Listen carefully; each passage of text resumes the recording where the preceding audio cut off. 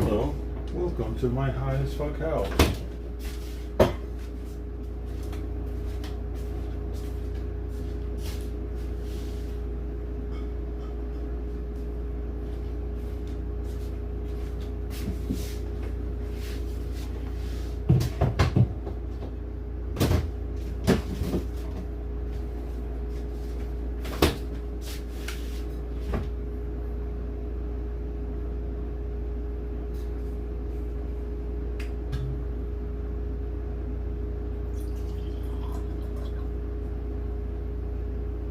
Welcome to my high as fuck house.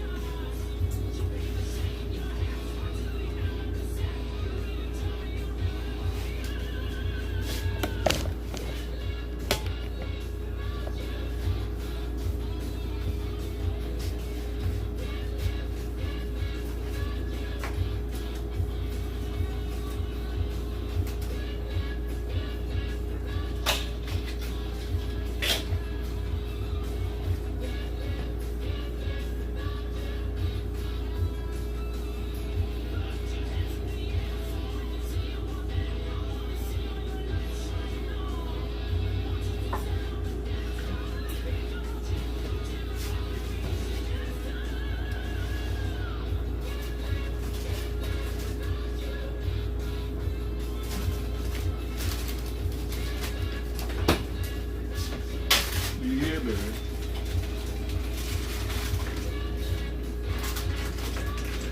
He done busted the Derek out.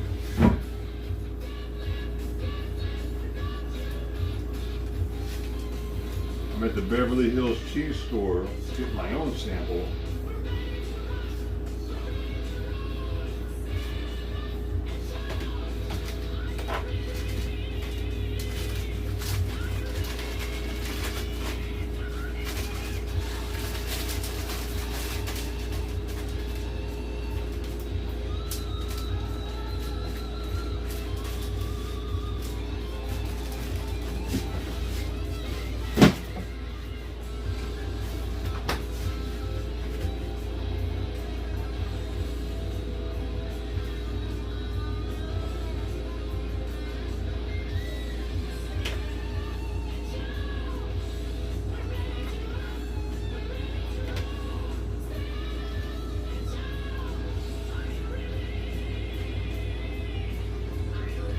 Ready.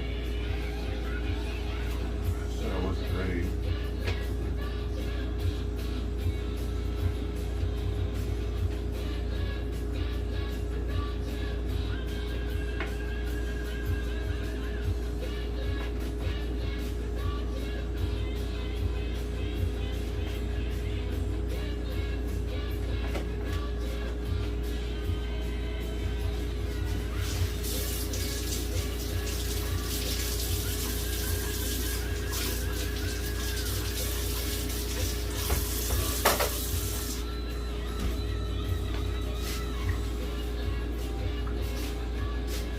Oh yeah.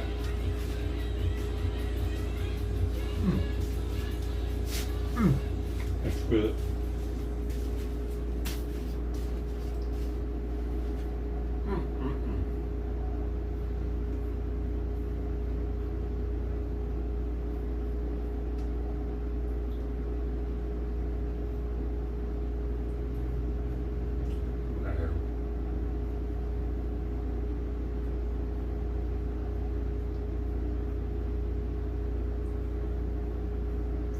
Discover Weekly looking like?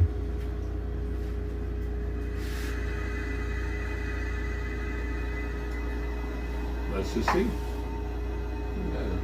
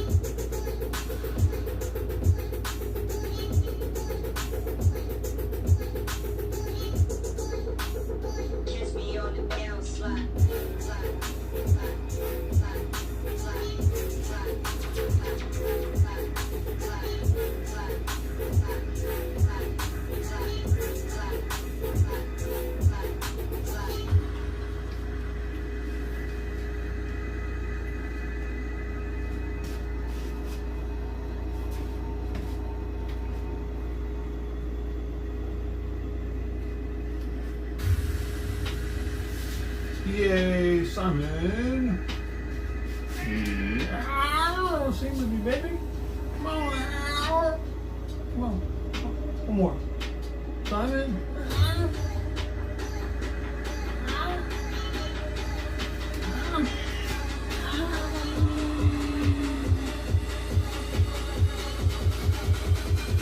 Come here.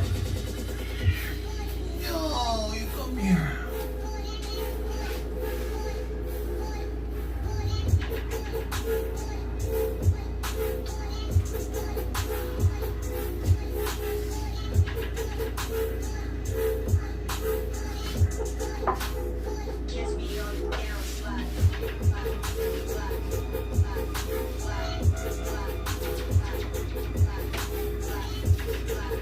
Yeah, what?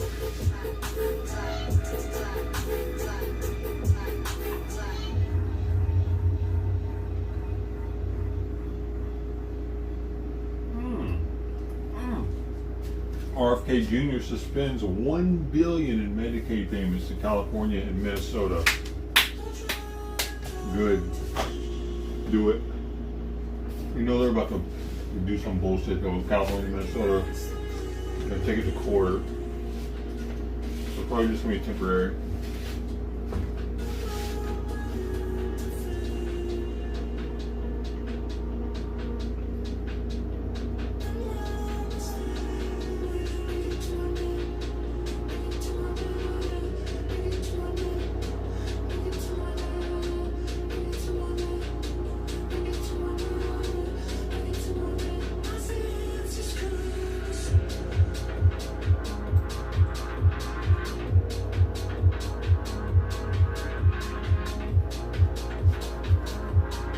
Five dead? Oh shit. After rescuing to save them. What is this?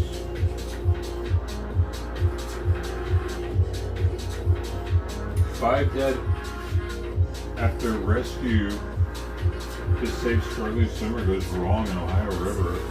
What the heck? I wanna. It's not unusual, I think. Damn. For one person to be struggling in the water, other people attempt to save them. Why They people- don't have the skills to do that, so we end up with multiple deaths. What the hell? How did he kill all of them? How did 5 people, one after another, die to this dude in the water? I think after the first person dies, I'd be like, yeah, nope, he's on his own.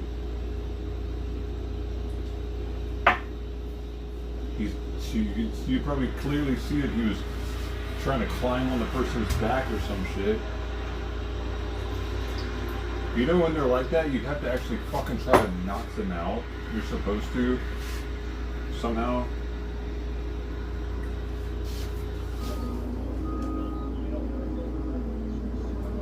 Like, that's actually your best option in that situation, is if you can knock them out, which, fuck, man, that's kind of crazy. You have to punch them in the jaw or something. That, bro, what the fuck, dude? That sucks. Did he survive?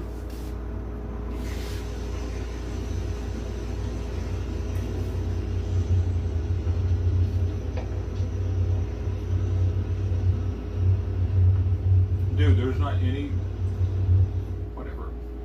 They didn't give any, like, information on it. That was gay as shit. That was gayer than this song.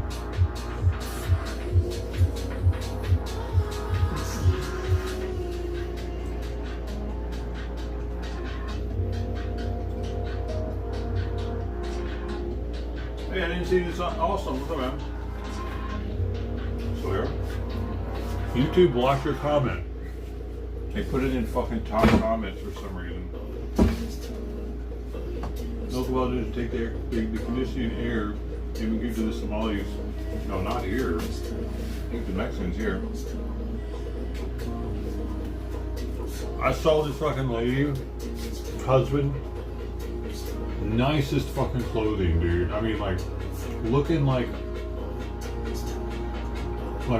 everything was matching head to toe, you know what I'm saying? Both of them looked really good. All their little boys had like really nice clothing on. They had steaks. They had like 3 big ass bags of rice. Asian couple, like young, all kinds of fucking really like good groceries, like not the cheap shit. You know what I mean? What does she have in her fucking hand? 2 cards. They always have 2 cards in their hand, and you can always tell the EBT card because it's got like this gold and like green. It's got this certain color to its backside. Sure enough, they had an EBT card paying for half their groceries, dude. Asian couple with 4 kids, literally 4 fucking kids, and a baby. One of them was a baby in her arms. All boys, all fucking boys. Also, by the way. Yeah. So it's not like it's not like one of our like American men can get with one of them. No, they're going to be taking one of our American women, more than likely, eventually, 20 years from now, to get married and all that. Creating it's just a wonderful, diverse country that we are. Helping make it more diverse, one EBT fucking card at a time. Fucking bullshit, bro. I wanted to say something like, can you please stop having fucking kids if you're eating off EBT? Who the fuck does that? I swear people nowadays have kids because they know they can get EBT. I miss it being fucking food stamps, paper that they had to take out and be embarrassed about every time they spent it, because it made it so that people didn't want to be on it because they had to bust these ugly ass Monopoly money looking things out. Everybody knew what the fuck those were, but now as they do this little card, they can kind of hide their card, you know, kind of boop, boop. Yeah, I'm not using food stamps. I just go right to the credit card kiosk thing, boop. You don't have to hand it to the cashier or anything, dude. We need people to fucking be embarrassed again about being on food stamps. Honestly, dude, is the thing. Otherwise, it's never gonna fucking change. They took away the one thing that kept people not wanting to be on them. The embarrassment of it.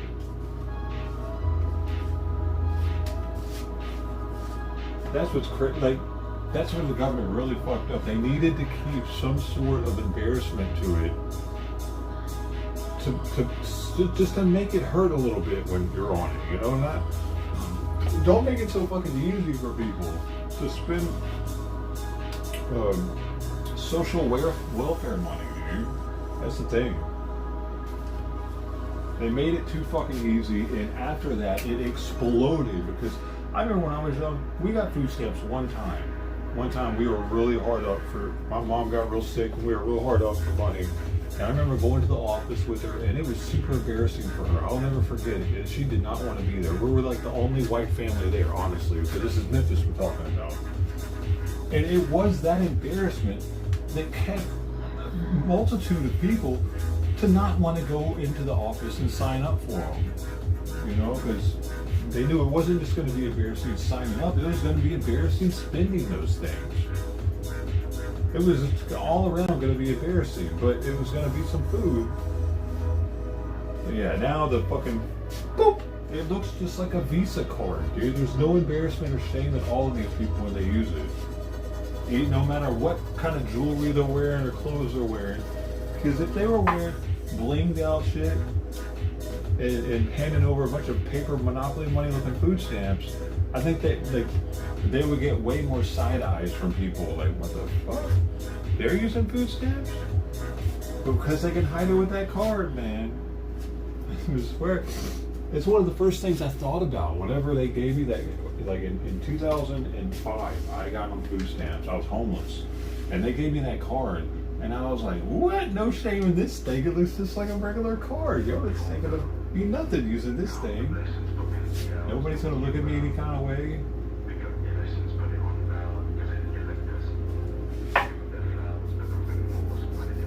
They turn over. Yeah, and they'll say that white people take advantage of the food stamp program more, but per capita, that's definitely not the case. Like 40-something% of Latinos and Latino households in California are on social welfare. Almost half, right? Or was it 30%? It was a lot, dude. Let's not check. A person, that's just Latinos.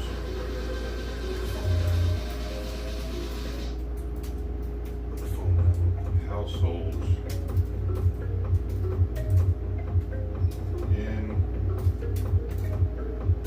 are on social welfare programs of some sort.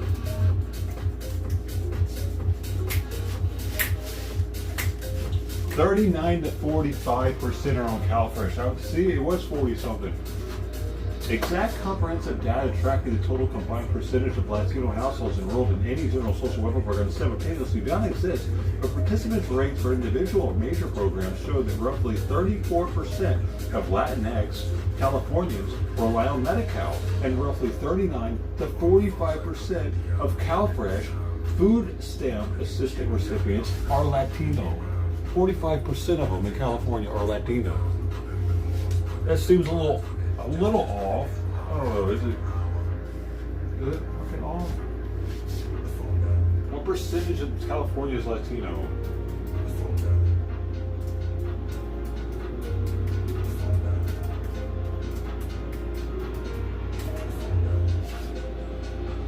%. So more than their representation. More than their representation they represent at the food stamp office. There's 41.2%, 32.5% are white. So what percentage of whites in California? What percentage of California CalFresh is Caucasian? 20%. 20%. We make up 30% of the population here, though. What about black? So we make up 32% of the 0.5 of the population. Then we go black. Well, they're going to be 9 to 12% when they only make up a very small percentage of California, actually. It's 9 to 12. What percentage of California? Let's see. 5 to 6.4%. 5 to 6.4% of California is black, but double that percentage is their welfare recipients of the population somehow. So far, whites and probably Asians are the only. Let's see Asian as far as CalFresh. I'm curious because that's what we were talking about originally. Right now, it was Asians. 7 to 9% of CalFresh is Asian, and how much of California is Asian? 17.5 to 18. So they were the outliers in in having food stamps. Those Asians were probably Chinese or East Asians, Vietnamese, or they probably weren't Japanese or more westernized. Yeah, East Asia probably is more likely to be on them than West Asia. So there you have it. Per capita, something Democrats hate. Per capita, the Mexicans and the Latinos are using up more food stamps than whites and Asians. Well, everybody knew that already, though. Right? It's not their fault, though, right? It's because it's not their fault. I swear it's because they're not ashamed of it anymore, dude. We need to bring back some sort of system where, like, everybody knows. The whole fucking store knows when someone's buying something with food stamps. A light goes off. And we need to shame these people into not wanting to be on them. Go right back into the economy. They all work in the States. They shouldn't give it 2 million of immigrants at the rate which is what do. What? Food stamps and welfare go back into the economy. They all work. They don't all work in the States, for one, honestly, and they don't all pay taxes. So I don't know what you're saying right now. Just shouldn't give it 2 million of immigrants at the rate. But I don't know what you're arguing against right now, dude. I'm not saying that they should shut off food stamps and welfare. I'm just saying that they should make it more embarrassing when you use them, like it used to be. They swipe that bitch like it's nothing nowadays. Like it's just like it's their personal debit card.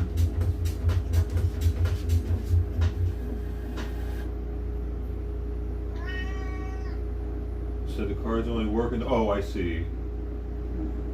I get that. Yeah, the money.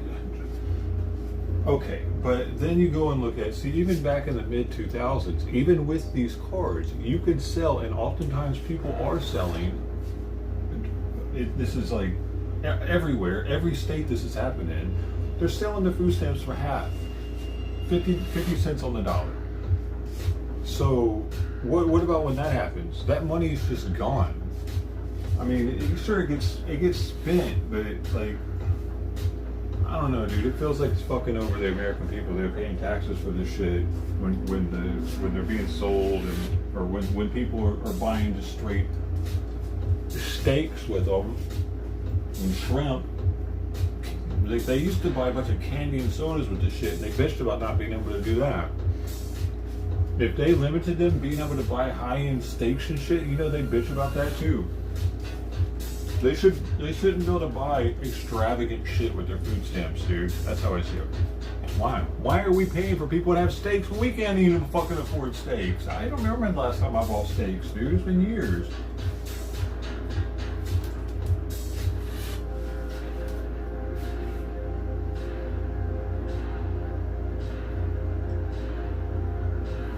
And also something to think about, especially when it comes to these immigrants.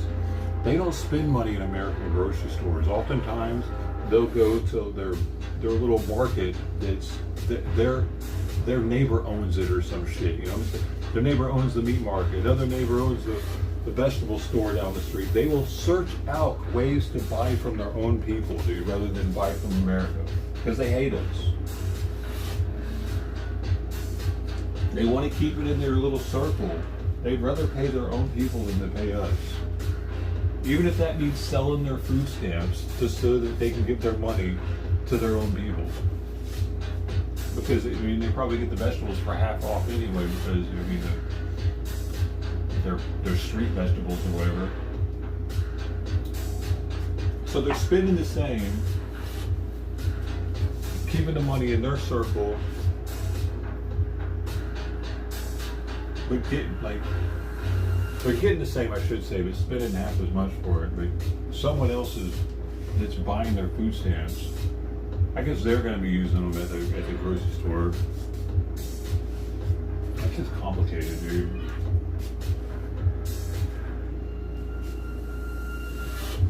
I'm going to ask the AI, how is people selling their food stamps bad for the U.S. government? How is people stamps for 50 cents on the dollar bad for USA? Selling food stamps officially known as supplemental for 50 cents a dollar or welfare fraud. It harms the U.S. by draining taxpayer funds, undermining public health initiatives, fueling the shadow economy, and triggering severe regulatory crackdowns that make it harder for honest families to get the aid.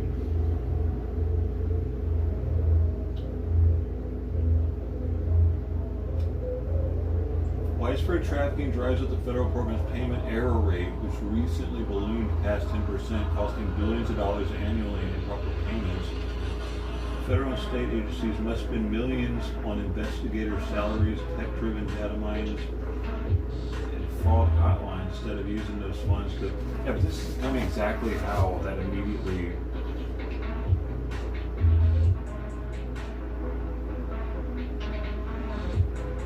Oh, well, that money being used for shit like drugs and alcohol, that definitely is a problem. Like, if they're selling all their shit and buying alcohol and drugs with it, that's just keeping them in their addiction longer. That's definitely happening, dude. Hell, I fucking traded mine for money to get weed back in the day, dude. I can't even imagine being on meth or heroin and getting food stamps. They're definitely trading those. They don't want to eat anyway. So it's keeping them enabled for longer to stay on the streets and do drugs.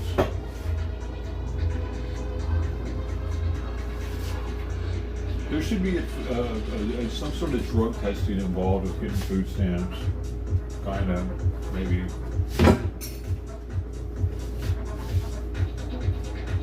The vets have a lot, dude. Like, I should say, in a lot of blue states, well, it's not everywhere. In California, vets have a lot that is afforded to us, for sure. Like there's so many bases and stuff here. I think is why so many VAs and stuff. So that's why I came to Long Beach. I knew they were going to take care of me. The VA, I knew for sure. I came here with 2 bags that I had just bought at the thrift store right before getting on the Greyhound bus that day. I left my car with the keys in it outside the Greyhound station because it was already in repo territory. And I came out here with like a couple $100, not knowing what the hell was about to happen back in 2006. And that was a wild trip, dude. It was one of the most memorable trips I've ever done. Just because it was so wild, man. Like a hippie or something. I got laid on the way even, man. I got laid and we stopped in Denver and got a hotel room with this shit. Because you could pick up your route wherever you left off within a year. She wanted me to come to Utah with her and shit and live with her. And I could have because I didn't have anything else to do. But I decided to get on out here. And the first night, I got kind of late, so I stayed in the hotel. But the next morning, I walked the villages of Cabrillo off Santa Fe here in Long Beach, and I had a place to stay that day. Food, place to stay, you know, all that shit. A back to work program. They would also help me get back on my feet, get a job and shit. But I ended up going to a drug and alcohol program instead. I switched it up.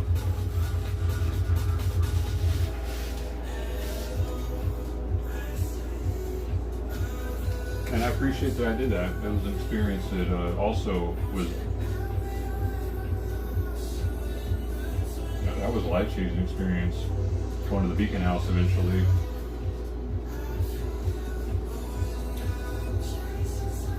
I started at Veteran Villages Recovery Center, then I went to Beacon House. 2 months and then 7 months. That was something.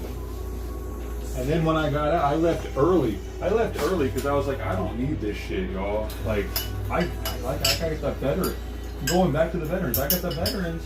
The administration will take care of me. I don't need this shit like these other homeless fuckers that are in here, because they started kind of moving me around, and they moved me out of the veterans house, so I was in with regular people all of a sudden. The Proper house there is like, it's all veterans. Only veterans can stay in that house. They own multiple houses on the block and around the block, apartment buildings and everything. This is a huge fucking treatment program, very well respected in San Pedro, California. But they moved me, and I was like, fuck this shit, I'm out of here. I went back to the Villages of Cabrillo. They gave me a room that night, dude. So the VA takes care of veterans in Long Beach. I know that much.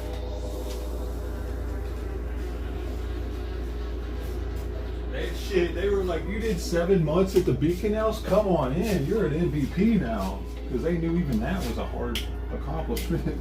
It's probably one of the, if not the hardest treatment program around here.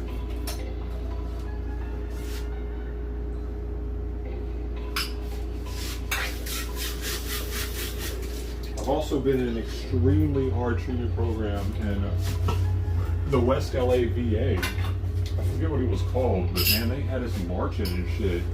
We couldn't talk to each other when we were walking anywhere, and dude, there were so many rules I can't even remember like any of them now though. It was actually more strict than boot camp. They tried to make it like boot camp. And it's also an extremely prestigious program, but I had to get out of there.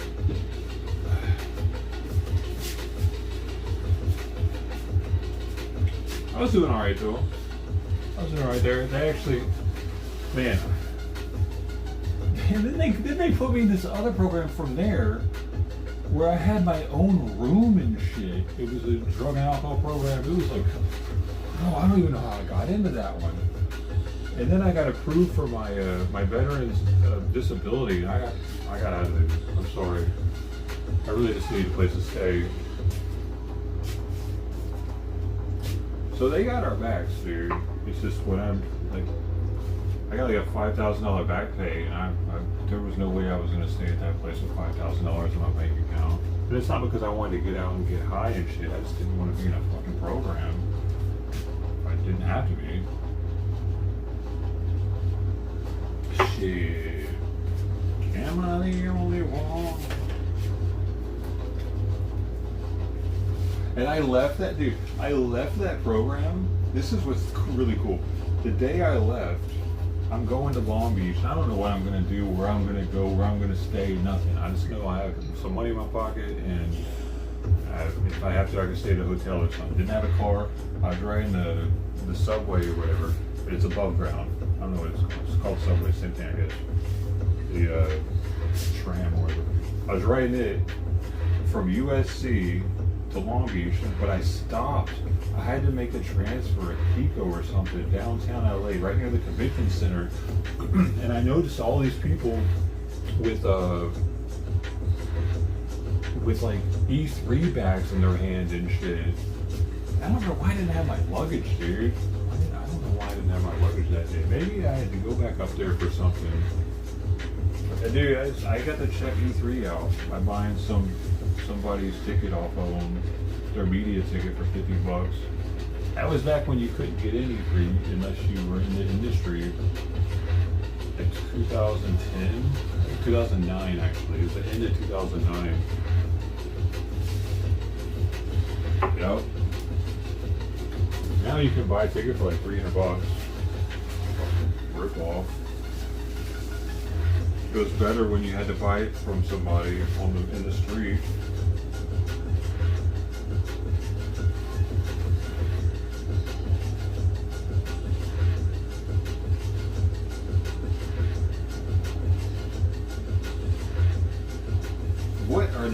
we talking about, bro? Gemini.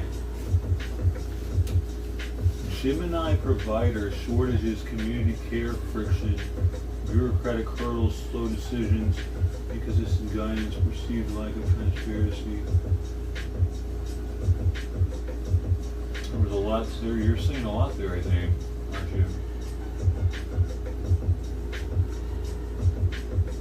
Mostly brown people.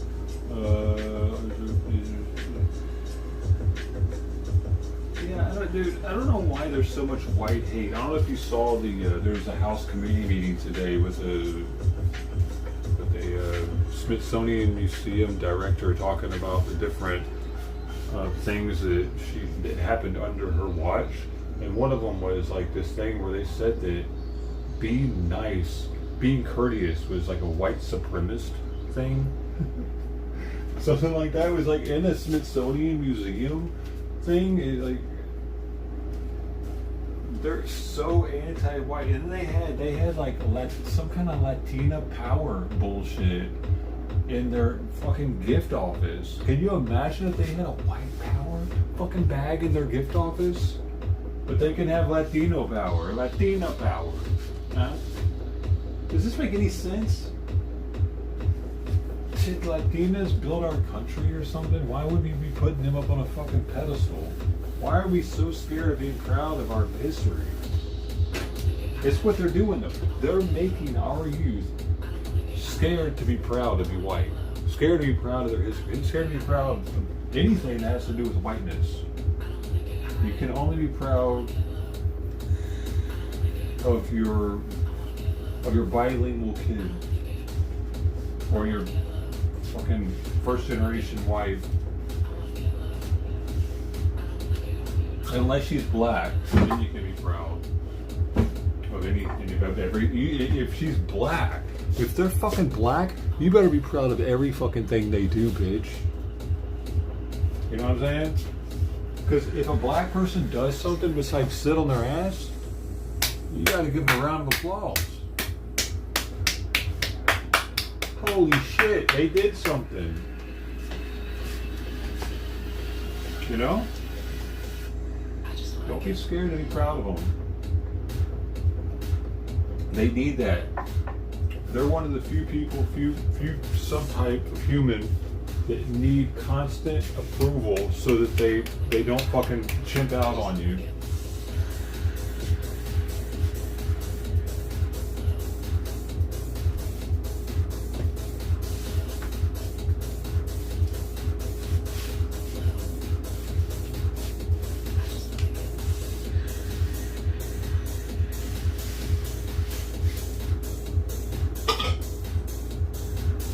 What we have here, we're actually drinking an Argentina wine.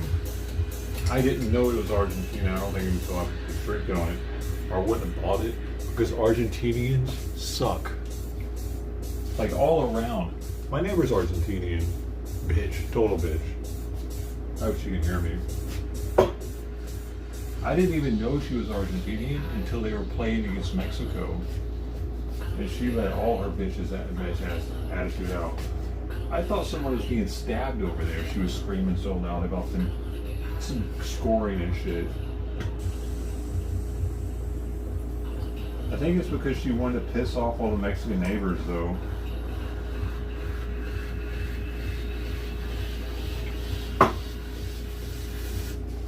I seriously didn't know she was Argentinian until then. I just knew she knew Spanish and that she's first generation.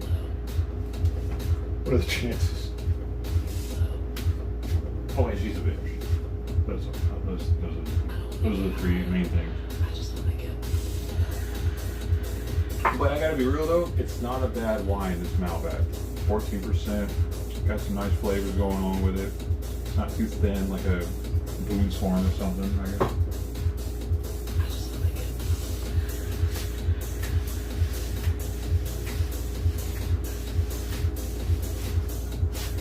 Sober for 20 years?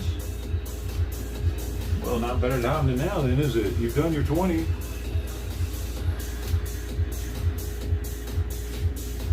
You've done your 20, bro. It's time. Time to hit that sauce, baby.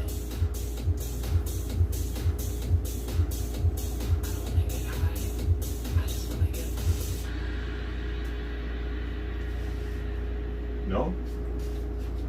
Oh, guys, I tried to go live on Twitch and nobody ever shows up on Twitch. What's the deal with that? Do you guys not, like, do you got like Twitch or something?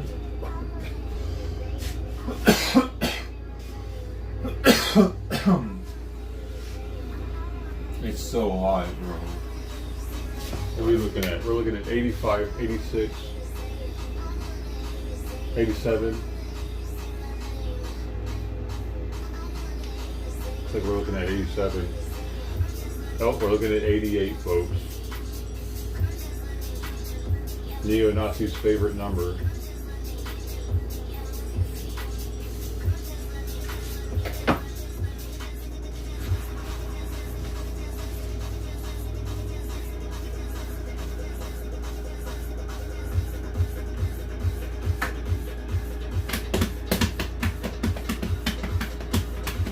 Oh, you're saying that K for Gemini? That note?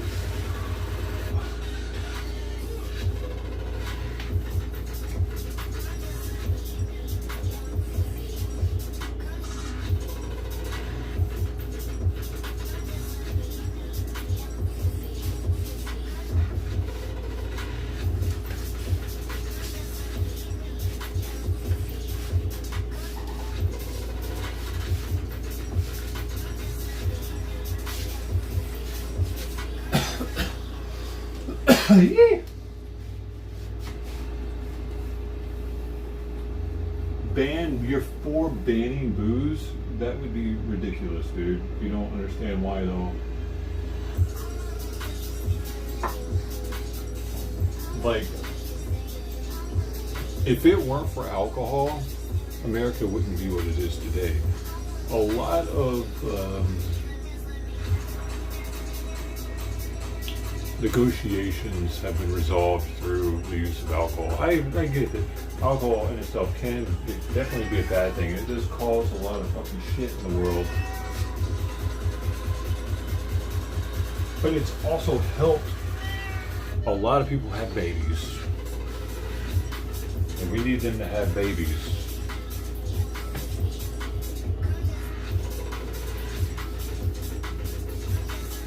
Our birth rates are already going down. Like extracts don't cause people to have babies, so that's the problem. Anything that causes our birth rate to go up is helpful for our country because it's declining. And if it stays the way it is, we're gonna fucking die. And if white people don't start drinking more and fucking, we're gonna be overran. The problem is, it's the white people that are quitting drinking. It's the Asians that are quitting drinking. It's the Mexicans and the black people that are continuing to do it in abundance. So they're going to be the ones that have more kids. Unfortunate for the Caucasian of America. With few carcinogens, it deposits in every organ. Fuck the what? Oh, drunk driving. The world. Right.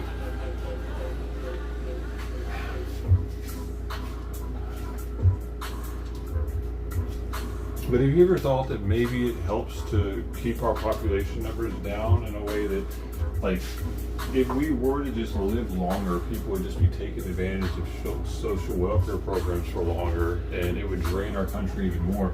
So because people drink, they reduce their lifespan. Therefore, they reduce their burden on the, as long as they don't, increase the burden by, I guess, dying too young, because they got to put into the system, right? This is way in over my head. This is like the shit that politicians think about, probably. Politicians think about this type of shit because, like, they're thinking more about the longevity of the country, or at least they have to be perceived as thinking that for their constituents to keep voting for them. Because it looks like they're just trying to line their own pockets. Of course, they're going to get tiptoeing around tulips, trying to look like they're. Dude, Trump is the fucking worst with this shit, honestly. I voted for him because he was the better of the two evils, but like he's kind of a shithead, dude. He pisses me off a lot. He should have banned TikTok. That's the main thing. I'm like, you're a fucking idiot. It was voted on by the people for TikTok to be banned, dude. The states voted on it. The House and the Senate voted on it, right? And it was supposed to be signed by the fucking president. He didn't sign it. He decided not to sign it. That dude, what the hell, dude?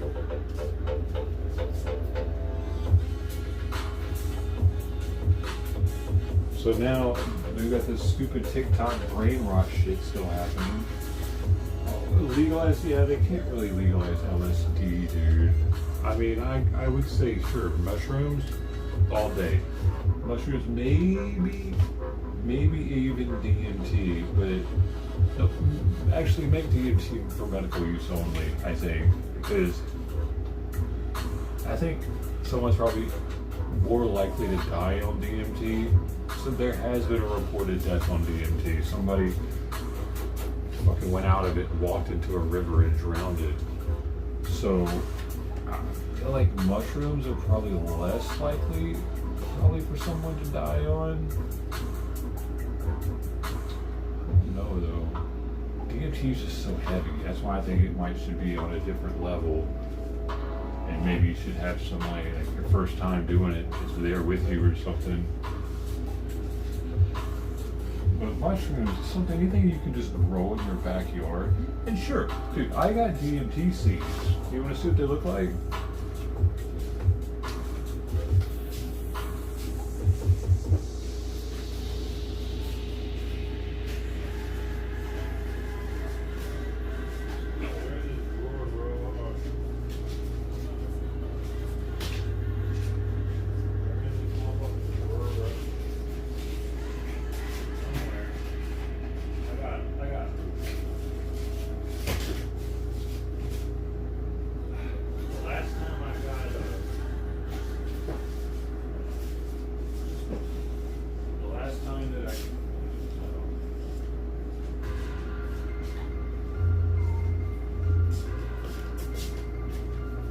Last time I got root bark. Root bark is where the DMT comes from. I've extracted before. I haven't just done it. I've actually taken it out of the bark myself.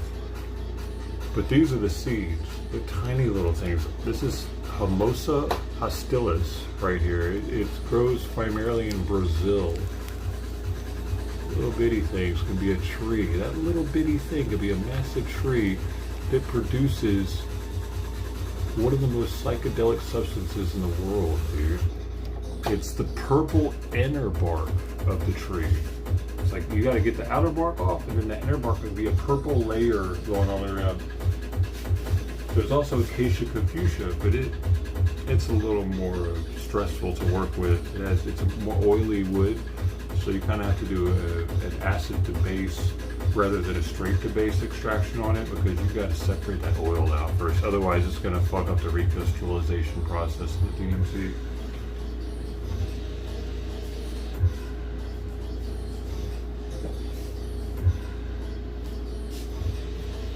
Well, I guess it's just the crystallization process. I don't think it's crystal form inside the wood. Yeah.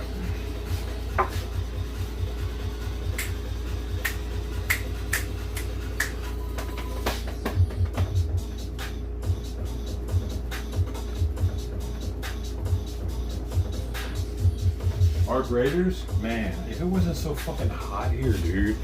If I, like right now it's like 88 degrees.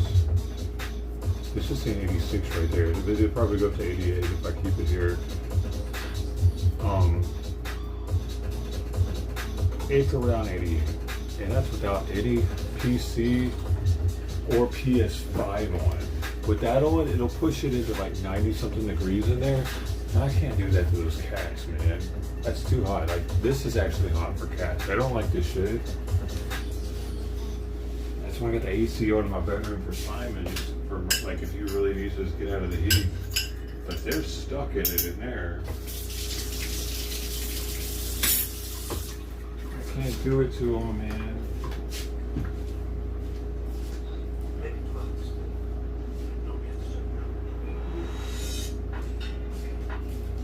can take it. You already know I can take some 100-degree temperatures on a stream. I've done it before because I don't like.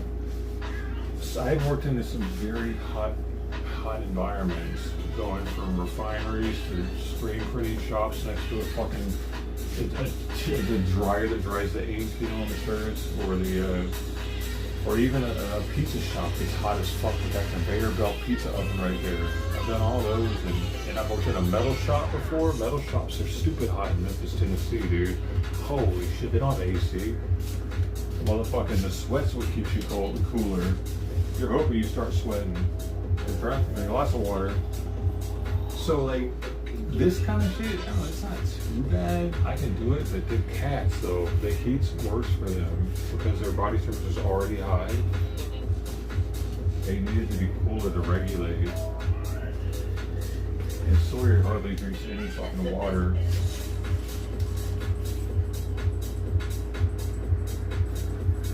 Not to mention all the damn labor ready jobs, you know they don't give a fuck about how hot you are. Dude, some of them don't give a fuck about how cold you are. I worked at one place where it was like a cold storage, freezer storage warehouse. What the hell they had? They had to stack in like whipped cream for hours. Pallet to pallet.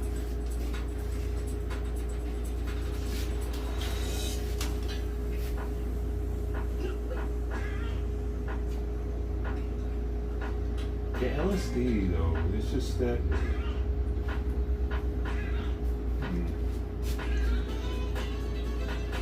The research chemical thing got so bad that everything is called LSD when oftentimes it's something else, some research chemical from China that they label as plant food and not for human consumption.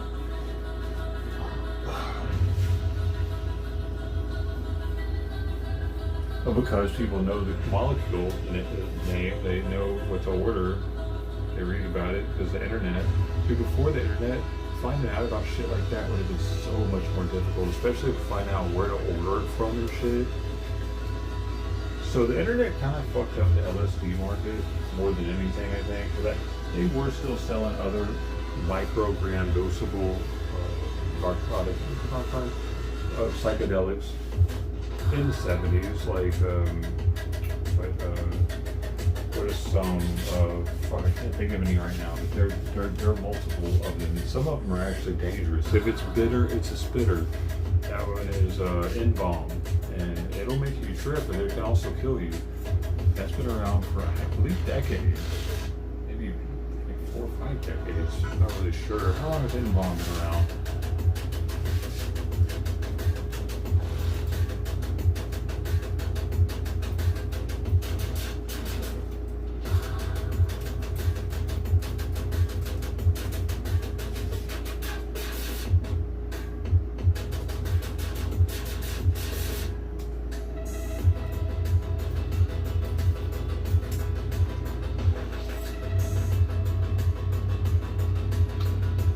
Oh, I guess 2010. Oh wait, first synthesized in 2000. Okay, only 26 years then.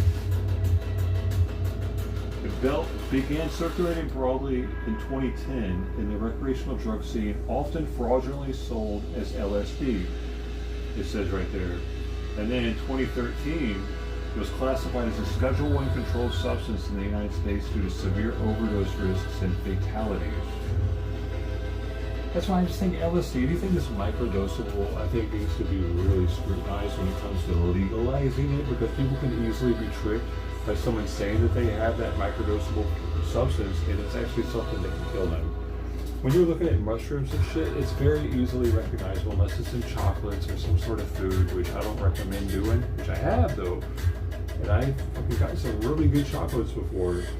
But, yeah, I mean, I recommend that. I was pretty desperate that day.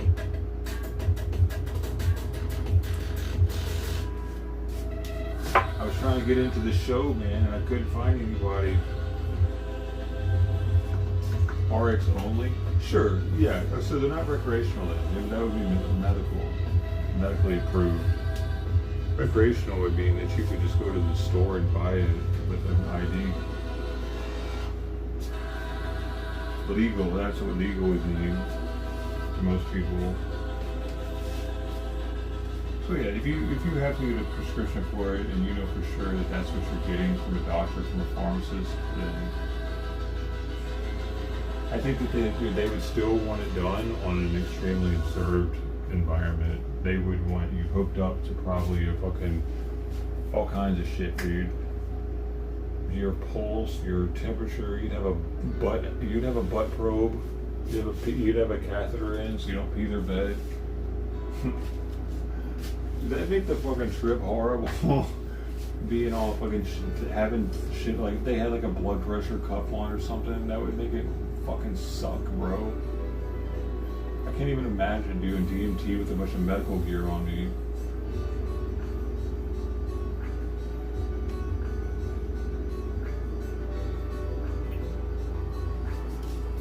I mean, some people might like to have the butt probes. So for them, that would be a perk.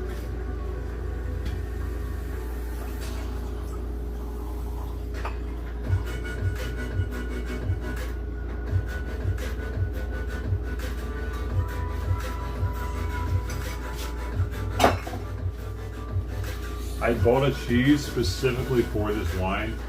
It's supposed to go with it. Manchego. It's sheep smell. This fucking big ass thing, man. It was only, well, I guess it was a lot. It was $17.91. But it's a big ass block of cheese. It's a quarter of the wheel, dude. That's just gonna last me. I'm gonna have to cut it and then put it, the vacuum seal it with the vacuum sealer, half of it maybe. Should I do that now?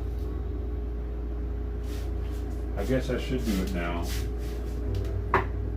But I got this other cheese though I need to finish at the same time is what I'm wondering. Like, should you finish cheeses first before opening new cheese? I got that much stuff of it. It's that Kerrygold. They make the butter. It's the sharp cheddar. What the fuck would Jesus do, man? What the fuck would Jesus do, man? What the fuck would Jesus do, man? What the fuck would Jesus do? What the fuck would Jesus do? What the fuck would Jesus do?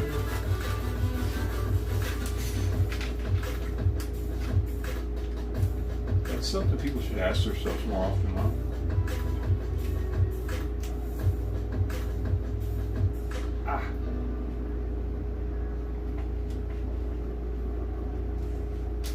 I'm really testing my body out now that the doctor told me my cholesterol and everything is really good.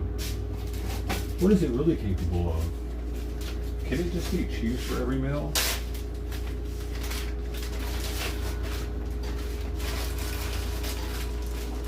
Do I have superhuman powers?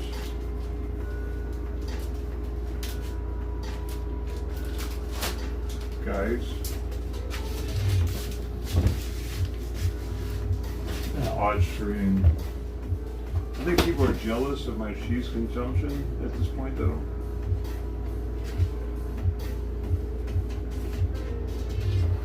I understand their jealousy.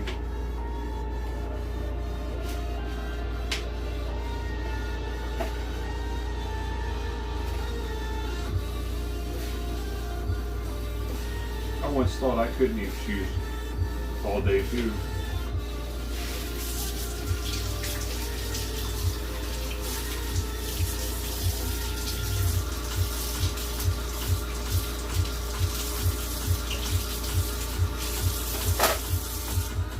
And then I saw the light. Uh-oh. Almost thought he was signing some medicine.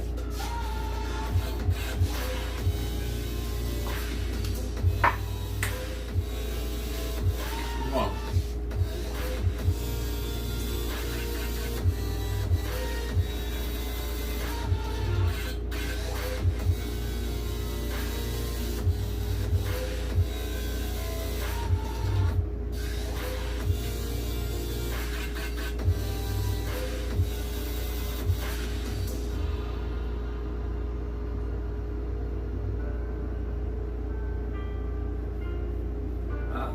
gentleman yields back. The gentleman from Texas recognizes.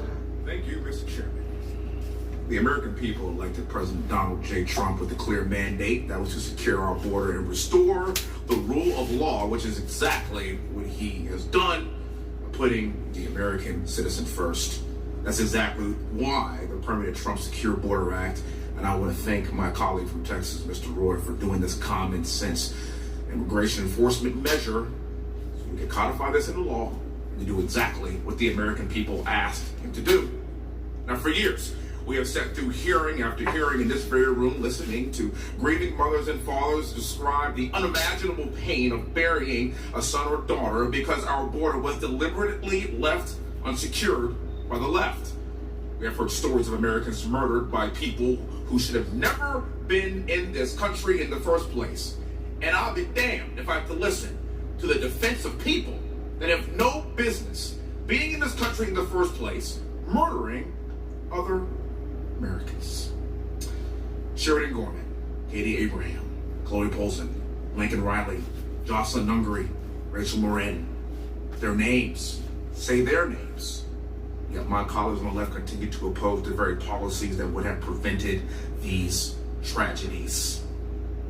I want to thank my law enforcement officers. I want to thank federal law enforcement officers. I want to thank ICE agents.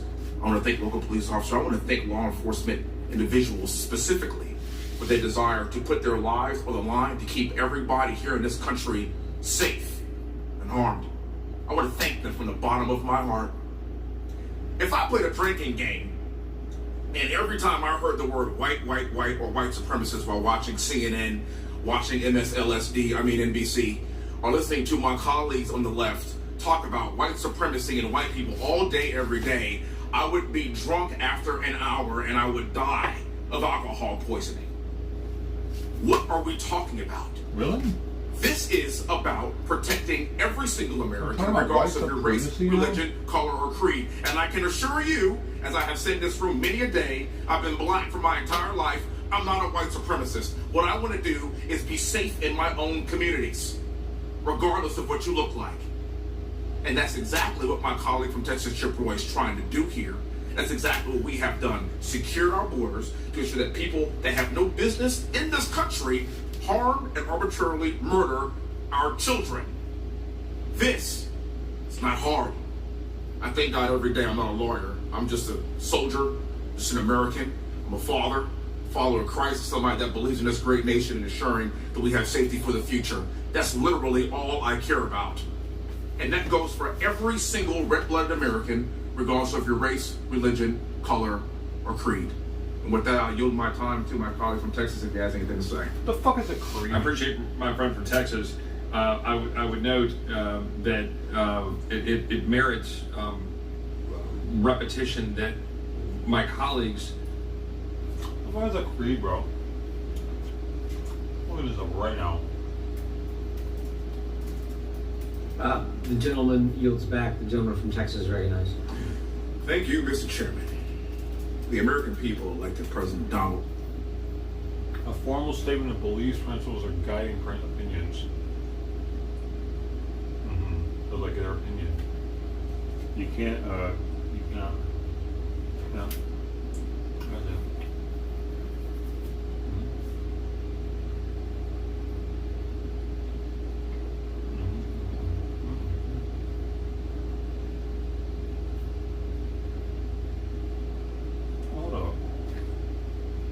Well, it says broadly, a creed is any set of guiding principles or convictions that dictates how an individual lives their life.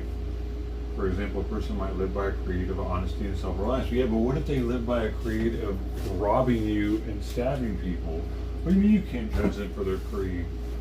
I don't get it. Hey, what's up, Sis D? Oh, hey!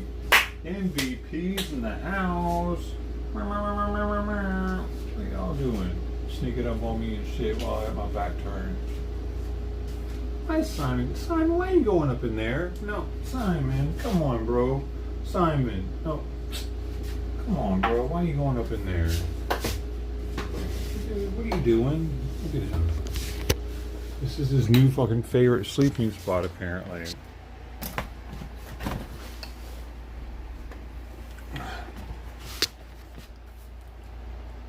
Why?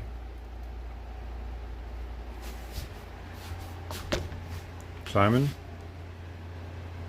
Is there a reason you want to be back in there when you got your food right here? Bro, last night I couldn't find him. And that's where he was. I finally found him there. And I'm like, what the heck? That's your new spot? I've seen him standing back there, but for him to be sleeping back there. I didn't do my sleep test, by the way, and I took the equipment back. I don't want to do it. I don't want to do it. It's weird, bro. I don't like it. I think I'm sleeping alright. I'll be alright.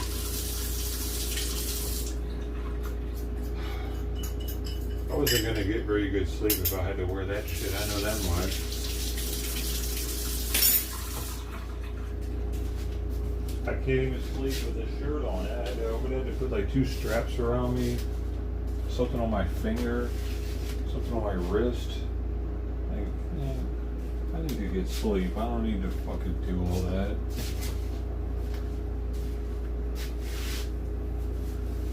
And I had to do it 2 nights in a row. I was gonna, and then it was like, I don't know, man. Yeah, I'm good. I'm good. It felt. I took a nap. Is what happened, dude. It was just so fucking hot yesterday. I was tired. I ended up taking a nap at like 7:30, and then I just fucked it all up. I think because of that, and I really wasn't feeling it.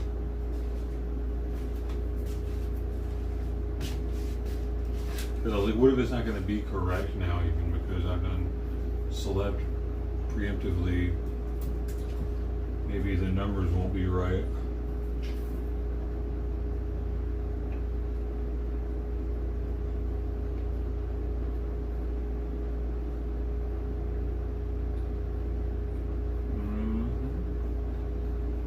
What else has happened?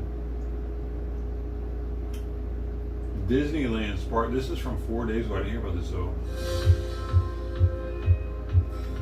Their food and beverage prices have In jumped. consumer news, Disneyland is getting more expensive and social media is not happy about it. For example, a bottle of soda now costs $5.49, up from $5.19. The park says the price increases so are 30 in line with cents. industry standards. Amazon shoppers a warning Wait, about a no, new credit 20 card cents? scam. Scammers aren't going after your credit card directly. They're targeting your earned shopping points linked to your card on file. Amazon's encouraging shoppers to unlink your cards through your account settings. There are now 61 confirmed cases of cyclosporiasis in Wisconsin, according to the Wisconsin DHS. Dude, so far, did you see that supposedly Taylor Farms has been exonerated? It was a false positive on their lettuce, supposedly, right? But what I find odd is they're discontinuing getting any lettuce from Mexico now because of that false positive. That's a little fishy, I find. You can look at it. Look it up. It's news. It's new news. They said that they're not going to get any more lettuce from Mexico, and now, but it was a false positive. All right. Okay. Weird. only one case has led to hospitalization. Most of the cases were from international travel, but 11 were acquired domestically. It's important to remember that it is not the only thing that could cause diarrhea at this point. It is not the only germ on your produce that could cause diarrhea. Dude, Yeah, right, this yeah. reminds me, I talked about it on the stream. It was like a month and a half ago, 2 months, 3 months ago. There was this black lady with her kids, and she was letting them eat strawberries straight out of the thing in the produce section. And I said something to her about it, about like, because I didn't think she was gonna buy it, right? But I remember saying, like, I wish I would have said something about how nasty it was that she was letting her kids do that because they weren't washed off. I should have went there in front of the kids and said that and been like, yo, those could have germs on them that could get your kids really sick. I was thinking it, but my main thing was the fact that she was saying that she was going to buy those and I didn't buy it. And it was all happening so fast. at the same time. But I really wish I would have hit that hard, because her kids were old enough to understand what I was saying, and her kids would have eventually heard about this, and they would have been like, the white dude was right. And I thought about this right after the interaction. I'm in the fucking going to the line to check out, thinking about it. You know what I mean? Like, man, I should have brought up that produce was dirty in front of the kids, because that would have been something that they would have been like, ew, mommy, it's dirty. And she'd be like, no, it's not, don't worry about it. And then this shit would have happened right now, and then I would have been exonerated. The white man wouldn't have been the devil. But no, and after them kids, I'm probably still the white devil. Due to a single supplier, Taylor Farms, which was used by Taco Bell locations in 5 states. A toaster oven recall to know about this morning. Panasonic is pulling more than 11,000 of these. The white devil that just thinks the black people are always trying to steal something. When, if you're fucking letting your kids eat out of the produce containers, and like, it's just not a good look, dude. That's something you do at maybe Sam's Club or Walmart. Wait, I got upvotes on something. Oh, it's on that story that I was watching that I actually am talking Taylor about. Look. Farms says it will stop sourcing iceberg lettuce from Mexico this season after a false positive led to a massive recall. That's the story I was talking about a minute ago. I've been getting like people commenting on my comment. Apparently, they said, "Wait, what did I say?" I said, "Oh, someone said what an absolute shit show, courtesy of the Trump administration and Musk's Doge." And I said, "TDS is real. Everything isn't your Trump daddy's fault." Then someone just said to me, "Under Maggot's watch, period." These people are fucking something, man. They think that hurts someone's feelings or something. Call me a maggot all you want, bro. So it's the difference between us and them is calling us shit doesn't bother us. And another one, someone said farm workers mad about ICE, less of a random coincidence? Question mark? I said farm workers mad that they can't take advantage of our country and have to be vegetable pickers in New Mexico instead. Boo hoo. If they do it enough, we'll stop eating their produce. What is the story? It's all tied to that cyclosporiasis outbreak that's spreading in several states. Here's ABC's Lionel Moise. This morning, health officials are clarifying confusion surrounding the cyclosporiasis outbreak, sickening more people across the country. 1,000 new cases in Michigan alone. The FDA now saying while there was a false positive reported, lettuce from Taylor Farms remains the focus of the investigation. FDA's traceback investigation and the outbreak data continues to converge on shredded iceberg lettuce from Taylor Farms locations in central Mexico. There it is. 1,600 people got sick after If they eating still shredded think lettuce it's supplied Taylor to Taco Farms, Bell in Mexico. 5 states. Taco Bell says it's removed all affected lettuce, but the lettuce recall expanding, now affecting shredded iceberg and lettuce blends sold to grocery stores and restaurants in these 27 states. Damn. Walmart now pulling its market side brand of lettuce off shelves. Jack in the Box removing lettuce from locations in Texas, Oklahoma, and Louisiana. And food supplier Sysco and U.S. Foods halting deliveries of the affected lettuce. Damn, The Cisco. recommendations right now are to use whole heads of lettuce as opposed to using bagged lettuce That's or all I pre-washed ever lettuce, use, dude. removing the outer Fuck. leaves Why? and thoroughly washing the Yo, why are fucking Americans so lazy that they can't fucking buy lettuce and shit? They gotta buy it chopped up for them. God damn, what has happened to us? Stupid. And there's such a premium on pre-chopped lettuce too in comparison. I get why the restaurants are using it for time, but I don't really fucking get it, because how long does it take to chop up some lettuce? The fuck?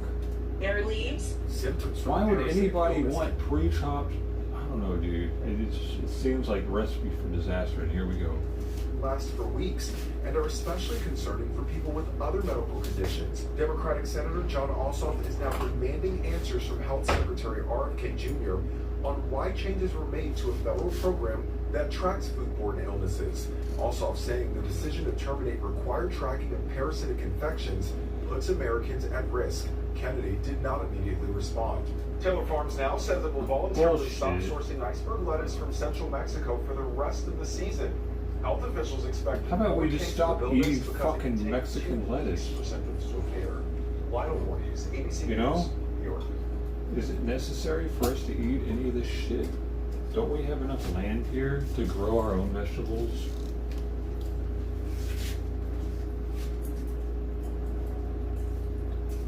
Like, I already don't see, like, if I see something's from Taiwan or China, I don't buy it.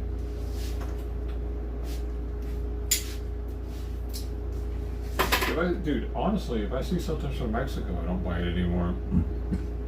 Actually, also, because I don't know what the hell's in it. Maybe it's got lead in it or something. Their water, Topo Chico, has the highest levels of forever chemicals, PFAs, than any other water that was tested. It has something to do with the carbonation and their lines in their facility.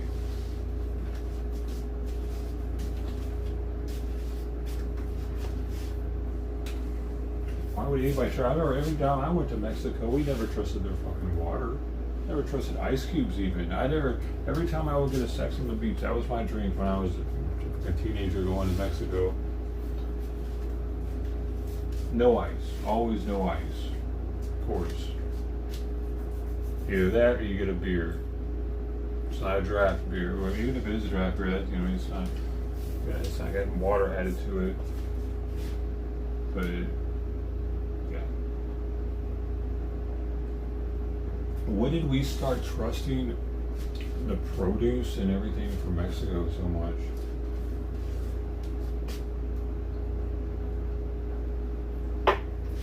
Like, that's a serious trust, dude, because those lettuces are supposedly pre-washed. They don't have to wash them again.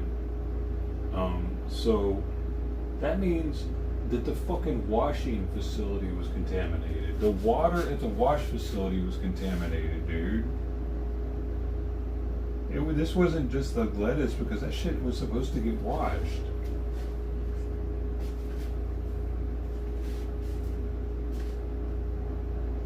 Cabbage is good. They stopped watering across the human waste. What do you mean? It was good or bad when they stopped?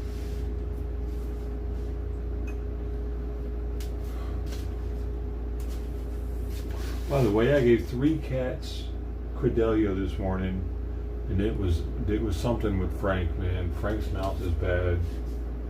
Frank's mouth is bad, man. I think he was bleeding.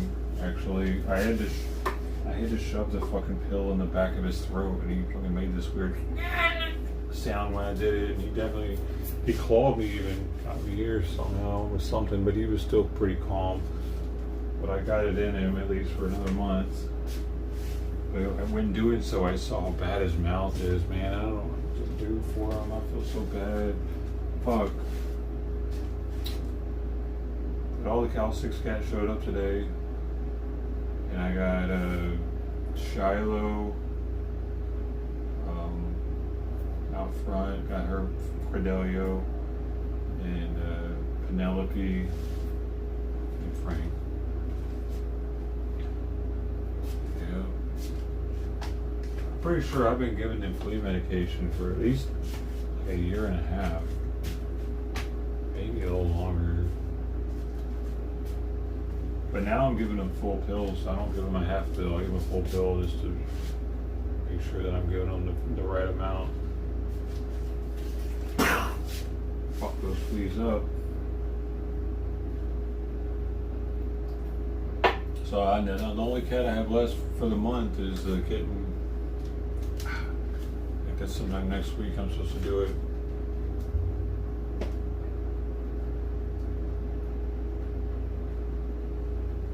It's so fucking hot in here, dude.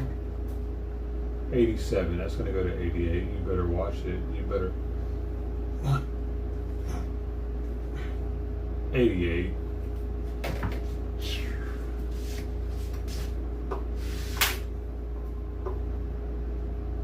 Boom, boom, boom, boom, boom, boom, boom, boom, boom, boom, boom, boom, boom, boom, boom, boom, boom.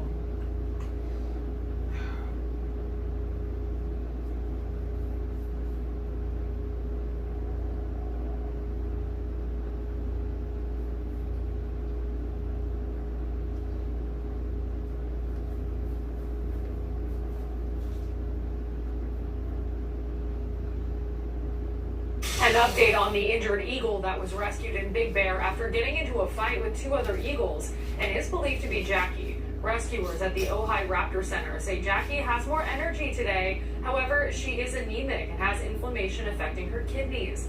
They say she is eating well with assistance and is even picking up food on her own. She's also still standing up and perching. On a positive note, they did do x-rays and there were no fishing hooks, sinkers, or other metal objects observed. Oh, gotta give Simon his, give Simon his medicine. Gotta give him his medicine, yeah, baby, yeah. Gotta give Simon his medicine, baby, gotta give it to him. Give it down, yeah. Getting it out now, yeah. Getting it out, look at it now, yeah. I'm getting it out. It's Simon's medicine now. I'm getting it out, getting it out, yeah. I'm getting it out now. I'm good.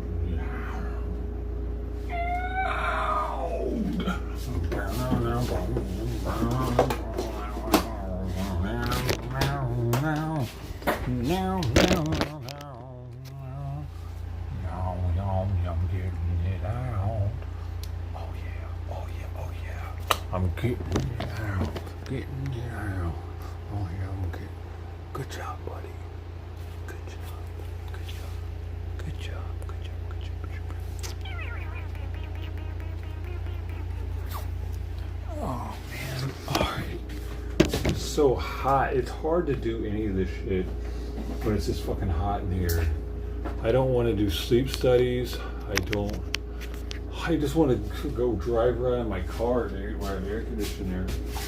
I could hang out in my bedroom, but I don't know, man. Then I feel bad about not suffering with the cats. The other 2 cats have to suffer it, so I made myself suffer it too with them. It's some sort of monk type shit, you know what I mean? I'm like a monk. I don't want to put them through any suffering that I am not also submitted to, because then that is abuse.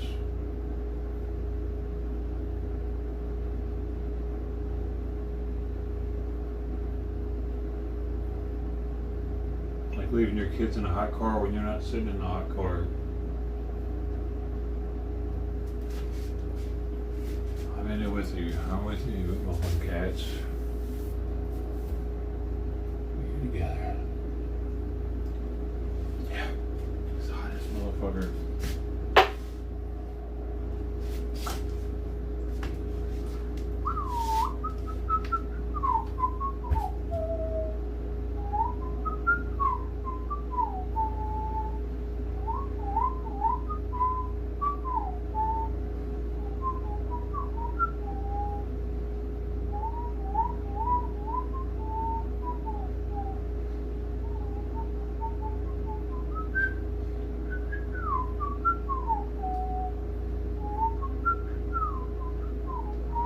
You guys ready for Christmas yet?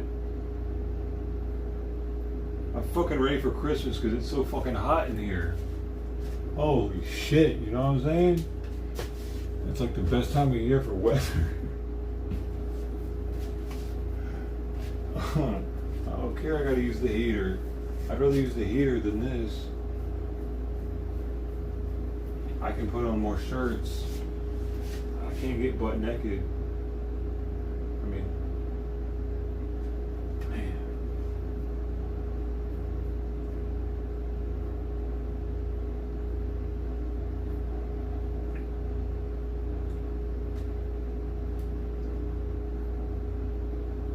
I'm gonna put on a hoodie. Massive LA mansion party shut down because of a streamer. Thank you, Ginger. Breaking news in Tarzana, where the LAPD shut down a massive party. Witnesses say the event was held by Twitch star Kai Cenat to celebrate the ending of his streamer university. Hundreds of people attended it last night. It was on Mecca Avenue. People were seen climbing over walls as officers arrived on scene. First, there was a helicopter like circling the building a couple of times, and then they left, then came back, and now they have like 15 cops out. Bitches, I don't care about Alvarado. What the hell? Sorry, not sorry. I don't know shit about that shit. Leave me alone. The fuck is that? That happens in every state, dude. That shit's annoying. I don't need to know about Mrs. Alvarado, honestly. Get out of here. What the hell's he? She? Probably a tranny. That's why they get so much attention.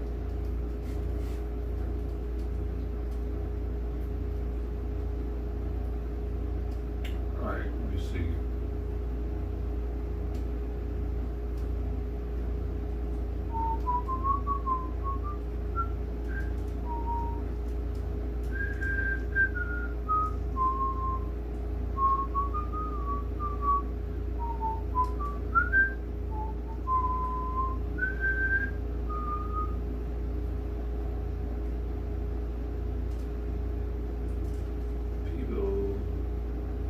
Too hot, dude. I need like a snow making machine. Just to make it too wet though, probably. Then it'd be all wet in here. We can't do that. Let's watch some Cops. Can we watch Cops like this and get away with it? Do you think? Cobb County's an excellent place to live and raise your children. I love County's this show, growing man. Can y'all see all of it? tremendously. I really like working out here. It's a good area. All the officers work well with one another. I have no complaints whatsoever. I definitely have a lot of hard Y'all work. can't see with the shit, can you? That are actually willing to get out there and put forth an effort to try to make a difference and do a good job every day. We got a vehicle traveling down Highway 41 with no headlights on. We're gonna stop him and There. see what we got. You think we'll be okay with that? What persons is so was 1020, so 88, Tennessee 98 should be on a Chevy passenger lane. 1039 on that vehicle. 41 North. I remember this one. Let's say this one. Come on back here to me. You didn't have any headlights on. It must have been good if I remember. I just pulled out of a store. I apologize. Dudes let me drive his van because this is a huge vehicle. It don't even run right. Don't run right? What's wrong with it? It takes a little while to catch gear. You drove it all the way from Tennessee like that? No, sir. I got my own car parked. Somebody else drove it all the way from Tennessee like that? See, I'm driving them around because my car don't hold them all. They drinking beer? You're eating ice cream? I'm eating ice cream. I've been recovering for 7 years. Hey. Ain't got nothing to sweat there. Y'all headed to the Taj Mahal? Yes, sir. I've been hearing about it on the radio now for about 6 months. I thought I'd come down here and check it out. What you been hearing about it? Well, I just hear about it on the radio. Oh, really? Yeah, I was trying to catch it for the free cover. I kind of hate I got to pay a cover charge. Yeah, I hear you. Dude, his fucking eyes are blasted. He's on something. That would be heroin, I guess, right? If his pupils are dilated, that's heroin, right? Or psychedelics. I hear you, all right. Has he got insurance? Is the owner in the vehicle in the Yes, sir. van? Where's he at? He's up front passenger. Is he? Okay. Steve, the owner's in the passenger seat. See if he got insurance. He's got everything above the visor, sir. I could have grabbed it. I didn't think. Oh, ain't no problem. Ain't no problem. He told me when I started driving, he said everything was up here if you need it. Good deal. So y'all just down here on the job? Oh, yeah. We come down, stay during the week. We got us an apartment. We go home on the weekend. Whereabouts Tennessee you from? Chattanooga. Chattanooga? Okay. You never been arrested before, have you?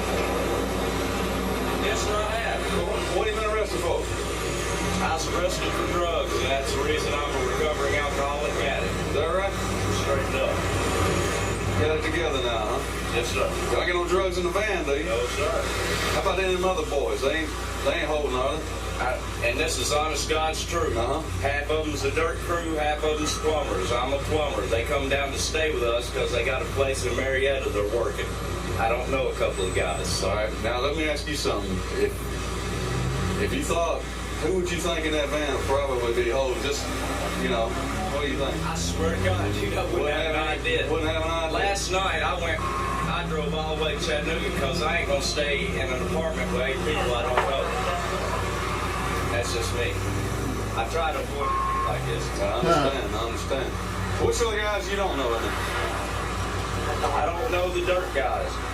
Andy, I know that his boss's brother. He's up in the passenger seat, huh?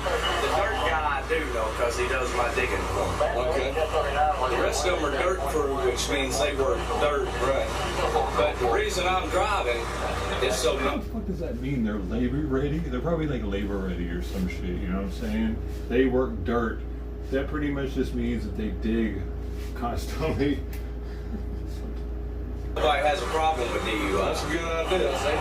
They gonna get some drinks down here at Taj Mahal. And I said, hey, you got. Well, I'm gonna tell you, I hate to break your heart, but I don't think they're serving alcohol down there anymore. Oh, really? Right. It don't break my heart, though. Well, I know it ain't gonna hurt you at all. I don't like being around drunks. They probably ain't gonna be too happy though. I don't like being around drunks, but I do believe in being safe. That's good. Hey, if I'm straight at home, why do y'all want to take off without me? You don't, because I don't drink. Wait right there, all right? But he seems straight up. He seems like a straight up dude, actually. Especially since he's just lackadaisically eating his ice cream like it ain't shit. This van, though, is something a little suspect, though. This van looks like some shit's going on. Even if this was in the 90s, or it might have been. Dude, I wish that the body cam information or whatever was there like we have now, so we tell when this is. How you doing, fellas? How y'all doing tonight? Y'all got IDs on you? Do you mind if I check them? It does say it's in Cobb County, Georgia. And man, I wish that they put the episode. They do.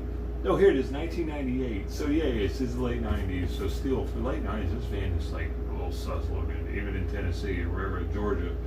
Well, we told him the reason we stopped you is the headlights weren't on coming down the highway there, and we're trying to make sure everything's okay. All right, thank you. I'll be right back with you. Now, what's the name of the street you live on? Scratch Ankle. Scratch Ankle. Yes, sir.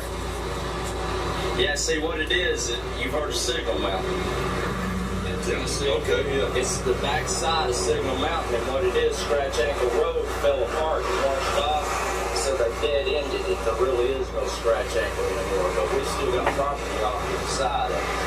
Runs all the way to the river, got about 300 acres back there. You got 300 acres? No, I don't. It's in the family. Okay. One thing, he's not going to be able to get in the club, so what you might want to do, okay, take him back out for ice cream, Baskin Robbins maybe, or somewhere like that. I guess we'll drop him off. There you go. Hey, it's good we found out before we got to the door. Yes, sir. But it's going to have to turn around anyway. Very good. All right, it's no problem. Okay. Well, you have a safe trip, all right? Hey, be careful down there. I really didn't know him once, so I could have got hurt. Absolutely. Appreciate it. All right. Holy shit. What do y'all think? Have a safe time while you're down here. You from Georgia. They can't get in that club down there. You got to shut the door. Okay, y'all have a safe trip.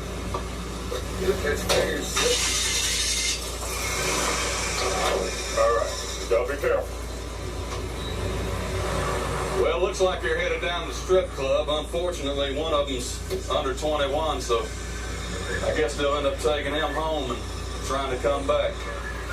Looks like he'll be eating ice cream tonight, because I don't think they're going to get in the strip club. So what do y'all think? Did they have something? Was there like, dude, the ice cream dude looked to me like he was on something, honestly. And he was like using the ice cream as a coping mechanism to just keep eating ice cream, just keep looking normal and eating ice cream. It's actually weird that he was eating ice cream at that point, but I think he was using it to just like try to just keep acting normal.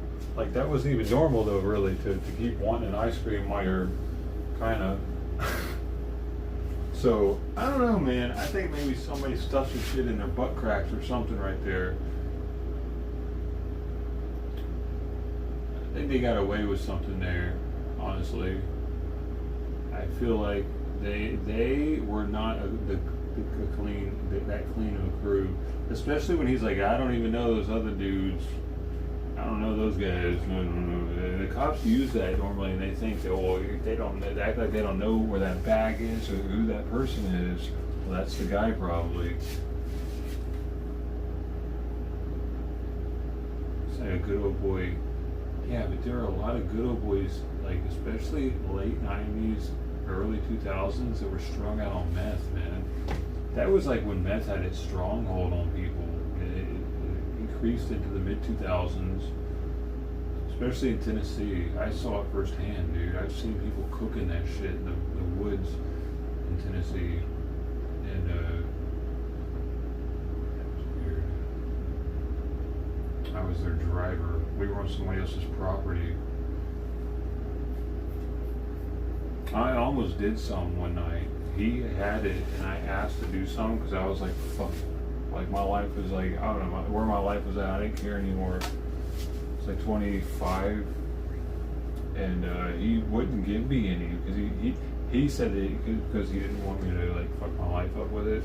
I think he just didn't want me having any of his supply, or in the future want more of it from him, probably more than anything, actually, because that's more how those people are. There's no way he was actually looking out for my best interest, because I got out of boot camp and this motherfucker, I came home to visit my family for Christmas or whatever, and I guess he heard that I was in town or something.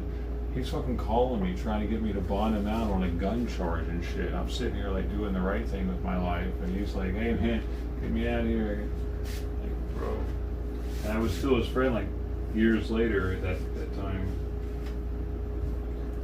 That dude was something else, man. Got me in some trouble. Here, you get a lot of people that don't want to see you. He eventually got me in some trouble. But then again, every once in a while, someone will come up and thank you for the job that you're doing, or thank you for helping them, and you might not even remember helping them in some way.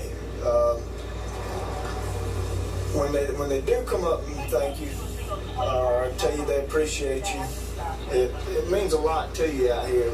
They don't really appreciate us until they need us.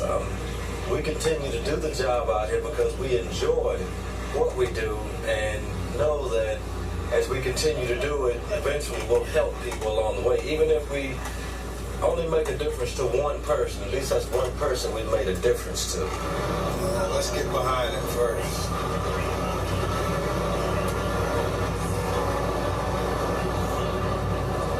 Got a vehicle traveling at a high rate of speed, also riding with its high beams on. It's possible the vehicle might be stolen.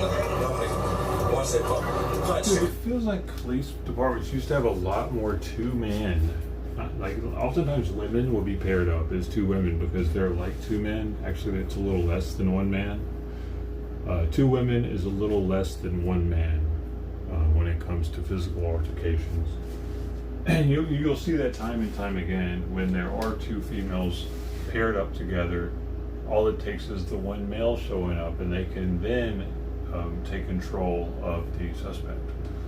Otherwise, oftentimes with the two women alone, they simply can't do it. Even with a taser and pepper spray and everything they have at hand, they need the dude to show up to get the situation in control. So they're like, two women are a little less than one man when it comes to law enforcement or security or anything like that. Simply making them a liability when it comes to it, especially with there only being one of them as a security or police officer. Call them on it, they can't deal with it. I think the defunding of the police has caused it so that we have less two-man police crews. And so I think two-man police crews was actually way safer for police, and somewhat cost-effective because there's not two cars driving around with insurance on two vehicles and everything, because oftentimes they'll get someone to come over with them to a stop, especially in high crime areas, high crime situations. What could be higher crime charge, like a felony or something, gun stops and whatever. High beams on the headlights. We'll go ahead and pull them and check him out real quick.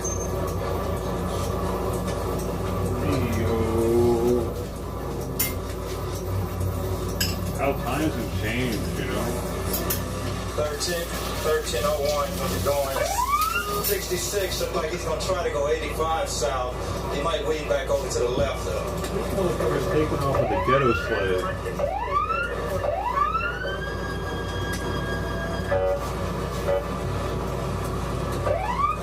Okay, he's going to be going 75 south. Okay, driver's driving real erratic. We have no idea what he's running for. Okay, he's going to be getting off at Cleveland Avenue. Yeah, we do. He's running because the cops are behind him. Okay, he's about to lose it. Okay, he's still going up the Cleveland Avenue ramp right now.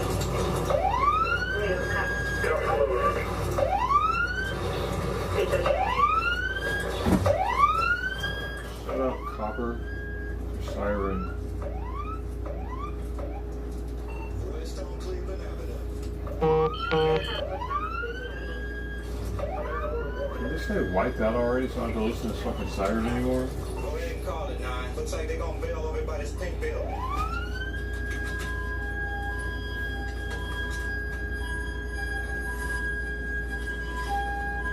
Oh, he's gonna leave it on too, you fucking jack off. Why do they do that? Why do they leave that shit on like that?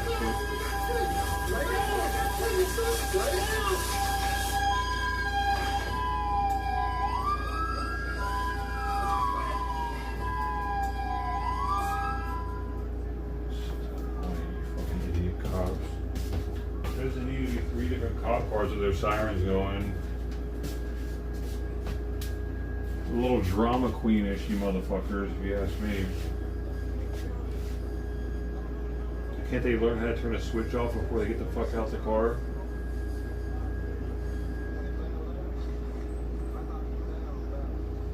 Where the pole is right there. I knocked it down. We didn't both went to the ground.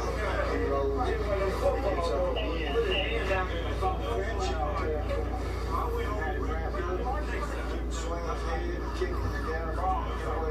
I got exhibit. Damn. On your belt. Sprayed him. You start struggling. Okay, well listen to me. I'm fixing to pour water on your face, okay? It's going to burn for about 15-20 minutes. You understand that? Try to open your eyes. Good, run through your eyes. Andre something or other. Dude, Sawyer is so fucking smart sometimes. He's laying on top of the cage. It's literally the coolest place you could possibly be because I've got the air really flowing in there right now. Good. It is it. You killed about 15-20 people on the interstate because you didn't have no license. So you're going to kill 15-20 people on the interstate. No license. Oh, man. Hello. I think if I would have did the running the way he did, I would at least throw it out of the window. Damn, he's fucked. Right now, we just located in the vehicle. Damn. Several small dime hits of crack. Oh man, looks like he got more than that. Damn. He's got Oh shit, weed. several large bags of marijuana. Large. Say this guy's not a user, he's out himself. That's why he ran. He said he ran because he didn't have a driver's license. Now we know the real reason why. This marijuana is not drugs. What is marijuana? What is marijuana? I didn't say you had to sell drugs. Years, 5, and 1. You just $448, sir. why y'all leave 1? You lost $148. Yeah, I'm telling you. Gambling.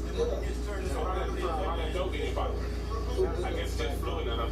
Yeah, that's a bad you don't sell no drugs. Yeah, I told you, but it's yours. The driver said he had nothing but weed. He don't know how the crack cocaine got in the vehicle. So the money gets turned in with the crack and the weed. Both of them getting charged with it. You've been charged with headlights, you've been charged with speeding, you've been charged with reckless driving, obstruction, you've been charged with possession of marijuana with intent, you've been charged with possession of crack cocaine with intent. You understand all that? Also, your driver's license is suspended for payment of non-child support. You've been charged with driving while your license is suspended.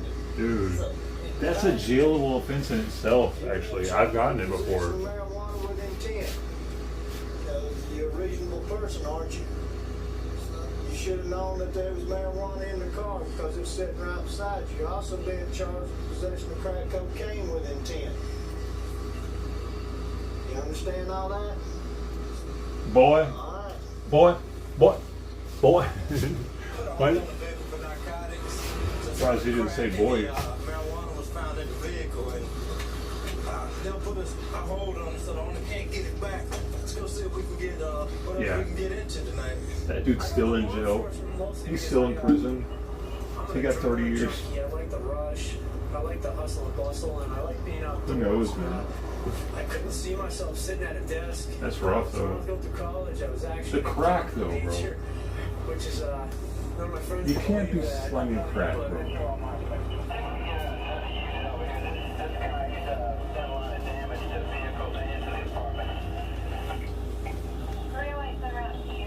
Okay, we're backing up another officer. He's on a call where someone's armed with a knife. Go down Yeah, we can pop this out.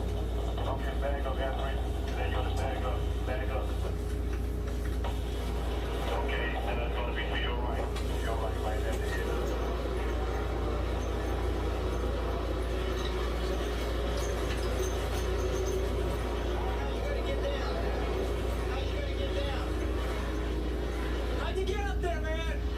How'd you get up there? Why can't I put it? All right, come on down. Come on down, partner. How'd you get up there?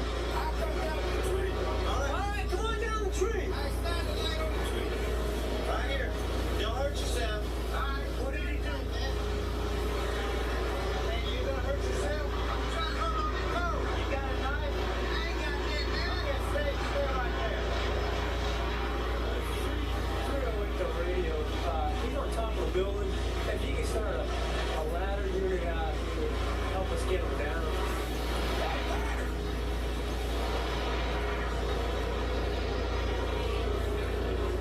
Take the radio, you copy? Affirmative. Back up. Marty, you gotta fall off. Don't sit down. Sit down. Sit down. I'm gonna sit down. I guess he busted out a lot of windows of some of these cars. He may have a knife. Hey, man, that's my cylinder, man. Don't worry about it. Wait till you get down, all right?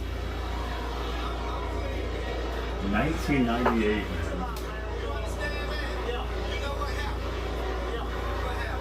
We're gonna have a fire truck, okay? They're gonna be firemen. This seems like a They're boring just one, gonna put though. the ladder up against the building, and they're gonna let you climb down, okay? Step on down for us. Yeah, that's not a good one. There's another good one.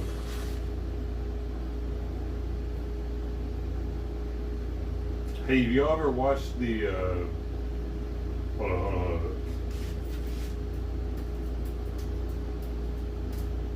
Okay, let's see if we can get away with this even. I'm gonna try to get away from something even more, like, crazy. You ever watch the Intervention?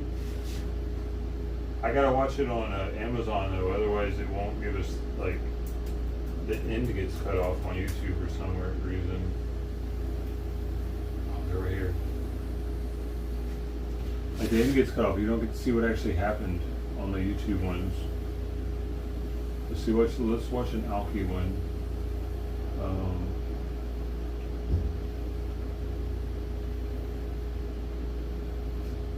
I'm staying with her.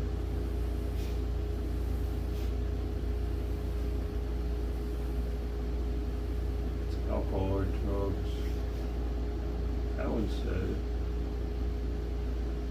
There we go. Good cook. Gloria is a good cook, but she drinks too much. Let's see what we got, Gloria. I just discovered my best friend.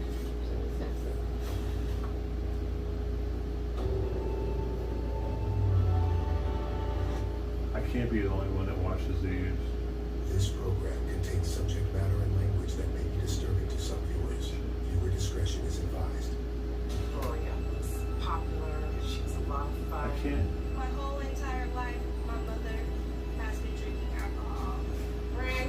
drink because I drink. Denial is a major part of this thing with my mom. I don't be bothering nobody. When she's drank hard liquor, she's crying uncontrollably. Oh, really? Come here. Oh my God. Yeah, I don't do that. She's losing her daughter. She turns into a monster. She yells and screams. And watch your mouth. I'll slap you right. I don't do If that she really either. loved me, she would stop drinking. I'm not so bad.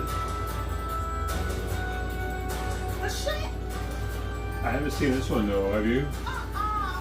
I've seen. I told y'all not to do that. I'm not going off to nowhere. I simply said no. But that's I remember watching these specifically in a motel room in West Memphis, Arkansas, with my girlfriend who had muscular dystrophy. Before we moved to Chicago, I was trying to work for Labor Ready out there. It just wasn't working out. There wasn't enough work out here, so I decided to go to Chicago because I saw Obama on the news talk about how they had a bunch of jobs up there. He was a senator at the time. And I remember thinking when I saw him, that dude's going to be president one day probably. I don't know why. Just, hey, I had this vibe with him. Like, that dude's, he's going somewhere in politics. And we moved up there, but while we were at that motel, Holiday Inn, actually, it was dude, we were watching so much of this while having a little $2 chuck or whatever, and smoking a little weed. This is a well-watched show by everybody, I think. Even active abusers. without commitment.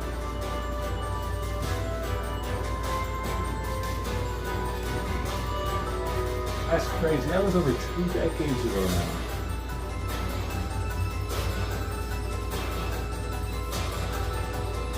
Yeah.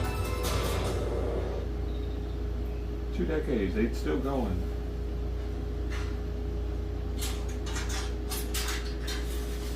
My name is Renee, and I'm 33 years old. That's I'm her? employed as a police officer in the Bay Area. Oh shit, she's a police officer. The plot thickens. About 7 years. I love it. Yo, they didn't even say any. Oh, in I'm a California? police officer because I really, genuinely What? enjoy helping people. They got a fucking cop to agree to this? Make sure the rules are followed. I get this. Yo, I'm kind of in shock that they got a cop to agree to showing it, like, the world that she's an alkie, because wouldn't she lose her job or something? Williams to film it when I'm at work. Then the minute that I come home and I deal with my family, that joy is gone.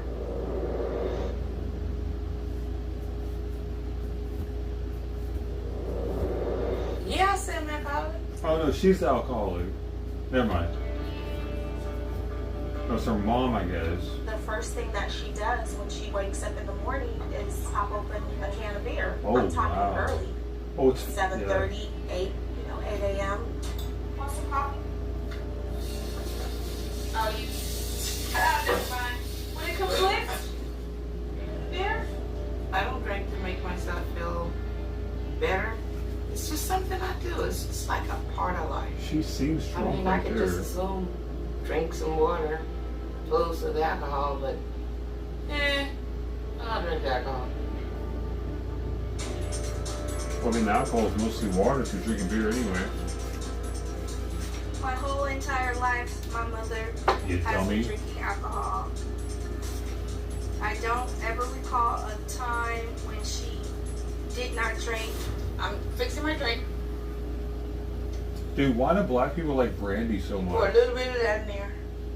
Like that. I really don't My understand mother it. is drinking anything Why is that E&J has. why is E&J brandy like the whiskey of choice for black people? I'm looking this up right fucking now. Because this is a thing. I know, dude, so many black people drink E&J. Why is E&J brandy so popular amongst black I bet it has something to do with the marketing campaign, dude. This will tell me those straight ups of it.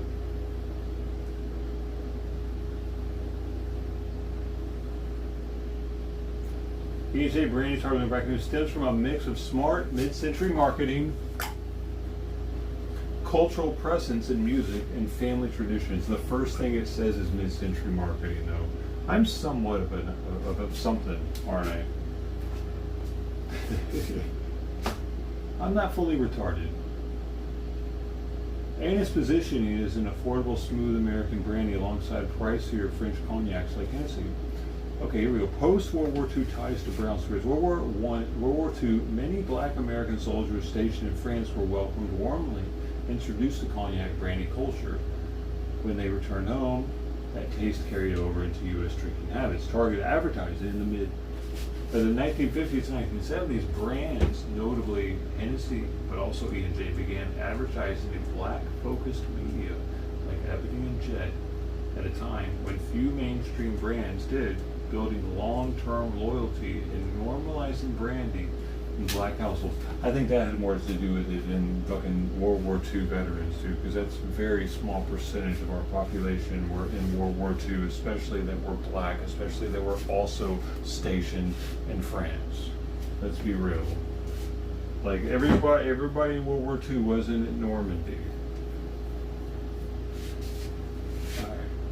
So hip hop and celebration culture, I see that too though. That's probably one of the main things too, but I bet it's mainly because that targeted marketing in the 1950s and 70s and that carried over because dads, like if I could get the whiskey that my dad drank, if they still produced it, I would get it probably, but they don't, so I can't. And a lot of 50s and 70s fathers probably drank E&J, so their kids were like, that's what my dad drank, so it's good enough for him, it's good enough for me.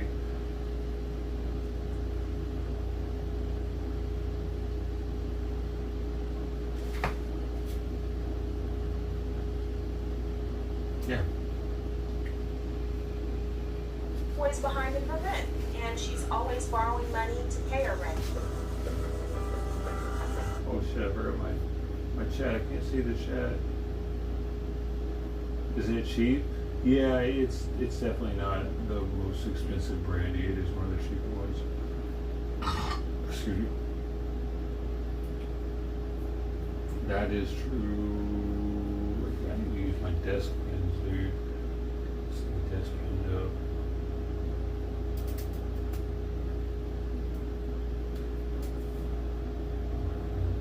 Oh, you can just do this.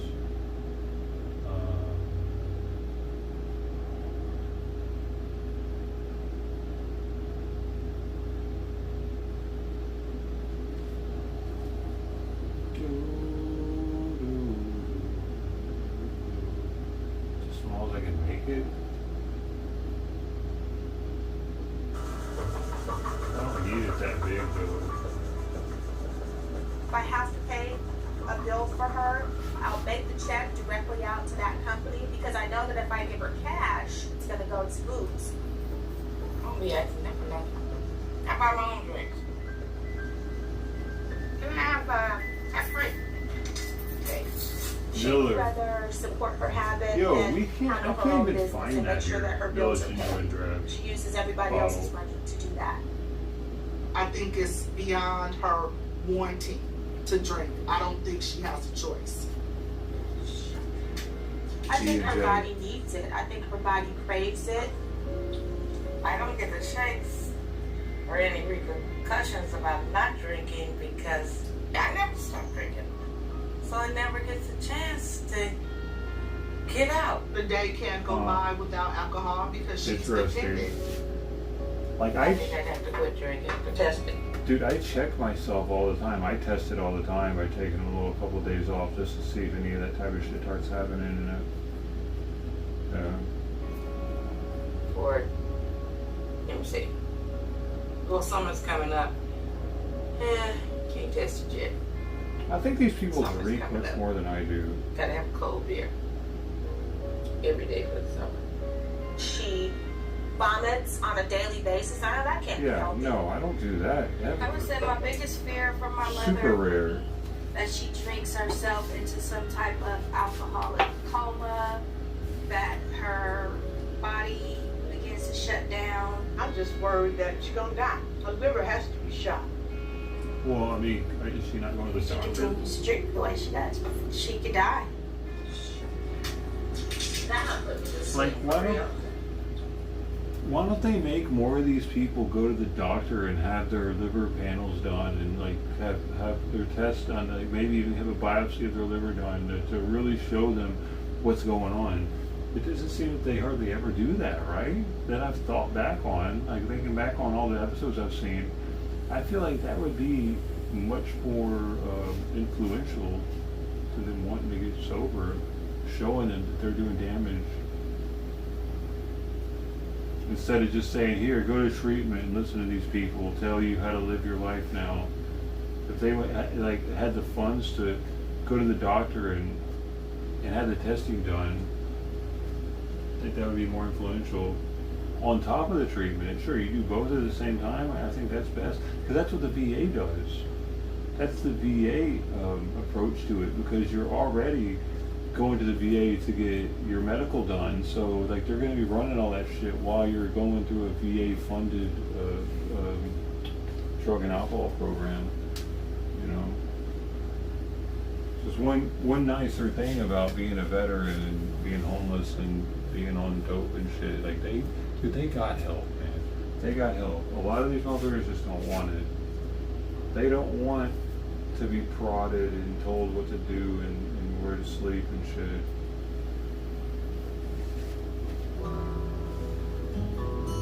They don't want to be told what to do again. They don't want it to be like boot camp. Oh, you're a cute little baby. It was fun growing up. I had a childhood. Have barbecues and fish fries and things like that. Me and my father used to hang out. We used to cook and stuff. That's how I learned how to cook. I fell in love with my father. I was always going somewhere with him. I was like, can I go? He said, come on. Sounds drunk. Do I sound like that? Her father was an alcoholic, apparently, he says. You know, our friends would come over. They knew he was drunk, but, you know, didn't talk about it. He could drink a gallon of vodka a day. What? But he wasn't mean or A anything. gallon? He just drank. Wait, a gallon? Wait a second. loved That's being like with 2 Gold. handles, is She it? was popular. She was a lot of fun. She just had a free spirit about her. I was the most popular girl in school. I was a cheerleader and in the marching band, and I was just like out there. She was a cute girl. She always seemed to be happy. Always. This is the blackest Because of her episode of personality, Intervention I've ever she got seen. the attention. I wasn't a good girl. I was bad as hell. We all drank. We drank wine. Lots of wine. Lots and lots of wine. You know, it's like Ew. it's accepted. It's so much she drank, so no big deal. Wine's okay, man. They've been doing it since forever. Jesus drank wine. Jesus drank wine with I think my mother wine. buried. Jokes, she's drinking wine right now. Look, I still think about that though. wine together. She was No, married. we never talked about it though. It's like, never happened. She lost her It husband. was upsetting to us all that the baby died. Oh, her baby. It was a little boy. My baby died, didn't even get a chance to breathe. Her father died at 20. So, He was drunk and fell and hit his head. damn. They were all distraught. I remember Goldie and Bernadine. They loved their father very much. It was devastating when our father died. But he was only 39, but he did a lot of stuff, you know? People are gonna die. Right now, somebody's dying. If it's a baby being born. Life.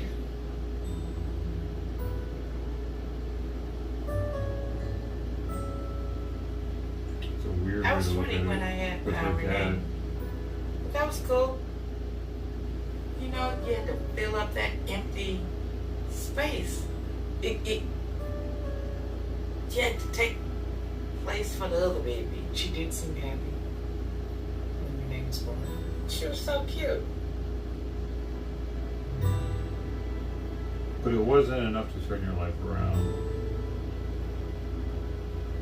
Oh my God. Did you see this? 2 months after she was born, she found out. She found out the father has a wife and kids already. Holy shit, this woman been through some shit, man. Damn it. He was just an idiot. Oh. She started partying pretty heavily. I guess it was one of those situations that the straw broke the camel's back. She just did what she wanted and didn't worry about the consequences. That was just felony.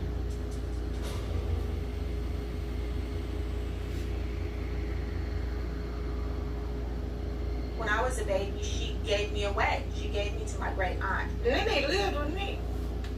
She didn't live with her. Then they lived with me all her life. Oh, well, she knows she did. She knows she didn't raise Renee. I raised Renee, but my aunt helped a lot, and my mother. Renee was, she was just our baby. I just couldn't believe that any mother would do that. I would be really upset with her. And I felt so sorry for Renee. And my aunt didn't have any kids, so then when she said Nene, I was like, yeah, so that was her little gift there. Yeah, Renee was just a little gift. I hated not having a mom like the other kids, you know? It's even hard to talk about right now. I'm getting choked up because it was so painful to me. She's never been a responsible mother to anyone. It was super heavy. It's so hot in here, dude. Why is it so hot? Why isn't it getting cooler? As far back as I can 89. know, I lived at my grandmother's house. Okay. My mom would pop up. I gotta open the window. Well, she didn't take care of the first one. And she didn't take care of the second. I did the best I could. And nobody's best is good enough. And yeah. And that's that on that one. Ain't nobody's best good enough. But you just do what you can.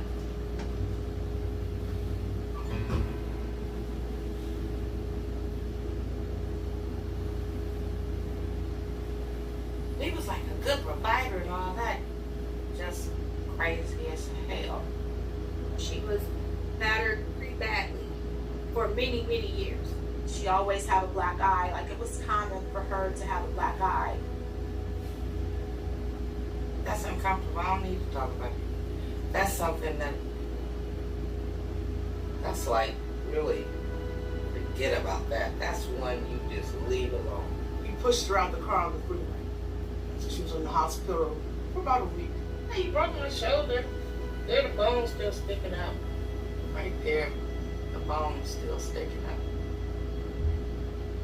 I asked her, why would you stay with him? She said she was just always scared of him, and he always told her that he would kill all of us if she would leave. I was in a total fear. I was scared of him. But I didn't know how to get away. I didn't know. It was terrible. I think that alcohol was her safety net. Yeah, with the drinking and the abuse, yeah, you just drink and forget about it. That was your little way of coping.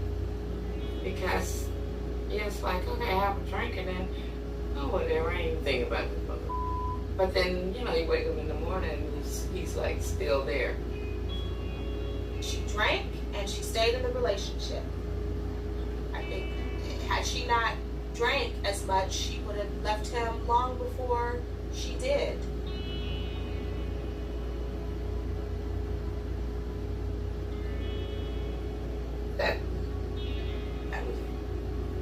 It was just too crazy. You be in love, you be out of love, you get hurt, you don't get hurt. But if none of that stuff happened to you, then where's the life? There's no life there. It's nothing to do. You got to, something got to happen to you. You got to go through some stuff to get to some stuff.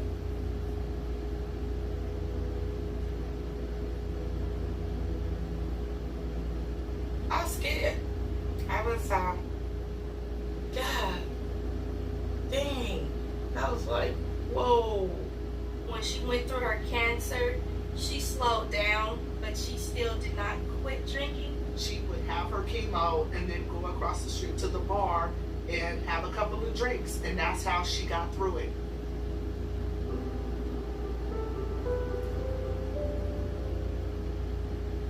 I was very happy and relieved that she beat breast cancer, and I thought this was going to be it. Like, this is going to change my mom. She's going to finally have a life of sober living.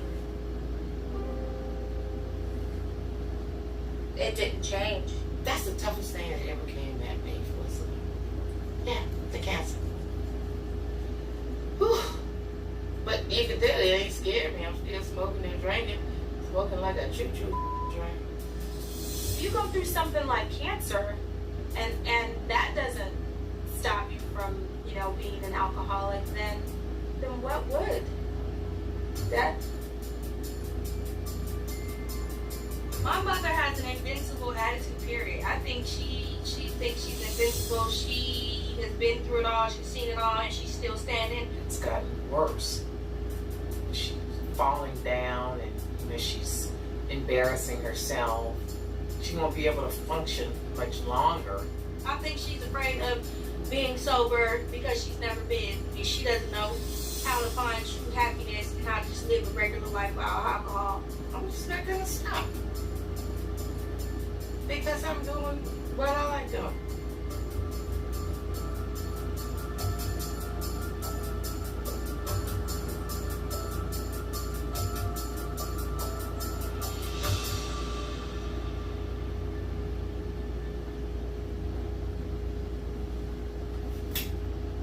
I love to cook. It's my therapy. And I like to see people eat. And cooking makes people happy. And that's my way of making people happy. My mother is an attractive lady. She's cute and she's fun and lovable. I know exactly how much to put in it and what to put in it. Because when you cook with love, it's okay. She puts on a front. She doesn't like to deal with reality. For some reason, my neighbor is cutting their dried weeds in front of the sidewalk and raking them up and shit. It's very odd that they're doing it out of nowhere on one of the hottest days of the year. One of the landlords said they were going to give them an inspection or something because I said they never cut their grass. It's interesting. It was weeks ago that I said that.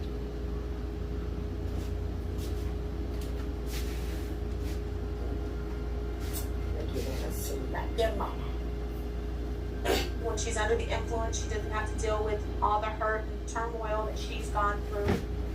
Brandy? With tea? And lemon? She likes it.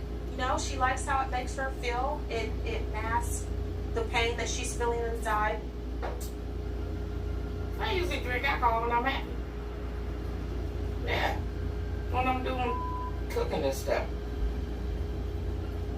Oh, she smokes cigarettes too? I'm just, and so what? That's it. That's it.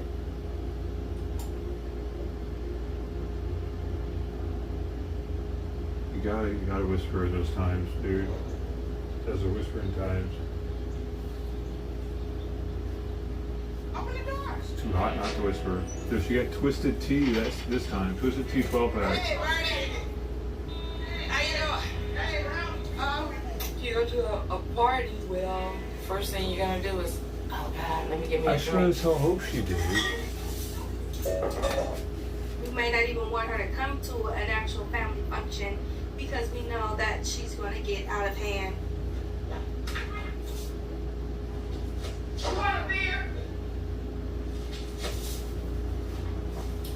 Black people are kind of oppressed and didn't get the best job, so they drink. And they fight fish and drink. It's a cultural thing, really. Our race as African Americans has nothing to do with her drinking at family functions. We have family gatherings and get-togethers like any other family of any race. It's a neighborhood thing, it's a black thing, it's a cultural thing.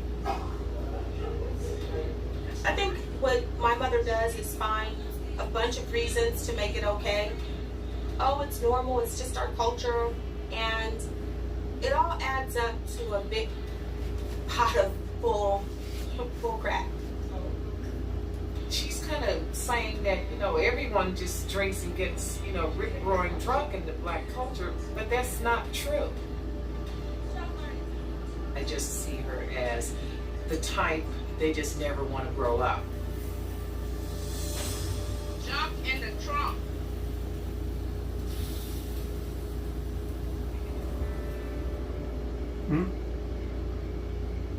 Oh. Thank y'all for coming to my niece's house. She's like the bomb. I don't care if this do come on tape. This is my girl right here. Me and Gloria, we have a very good bond. If she can't talk to her daughters or can't talk to anybody else, she'll call me because I'm there to listen and I don't judge her. I just love her. But she treats me so But good. she does judge her. She does actually judge her is the thing. What a bitch. Yeah. Renee had just had Michelle.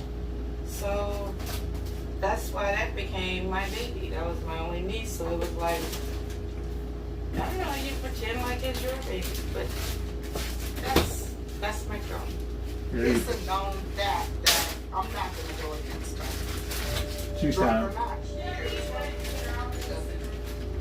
She had a rough life, domestic violence, and I feel sorry for her. Anything Gloria asks her, if she gets in her power to do it, she does it.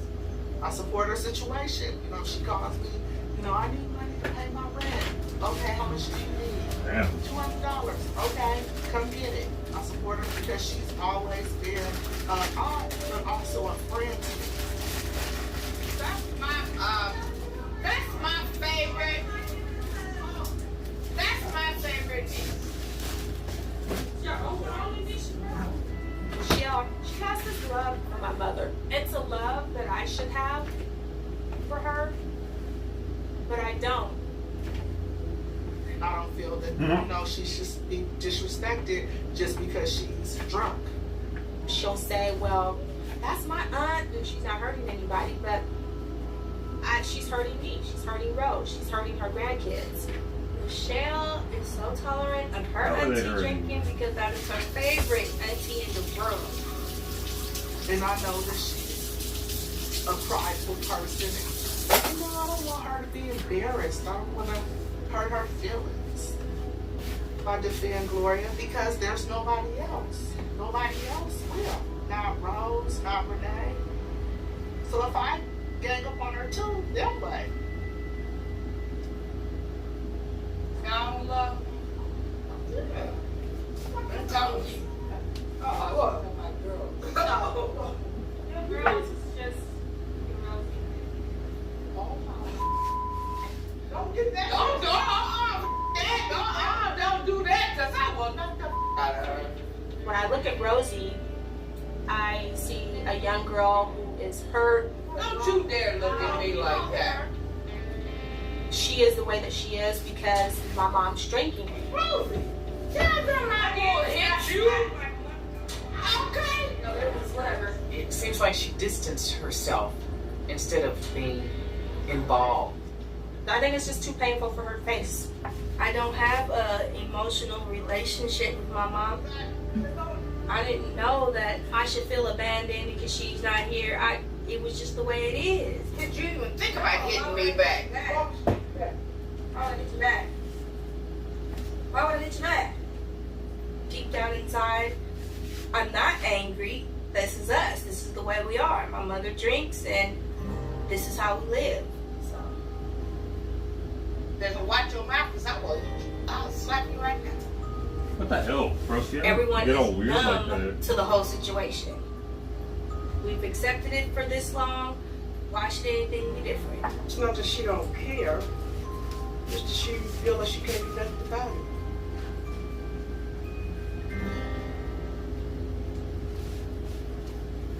This lady's a little retarded.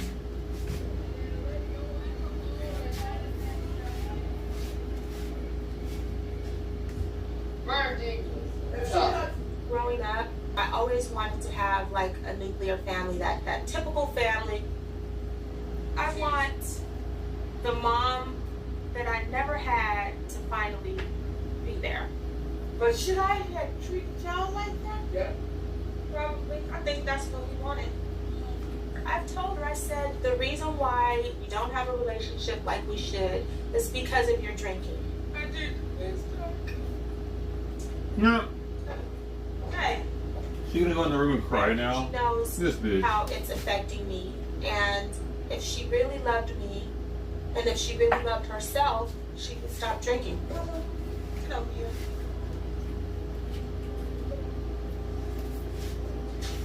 To me, I was good. And if I wasn't good enough, well, you do the best you can. And that's it. Turn around. I know for sure if I had kids, I'd stop drinking and shit. Crying. There are a ton of times 'Cause I would- where I was would a wanna be a mom, good she was influence. she was just a big kid. So how do you think you did the best that you could? Was you there for us? I don't have any reason to be a good influence though, so I don't give a shit. You don't want to deal with what's really going on. Okay, but it's in my heart and whatever, and I'm sorry. I'm still the same way to this day. Like, I'm still the mom in the relationship. Yeah, well, the best I knew how. I wasn't a mother.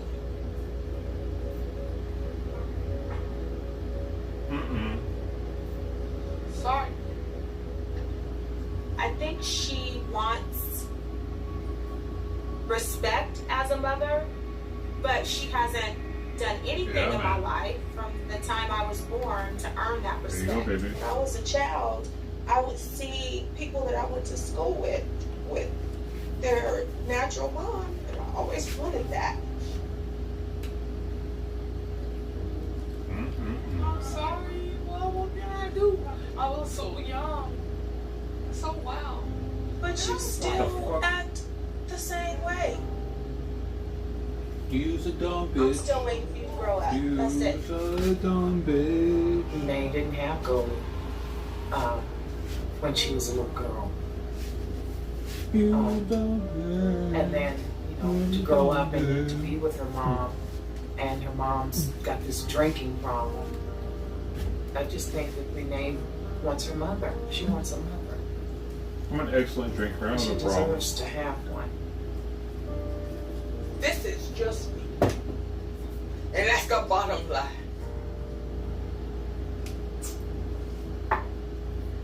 Look at She's losing her daughter. They don't have anything to do with her. Hello? They tolerate her because she is their mother. If she wasn't their mother, don't even speak to somebody like her. It ain't bother nobody. That's just me. If I choose to stop drinking, I will. I haven't even thought about it. I haven't. I wonder what kind of wine she drinks. She never told us. Grace is a survivor, and she lives through trauma. She's lived through being a cancer survivor. I bet she ends And up relapsing in the drinking's a end, though. In the symptom very, of very struggle. end of the story, I bet it's like, but she relapsed. She could deal with the rest of how she feels about her life and her disappointments and everything else. I don't think that, you know, she'd have to drink. She needs long-term treatment. She needs to deal with the domestic violence. She needs to deal with trauma. She drinks to be more comfortable in her own skin, be louder, be thinner, be funnier, be cuter, be more outgoing. But I'm way more the outgoing when I drink. it's hurting everybody. Does it hurt anybody though? Does it hurt I you? want to stop here for a lot of things. You need your mom back. Your mother's too young for you to be the parent. I don't hurt anybody. She doesn't feel like they love I think it's okay. Well, but they don't trust her. They don't. It isn't they don't trust her mother. They don't trust the mother that drank. Because I'm telling you all sitting here, and they can validate it. The drink has come before them more than once. I feel like this is kind of like the last straw. You know, like where I'm just fed up of the alcohol and what it's doing to her. Just sitting back and watching her destroy her life. the impact that she's having. Darling, she's destroying you too. That's why it's called a family disease. Bullshit. Okay. It's like, how is it destroying her? You just cut her off. Want to help my aunt, and I don't want to talk about her. You mean talk about her in a disrespectful way? None of us come in here and want to make fun of anybody. I'm having no intention of belittling her or of making her feel bad. I'm really glad you're here because I think that you have a really special relationship with her. And what I want you to do today and think of it as how proud you are to see her name. I got this last This Tuesday. will allow you. Dude, So, I'm making these say, things last a I week, can't 2 weeks, 2 weeks. a part of your disease anymore. Don't say what she gonna do. Her feelings will be hurt. Because we're all ganging up on her. No, we're not all ganging up on her. That's what she gonna say. I know. You know, she might just scream out something tomorrow. I don't care what she does, as long as she goes. There's a whole lot of fear about digging this stuff up. She thinks that, you know, she might break and she might never, ever be able to put the pieces back together again. And it's time for her to say, "Room." Come on, let's get on with it. Time for her to grow up.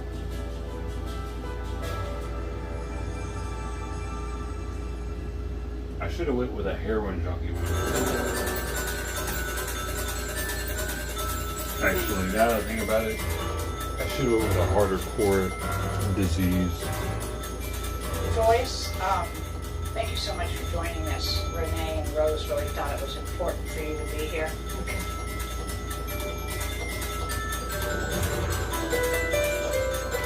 So, Miss Renee, how are you? No one said anything in 10 minutes. I can just end this one, actually, at this point.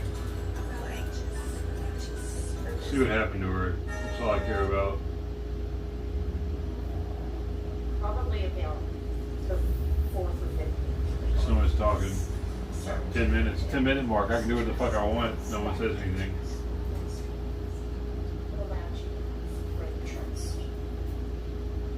By being honest with myself. Not in a drunk daze anymore. Read it. I hope they get the mom that I She completed treatment and moved back home. She maintained regular contact with her daughters and returned.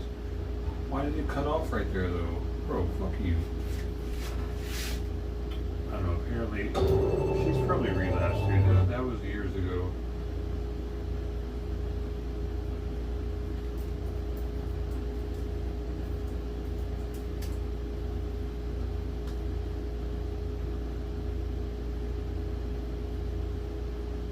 Holy shit, Cops?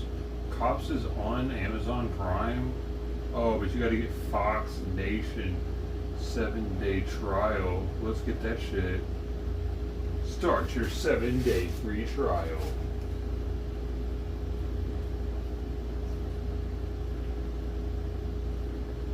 I just gotta remember to end that shit in the next 7 days. Don't let me forget, okay, everybody?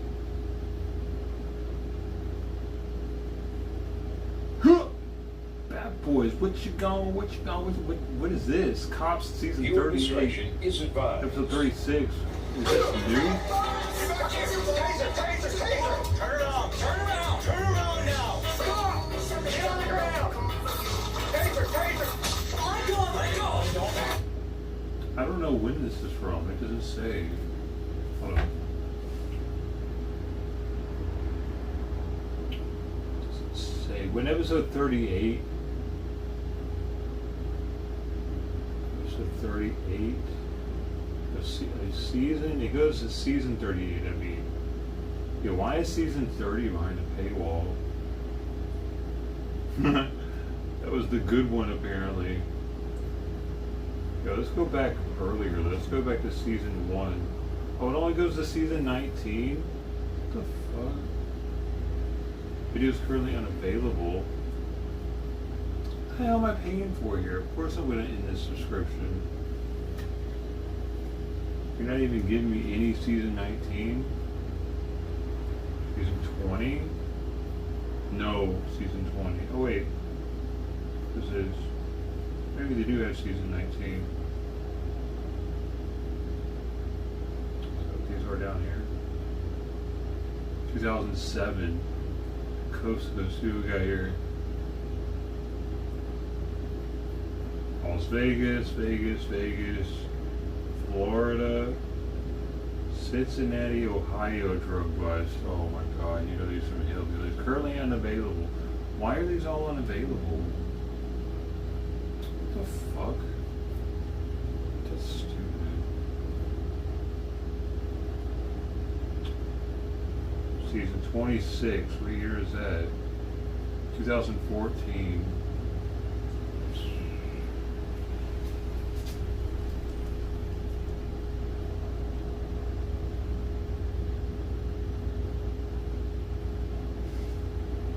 Not given the city like they were on the other ones, the older ones.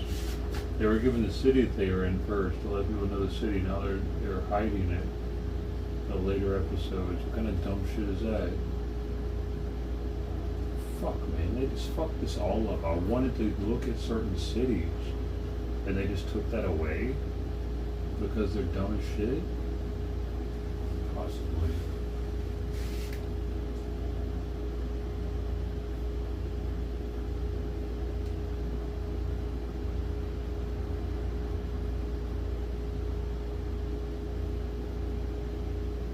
Oh, these are unavailable.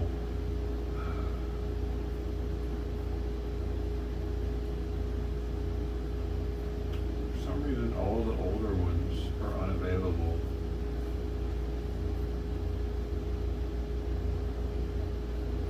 You can only watch the new woke filtered cops on Amazon.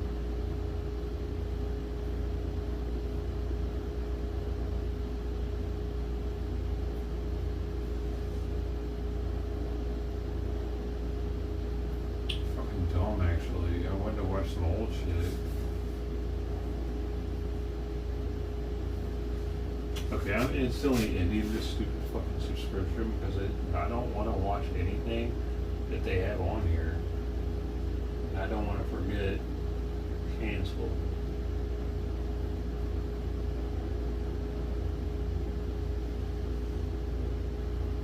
Turn off auto renewal. Will not be renewed. Thank you. I'd rather watch YouTube, you fucking idiots. Shit. Oh, it's so hot in here. Oh.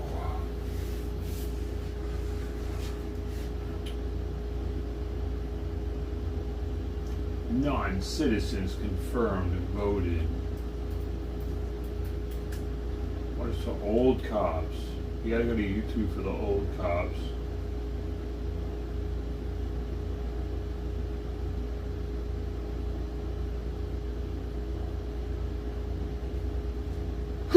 Due to the graphic nature of this program, viewer discretion is advised.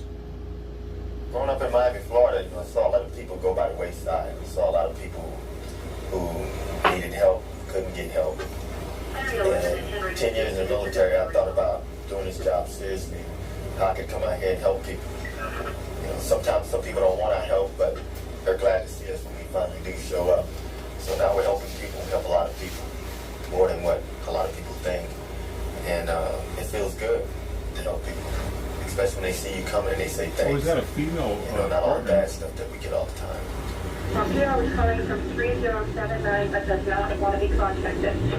Got a female on the phone screaming for help. The line disconnected, and then when we called back, a male answered the phone, and this female's in the background screaming for help. So we're gonna go over. It's probably a 417 bed, family disturbance. A black male cop with a female partner. That's super progressive for the time. Keep going. Keep going. Okay. Okay, I haven't got anything yet. That's 38. 1997.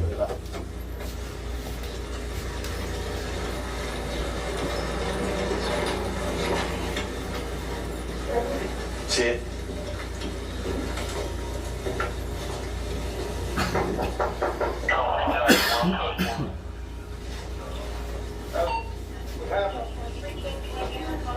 Oh, come on out, you're a mess. What? I didn't play back this time. Where is he? He arrested me. Where'd he go? He run. Is he wearing a hat? That's a guy, so what is he wearing? He's wearing a blue t-shirt and a cap. Yeah. Does he have a green van? He's got a green van. He just drove off. He run. Where are you bleeding from? Everywhere. Is that just from your hand? Turn this. Can see your face? Damn. Everywhere. Where else? Did he hit you anything, or this is from his hand? Did he hit me? Sit down on that couch for right there. There ain't no guns in this house, is it? Where's the guns? No guns? Watch out, there's broken glass over here. Sit right here. I'm telling you. Right here. There ain't no glass right there, okay? You really have a place. Just one night. I can take care of myself. I've never We'll seen check this on one. that for you I also. can take care of myself. Whose apartment is this? It's both of ours. So why did you have to leave and go somewhere for one night? Because I ain't sticking around for this bull. Has he ever been arrested for jumping on you? Oh, yeah. Has he? I had the paperwork. He took it. You got a TPO against him? Then why is he here? No. He went and got, That's probably him. We caught him. Today I told you he was gonna catch him. He's gonna go to jail. You know his birthday? He has 2 birthdays. Okay. Well, he was only born on one day though. Let's start with one. Officer Jenkins. Coming, son. Because you called it. I was right there. I must have ran past. What's up? Where's your ID? You got any ID on you? On the left. Excuse me? Right here? What's your first name? Steve? Steve, what happened today? Nothing? How did your girlfriend get all beat up if nothing happened? That wasn't today, buddy. I watched you pull out of this apartment No, you did not not, sir. 10 minutes ago. No, sir, you did not. I didn't. No, sir, you Were did you a not. figment of my imagination? No, you're a fibber. I'm a fibber. Maybe you're a fibber. Well, your credibility's real good. Oh, well, my credibility might not be no good, sir, but I can't go, sir. No, I left a long time before that. I came around this block 3 times. You're a liar. No, sir. That's big, that. No, I'm not, sir. Maybe possibly it could be changed the other way, huh? Because you definitely shouldn't see me right out here, because I get run out here. Yes, again. No, sir, I get run. What have you been in jail for? Let me guess. Battery, domestic violence. Yeah, I got one on him. I told her I'd take the charge. He should have That was killed me. nice of you. I did take the charge. Sit down right here, Steve. Sure. Don't run away this time. I didn't run away the first time. Sit down. Because if I can see you, I'm going to chase you all the way to Pahrump. I don't get... Why does the female officer have a flashlight smacking her right in the middle of the crack while she's walking? What is that shit? Sure. Isn't he like? He should have Does killed me. anybody else think that that's a little odd? Sit down right here, Steve. Sure. A lot of Don't run away placement this of the time. flashlight. It's I a big didn't one run away too. the first time. Sit down. Because if I can see you, I'm going to chase you all the way to Pahrump. I don't get tired. I didn't do that. Like a cheetah, baby. I didn't leave. All right, sit there and relax for me, man. The killer unit was behind me when I pulled up to check westbound on Trot, and he apparently circled the block, and he saw him turning right on Trot Buchanan. Stopped him up there. You see me run away from this park. Yes, that's correct. You fibber. I don't say it, man.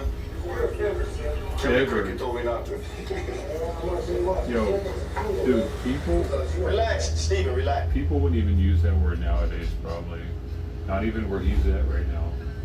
Fibber.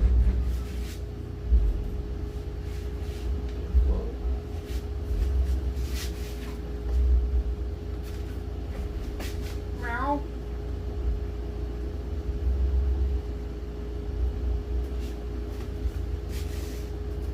I did not. But run away from this park. you're lying to me. You did not see me run from this park. Chicken gizzards. God, isn't that good? My exact same. You made those chicken gizzards? Did you make them?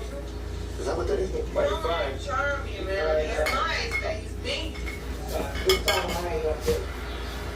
Then stop letting her in. I didn't want her in. She's supposed to be leaving. She said she's been leaving for 3 days. Did she kick the door in and get inside, Steve? Look at the bathroom. She kicked it out. She locked the door and kicked it out. How did this hole get in the wall? That's my head. That's your head? Let me see. How did he do it? What did he do? Grab you by the hair? He has beads and Yo, he's got a Budweiser ice poster on the wall. But I mean, I guess I really can't say much. I got I'll have a cafe mocha vodka Xanax latte to go, please. Sign on my wall in the kitchen. So, can you guys see that? How do you do this? So I don't know if it was like which is worse, but I got that at Ross, dude. So like, is it really that bad? If he can't talk to you, he's a good man, but he's mean. He's mean. So just threw you through there by the Dad was mean and he's mean. Has he ever thrown you through anything else in this house? Oh yeah. I see the house is torn up. That's my dad.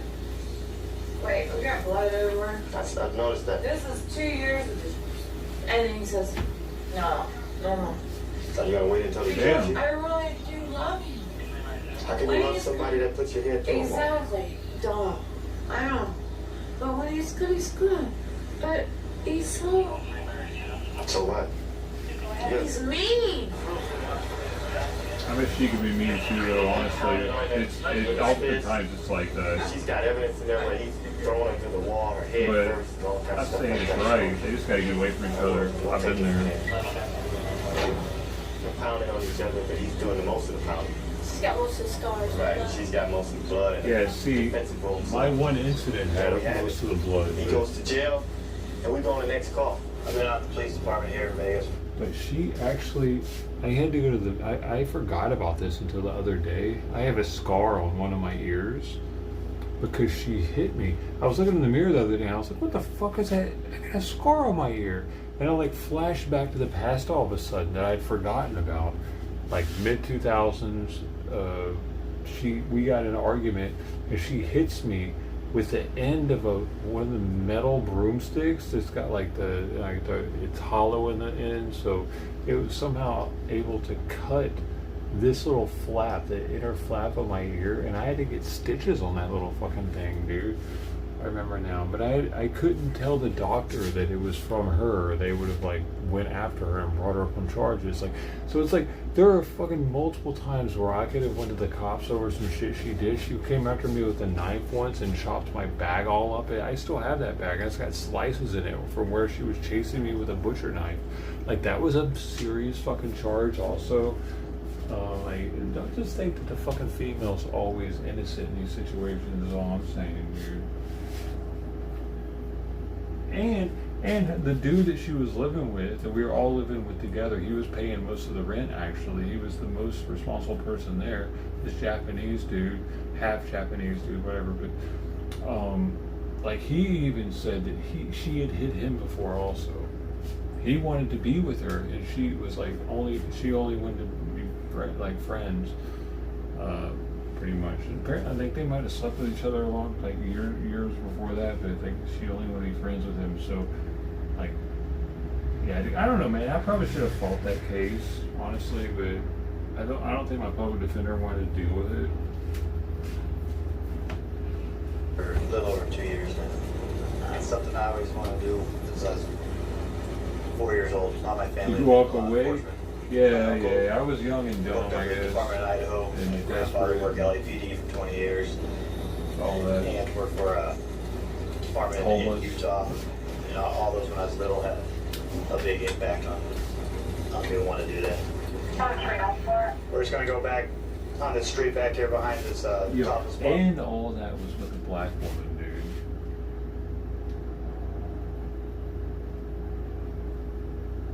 I should have known better. Where sometimes you'll have some prostitutes take their jobs. Now I know. You'll find them back there. I have to do that. Getting together, doing their thing.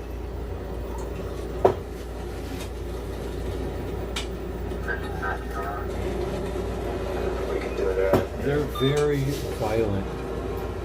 There's another topless one. They're very punchy. And she was strong. Charlie 1, copy 467. Come here, the 2000 block of Highland. David Charlie, Alaska.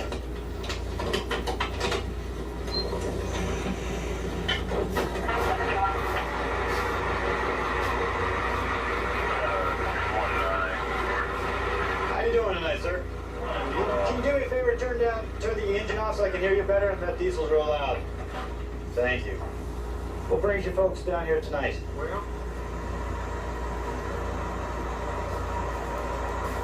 I'm just not easy this today. in the town, and it got pretty fast over there, and we decided to go down there. Just pulled over and Ma'am, do you have any identification I can see? No, sir, I don't. But I do. I have a booking number. Okay. Ma'am, would you mind stepping out and coming back from top Holy with me, please? shit. That's not a good look. And just stay right there in the car, just hanging out the window. Where'd he pick you up at? Edgewater. Okay. Do I have to guess what you've been arrested for in the past? No, you don't. Okay. I'm not gonna lie to you. Okay, and I appreciate that because that makes me a lot less angry because you show me some respect and I appreciate that. What is your name? My name is Tamara. Tamara? Yes, sir.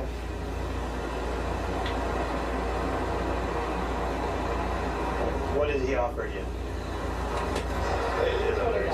$20. He offered you $20? Yes, sir. What was it for? Sex. For straight out sex? Okay. What do you got there, sir?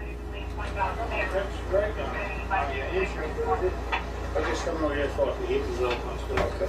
Do me a favor, just go back around. This is all I need right now. Just go back around and sit in the front seat for a second, okay? And I'll be back with you.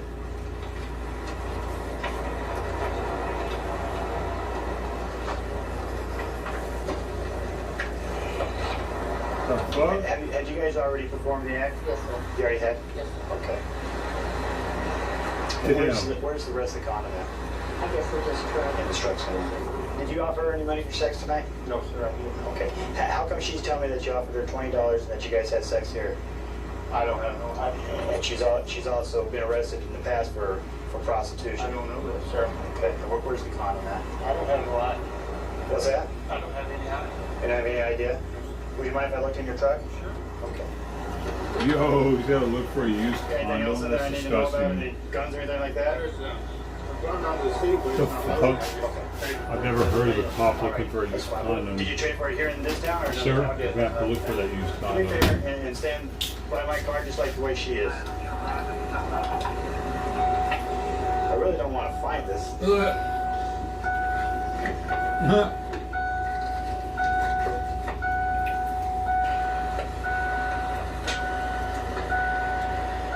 Yo, take the keys out of the fucking ignition, you card. Oh, we found a Looks gun, like dude. a 357 Smith. Yeah, 357 Magnum.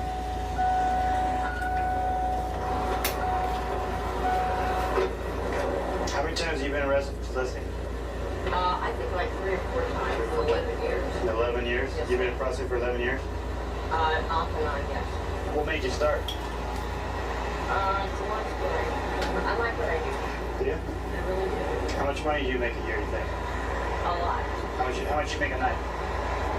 It just depends. I'd say on a average night, $600-700. How many nights a week do you work? About 4 or 5. Make more money than I do. Pardon me? So you make a lot more money than I do. Come on, sir. There you go. All right. I'm not going to let him give you a ride back home, though, all right? Okay, you can take off. You deal with a prostitute that her possibilities of having AIDS is great. We have over 225 girls who have AIDS down here. You sure didn't see 225 girls out on the street tonight. Okay, your possibility of picking one up who has AIDS is great. All right, condoms doesn't prevent AIDS. What? That's just a fact of life. I mean, All right, I don't know if you're married. I don't know if most you're part it home. does. Okay, but this is something to take home to wherever you're going and people you're dealing with and thinking about. Picking up prostitutes, not only is it unhealthy for you, but at times it's not safe. They'll rob you. They'll put a knife to your throat and take your money sometimes. Sometimes you'll get a guy who looks like a girl and they'll beat the crap out of you. A guy that looks like a girl. Appreciate Is your it a tranny? Okay. They didn't call them trannies back then for some reason. Whenever you guys are ready.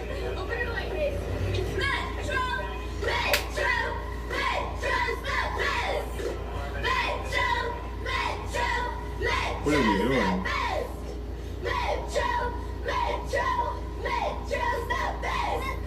The cops have a cheerleading squad.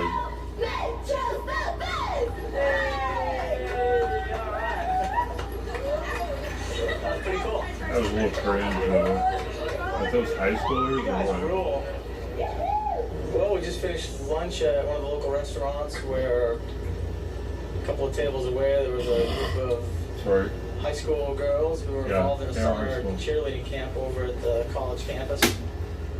And they came outside and did a cheer for us. These kids involved in team sports seem to have a little bit more pride in themselves. And that's real important when you're a teenager because things can turn bad for you real quick. We're en route to a business complex down the street where there's some vagrants camped out in front of one of the businesses and scaring the customers that are coming in and out. Now that's common practice. So you have to be really careful when you're dealing with folks like this because they could be fugitives from another state or they could be wanted here in I was Las Vegas. 17 years old. Here they are. Vagrants were not allowed at the time. Now, if you don't have vagrants outside your business, you're not a popular business. Hello. Come on up here. Everybody, leave your bag. Here? Yes.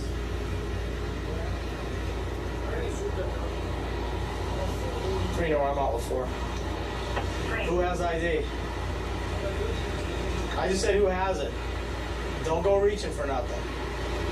What's in those bags over there? Yes. What's in it? My, what do you call it? Identification, my social security number. Oh, okay. I have a mean stick. It's okay. Do you want to do these for me? Are you a he? Or a she? It's a she. That's a he. You're a he. This one's got the bigger mine, and that is not. Bro. Alrighty then. I do too. This is big. What is this? Price tags on. Wow, that's expensive, huh? Yeah, $60. That's pretty expensive stuff. That's about $300 worth of stuff there. Well, did you get a report that I stole it from? Well, I'm just asking because maybe the guy who gave it to you stole it. And I would want some. Did you get a report? Well, listen, Matthew, don't get nasty. I'm not getting nasty. What if you owned a business and somebody took your stuff? Wouldn't you want the police to get it back for you? Huh? That's all I'm getting at. If that stuff's stolen, I just want to help the proprietor get his property back. Bro. Like I really stole somebody. We came across these guys. Damn. And they are in the possession of a whole bunch of Oriental type gifts and wines and this is a big bottle of sake, which is probably pretty expensive. There's no price tag on it, but I can imagine it's probably about $60. Here's a sake Dude, set back then that's a with lot. glasses and some more Oriental stuff. It's like $100 Asian now. stuff, and what I'd like to do is try to find a business on You this, know, VHSs. contact a business, just to see if some of this stuff is stolen. They got some VHSs, If it is, we'll homie. be able to give it back to them. And that would be nice. But right now, we're just checking their names to see if they're wanted. Yo, remember This those is his, pins? This is Matthews. Oh Some my condoms God. in there and some lipstick, makeup, things like that. Was that the zero pen? And this is $30. These things right here are $60. The stuff over there has price tags on it for $90, $100. This is a few $100s worth of stuff. Weird. I mean, why would someone with no money want to buy something like this? That just makes me. Yo, think I can get maybe that at they're Ross stolen. right now for $3 probably. Matthew, come here. That's a Okay, let me he, explain right? something to you, okay? The raspy voice. I think, listen to me. I didn't steal nothing. Did this guy over here give you that stuff? The guy with the long hair? Where did he get it? Where did he get it at? I don't know. I'd like to find out where it goes. I'd like to just give it back to the owner if I can. Which one? I don't know. It's not stolen. Okay. 3 Nora's on 8. Yeah, now I'm on my way right now with the store manager of the Japan store over here where the laser tag place is.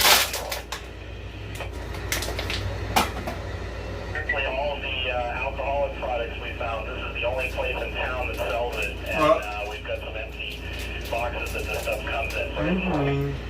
Cool. My partner's on his way back over here with Here, Bob. a with an owner of a Japanese business over here who has had some problems with theft recently. So, hopefully this stuff isn't his. If it is his, then we move on to step 2. Stand up, Matthew. Stand up. His name's Matthew. It's a dude. Step back here. Hands behind your back. You recognize these are all things we found in their 1, 2, 3, 4 pizzas. Okay. Yes. How much is this? I think they're priced on some of the stuff. 60 more. How much is the videotape? He says that this is theirs, this is theirs, this is theirs, and this is theirs. That's 60 bucks. This is at 40. I think he said this is 16 or 17. He said he remembers them coming into the store. Oh, who? Who came in? This one, that one, and that one? Yeah. Okay. Okay, thank you. All right. So what we're going to do is we're going to give all this back to you, but we have to do a report first, okay? And then we'll give it back and you sign and you guys can go. We need for you to do a statement. A statement, okay? Can you write in English? Yes. Okay, write in English that you saw them come in the store. Did they buy anything? No, They just came in and walked around and left? Yes. Okay, you need to write that on the statement that. And that why has he got Pablo working for him? You came over and identified the 2 people we had in custody. What's really going on in your store? Okay, and then we'll have you do a statement saying that the stuff that the police had is definitely mine.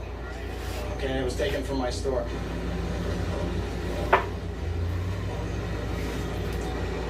Well, it started out to be a couple of transients sitting on the corner and ended up to be a pretty good caper. Yeah. Cool. Yo, I bet they can't even go up to people like that anymore like they used to. It'd be considered like civil rights violation or something.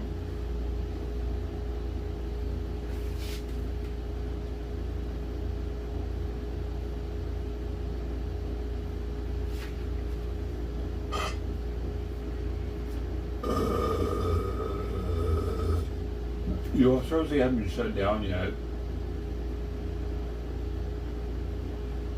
Watching the kids' ops.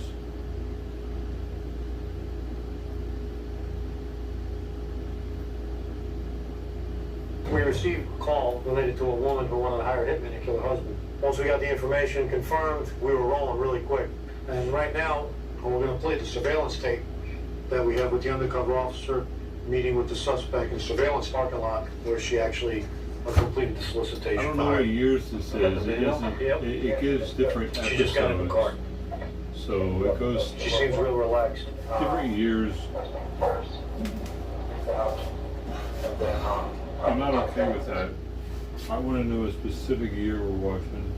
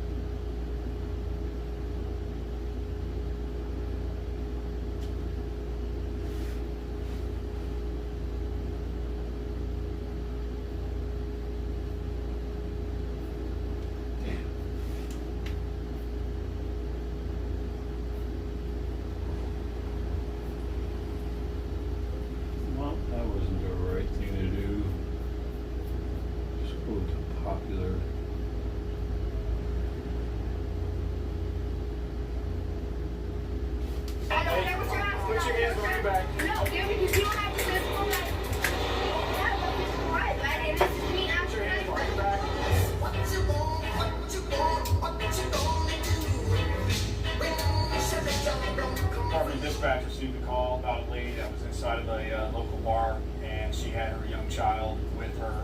Some of the people that were inside were very concerned for the child's welfare. While we were en route, we got advised that the gal had left the bar and that she was pushing a stroller along with a young child down along a busy street.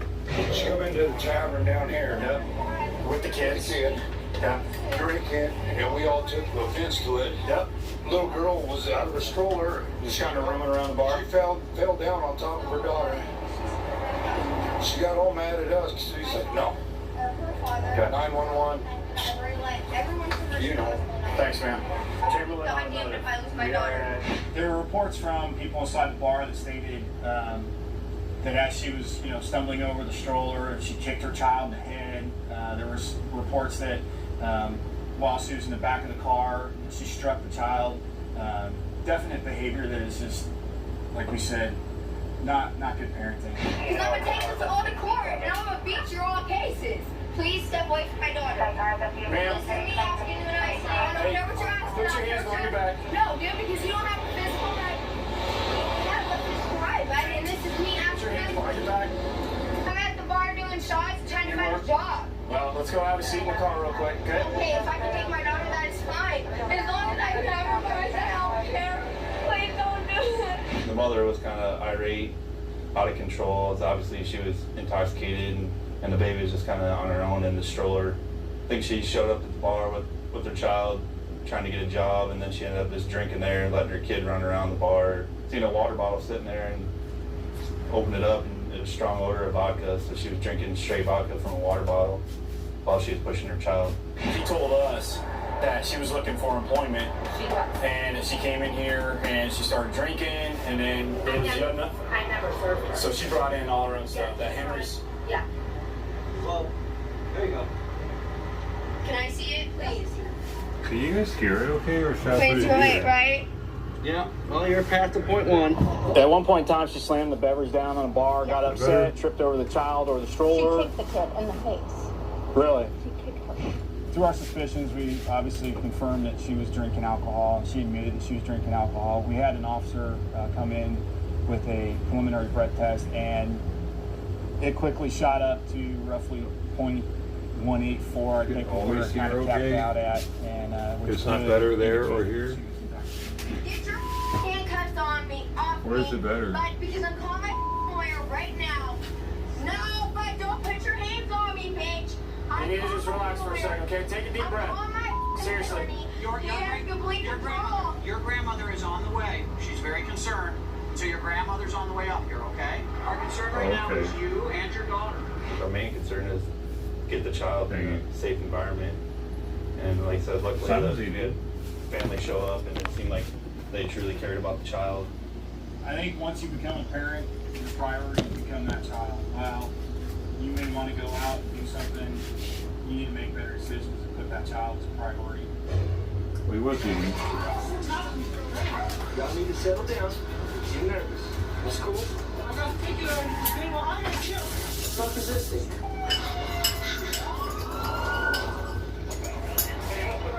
Last time. Yeah. Should have had it. Crap. Started looking at it. Give me the money now. Or I can just take your whole purse. Sounds like he's ripping her. Move in.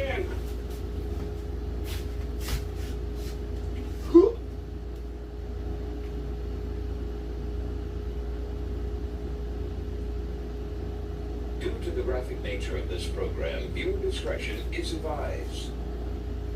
I've been a Providence Police for about 6 years right now. I've been in patrol for 4.5, then I was on a task force for a year, and then they switched me over to community police. That's what I'm presently in now.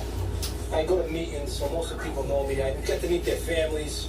Plus, I'm always basically in the same neighborhoods, so I'm always dealing with them. If something happens, they get robbed or assaulted, or if they get broken into, they'll usually call me, they'll beat me, and I'll go over to their house. Or if they've got a problem with kids in the neighborhood, they call me. That's how I meet them. Then I introduce myself to the kids, and I tell them what's going on, what the problems are. I'll be going over to Bellevue Street. It's a lot of problems with narcotics lately there. So we're just gonna go check it out, see who's hanging around, see if we can shake a couple of people down, see if we can find anything. There's something going on at Dexter. Let's see what's going on there. We're gonna check out what he's doing. Jack, what are you doing, boss? What are you doing?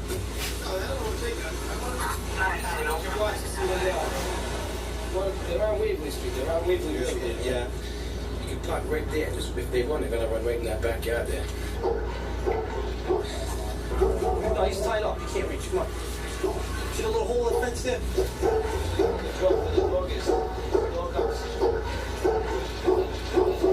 The dog house. Watch it. Once they see us, get out of the way. Shut up.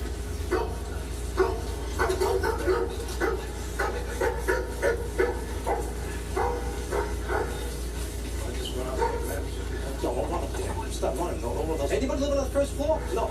Not yet. Beautiful. Hold on. Come on in, boys.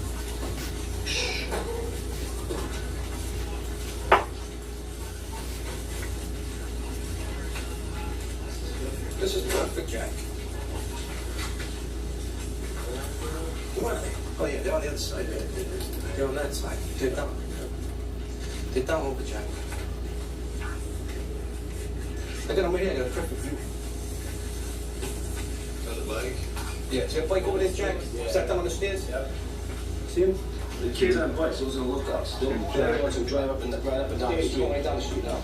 What they'll do is they'll say 5-0. 5-0's coming, that's a signal for them to either hide the drugs or the one who has the drugs to take off. The kids on the bikes are playing the game too.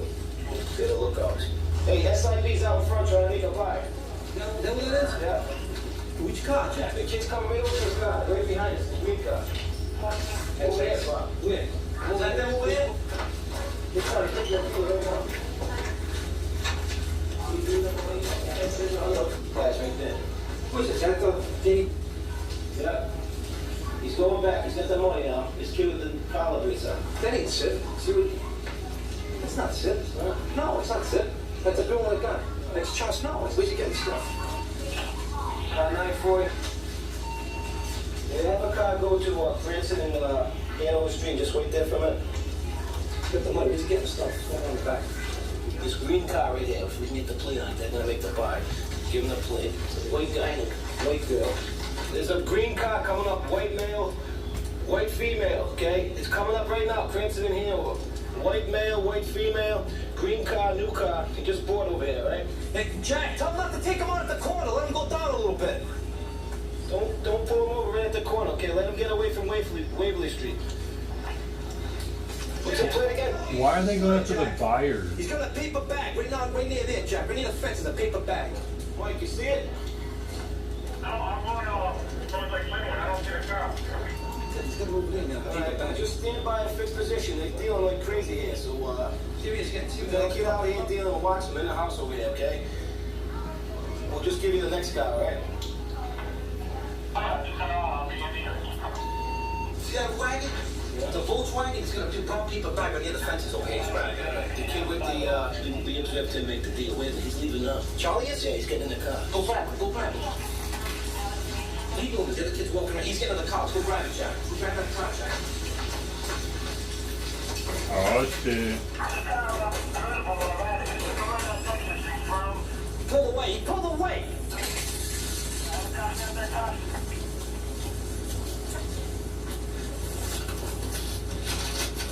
The Volkswagen convertible. Gold. Too slow.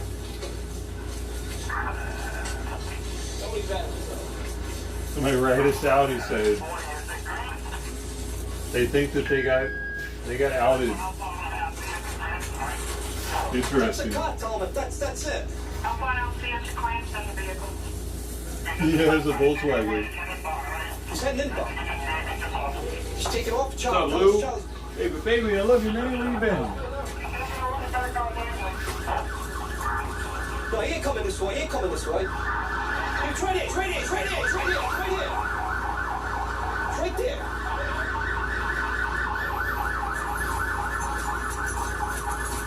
Grab him. Grab Charlie. The neck collars. You got the neck collar on him?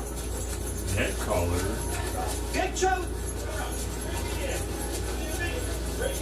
Get Charlie. Grab him. Get out of the car. Grab Charlie. Gotta get Charlie. Grab Charlie. That's fucking good. Charlie. Grab Charlie. There's a neck collar right here. The old school cops were different. There wasn't no I can't breathe shit. Nobody was saying they couldn't breathe. We got him. Grab him. Right now he's searching for narcotics. He He had a brown paper bag. He might have thrown out the window if the cops were chasing him. He chased him around the corner. They didn't go back and search the streets where he was chased. He's a well-known narcotics mover himself right there in the back seat. That's a bag. What do you got in there? I got two bags, though. Straight over there by the trash can. We saw him throw the bag. The two bags. What's in my packs? White Eagle. White Eagle? Yeah, that's more. Yeah, I had more. Yeah, I bet you he hung out the window when they started the chase with him. 1996. November 1996. When on the block came this way, he didn't know we were in the house, though. I was 16 years old at the He's a time. big violator. Just got a call from a walking female police officer. She's requesting a little backup. Boston. I guess somebody found some items that were stolen the other day, and the victim found it in somebody's backyard. So now they're just requesting the police and hopefully recover it. All these are 96. They're playing out. Well, I figured that only people who would taste it. I mean, it's a picnic table. You only have Yes. Do you have a copy? Do you have a copy? Yeah. Okay. There's no doubt as to. Yeah. Wow. Yeah. Good stuff, right? That's unfortunate for that chick with the 40-year sentence, man. Holy shit. Table, these two bunches, this chair. Here's the hardware. It's the hammock. Okay. Are we missing a hammock then, I take it? Yeah, green hammock. Okay. Well, I know the kid who lives here. We know the kid. We're going to go try and find him. Hammock? And maybe we can try and find your missing hammock. Bruh. Do you guys want to go to court or anything? Or do you just want your stuff back? Or what do you want to do? Stuff back and we want these people prosecuted. Stolen We hammock? can do that. Is there anything else missing besides the hammock? No, that's all they took. They didn't take the gas grill or... No, they take a brand new propane tank. Maybe they would come back to us.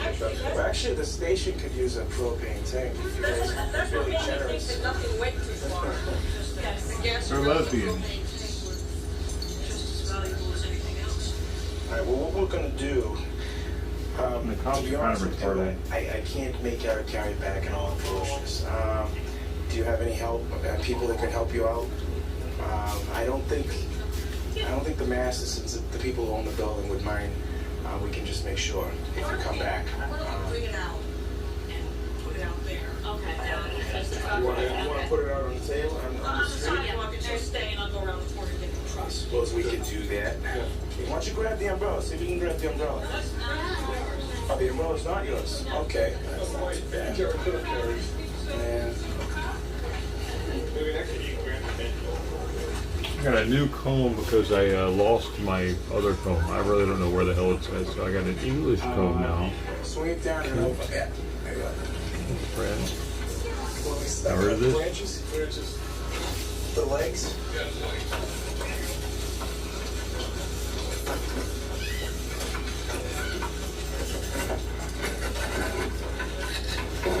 That wasn't bad, huh?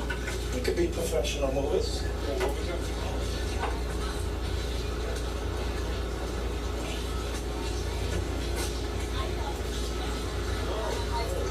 We want Eric too. We just want to talk to him. Actually, he's not going to be arrested, but he's going to have to go to court at a later time to answer to it, you know. I mean, it's not the first time either, you know. If he's driving you nuts, you got to get some court supervision help or DYS help. Miss Sullivan? All right, Jack. Thank you. There we go. We got the hammock. We got that. We'll pass the hammock off. Thank you. Open the rear too, dear. We'll put the table in. I mean, I don't want to put you in a He wrong stole position. their It's your table son, but you gotta in think hammock? 2 and 2 is not adding up there. So, but these guys, the young ladies, they're gonna leave it here. They're gonna come over here and get it piece by piece. Is that cool? Okay. And we're gonna go look for Eric. And like I said, we're not going to place him under arrest, but we are going to summons him in to East Boston Court for probably last year receiving stolen or something like that. Okay? Sorry. Used to be people would ask though before they borrowed your furniture. Now it's just taken. If you find it, you find it. If you don't, you don't. Eric right there pushing the girl. Eric.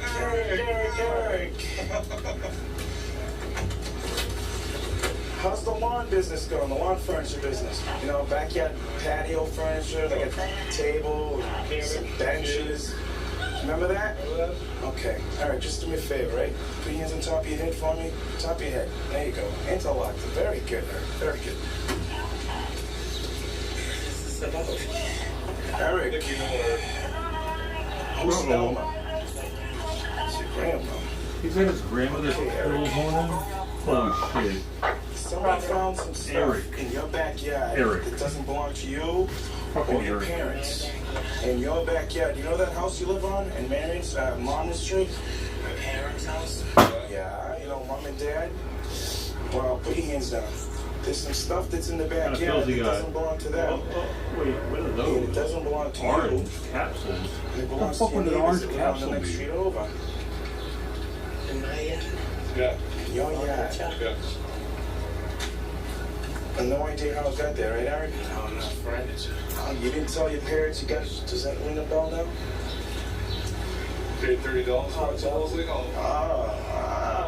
That stuff. Okay, you know what we're gonna do, Eric?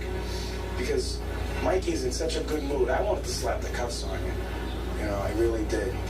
You know, teach you a lesson, maybe take you up to your neighbors and show everybody how big guy you are in handcuffs. But Mikey said, no. You know, we'll summons him into court. You know, show him what nice guys we are. How's that sound? Does that sound okay to you, Eric? Huh? Okay. You know the drill, right? Right.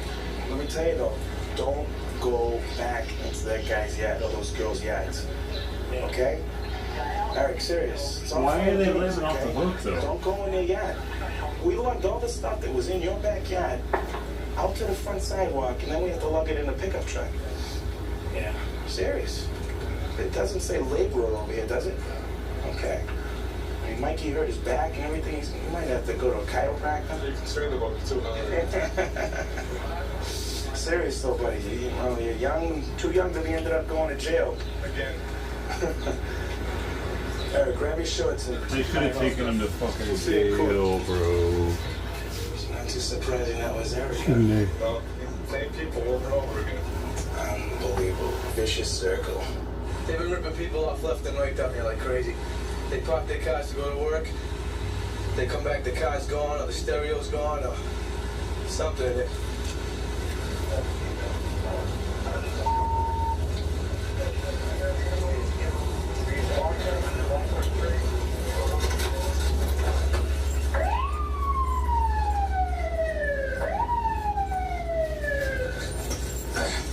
You better stop! Come on!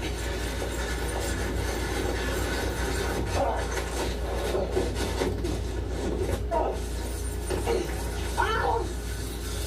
Hands on your back. Put your hands in your back.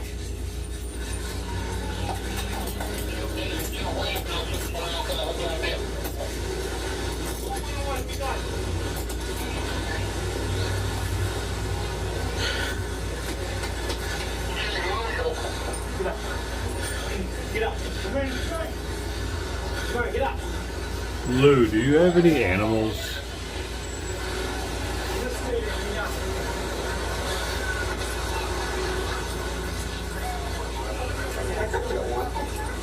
Yeah, we pull up on them. That's a big area for stolen cars down there. We pull up, we see him dealing around the car. Put a stop to talk to him. He jumps out and runs on us right away. Chase him to the field and caught him over here. We're gonna go back and check the car out and see what belongs to him.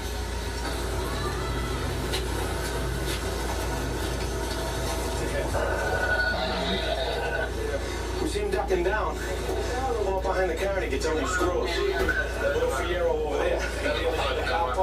We didn't get to chance. We just checked it out and ran. He got out and ran. We went after him. Over there underneath the bridge over there. Yeah, he popped the ignition over here. We're gonna run it to see if it comes back stolen. The steering column's broken over here. Piece of metal broke off. The fragments of the ignition down here. So he's gonna be brought to the station, charged with attempted larceny motor vehicle. Up until this was safekeeping. It's nice to grab them because though you feel bad for people that they park their car down there, they go do them wrong on us how they work. They come back and the car's gone or vandalized or stolen. Rioja. Most of the time they get them, but not this time. Rioja, Spanish Something this time wine. anyway. I just got a fucking special thing going on here. Yeah, we got a call, a description of a motor vehicle that was stolen a little while ago. Yeah, one of our units just stopped a motor vehicle up here with 3 occupants in it. We're gonna swing up here and back them up.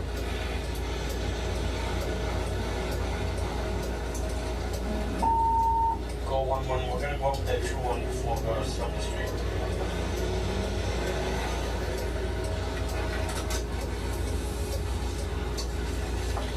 Okay, she right up here. Rioja.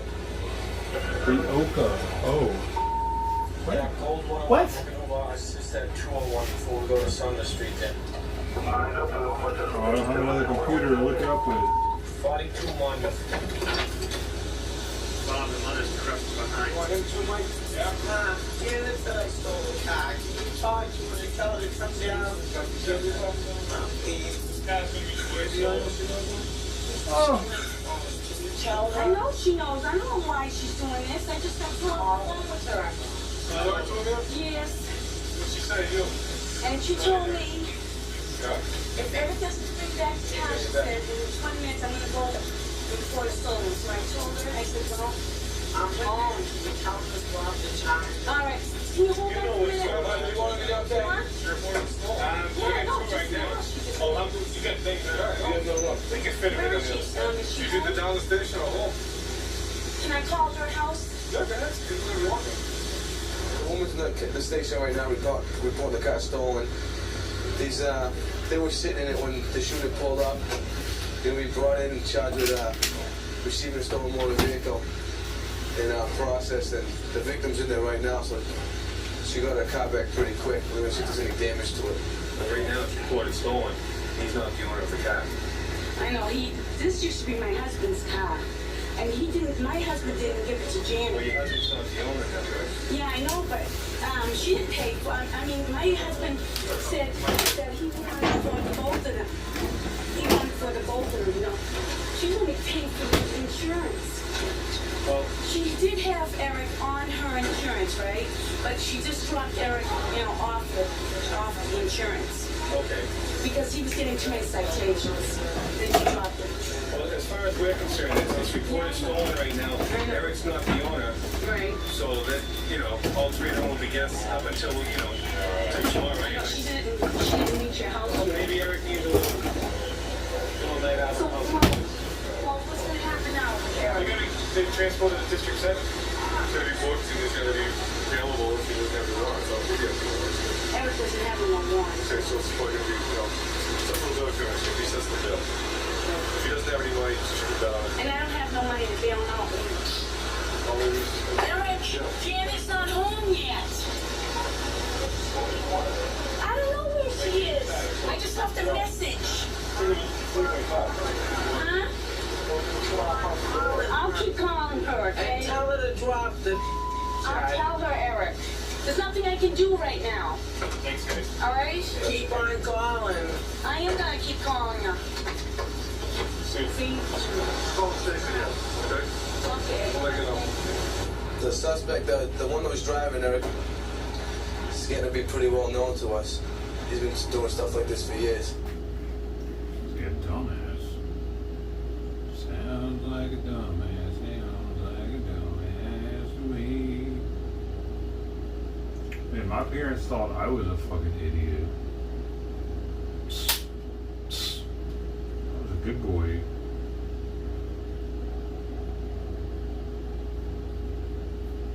Well, as you just heard, there is one food product that is getting cheaper, and that is ice cream. Oh. Just in time for I the summer. bet it's because people are getting more health conscious. I bet. And they're eating more like stevia fucking bullshit, whatever. So you're probably thinking, well, how could that be? Well, it's not due to any shift in government policy, nor is it because milk and sugar are less expensive. Both of those were up in price as of last month. No, you can thank a decline in the price of butter. As of last month, according to the Bureau of Labor Statistics, the price of butter was almost 9% lower than it was a year before. And because of that, a half gallon of ice cream that sold for an average $6.26 last year now goes for just under $6. And if you think to yourself, that's not a big difference. No, it's not. But it's ice cream. And at a time when the inflation rate is running at 3.5% on an annual basis, and grocery costs overall are up 29% since the start of the pandemic, heck, for most consumers, any discount in a store, right? And when it comes to ice cream, well, that's practically a food group unto itself. And that raises the important question, what is the most popular ice cream flavor? Oh, well, can we guess? Well, you will be guessing in just a moment, but let me give you the broad strokes, and that is most surveys will say that it's kind of a tie between chocolate and vanilla, sort of a we are the Vanilla world kind is of the thing top. there, but generally speaking, vanilla gets the edge in surveys. However, there are regional distinctions. I'm a winner. Now, here's where the guessing game starts. What is the most popular ice cream on the West Coast? Mint Chocolate. No. Strawberry. No. The most popular ice cream You hereabouts like doing that. You would got a be- lot of excitement out of that. I'm excited to think it's Rocky Road. Oh, that is. What? According to reports, but as That you, is so vanilla. as you fucking guys all dumb. know, No, and it's I'm here to not. attest, the king Dude, of ice cream flavor. Rocky Road sucks because it has stuff in it that doesn't melt in your mouth, like marshmallows that they don't, like they're just fucking. What do you mean that's the top ice cream? That's bullshit. That's a lie. Flavors is coffee ice cream. Oh, that's good too. Right? Thank you very That's much. Thank Yeah. you Okay, so my much. theory on the ice cream, they're just packing it with garbage now. So it's Yeah. cheaper. The oils, the fillers, the real ice cream is so expensive at the store. Well, my wife's store is by Haagen-Dazs, and the Awesome reason, stuff. the reason Haagen-Dazs is so killer is because it has a much higher quotient of butterfat, and that's exactly the ingredient that's now getting cheaper. Well, I just had to Google is butter in ice cream because I didn't realize that part of it. Butterfat.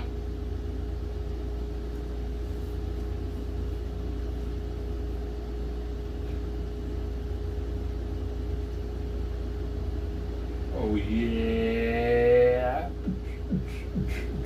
Dude, so often shit that I see on Reddit ends up on fucking the news like an hour later. Should I be posting this shit to my YouTube channel?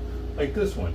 I saw this earlier on Reddit in the I'll show first, look. You see this leopard leaps over counter and attacks shopkeeper. Right? See this? There's a shop, there's a leopard comes in the shop. But look at this, right? Reddit.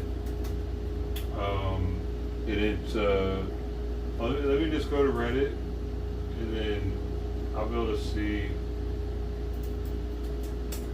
the one that I want. It's what's the name of the fucking one? Should give me it soon. One of the move videos from it. It's not doing it fast enough. Shit.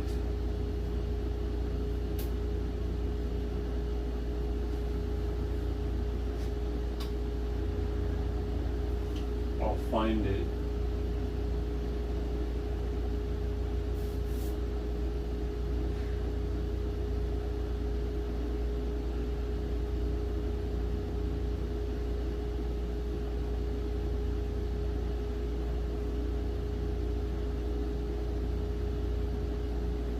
It's like unexpected or something.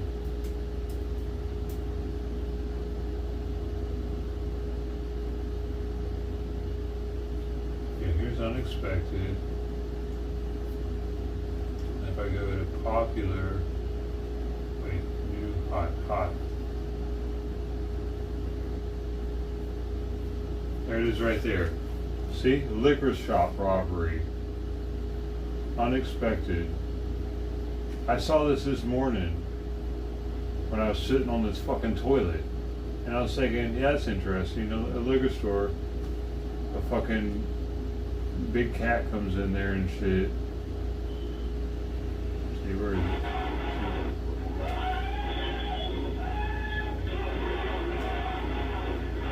Well, that's kind of interesting, you know, like, whatever. And I scroll to the next thing. But it's already being posted by mainstream media. So are those things that I should be right here? Are those things that I should be posting on my own channel? Because mainstream media thinks they're foreign. I'm not. It's a different one. But they don't. Wait, you know, but this is what wait, that was a different angle, I guess, maybe, for the beginning. But this is the main video that I saw.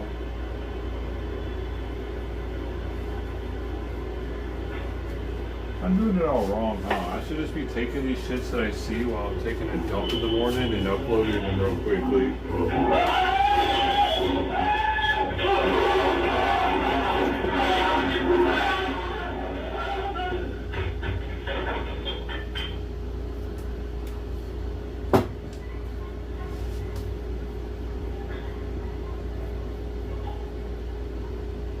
You were right with Rocky Road. Good job.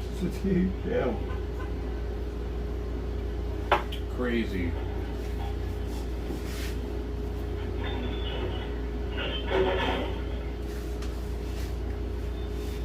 It's actually crazy. You're fired. I'm not.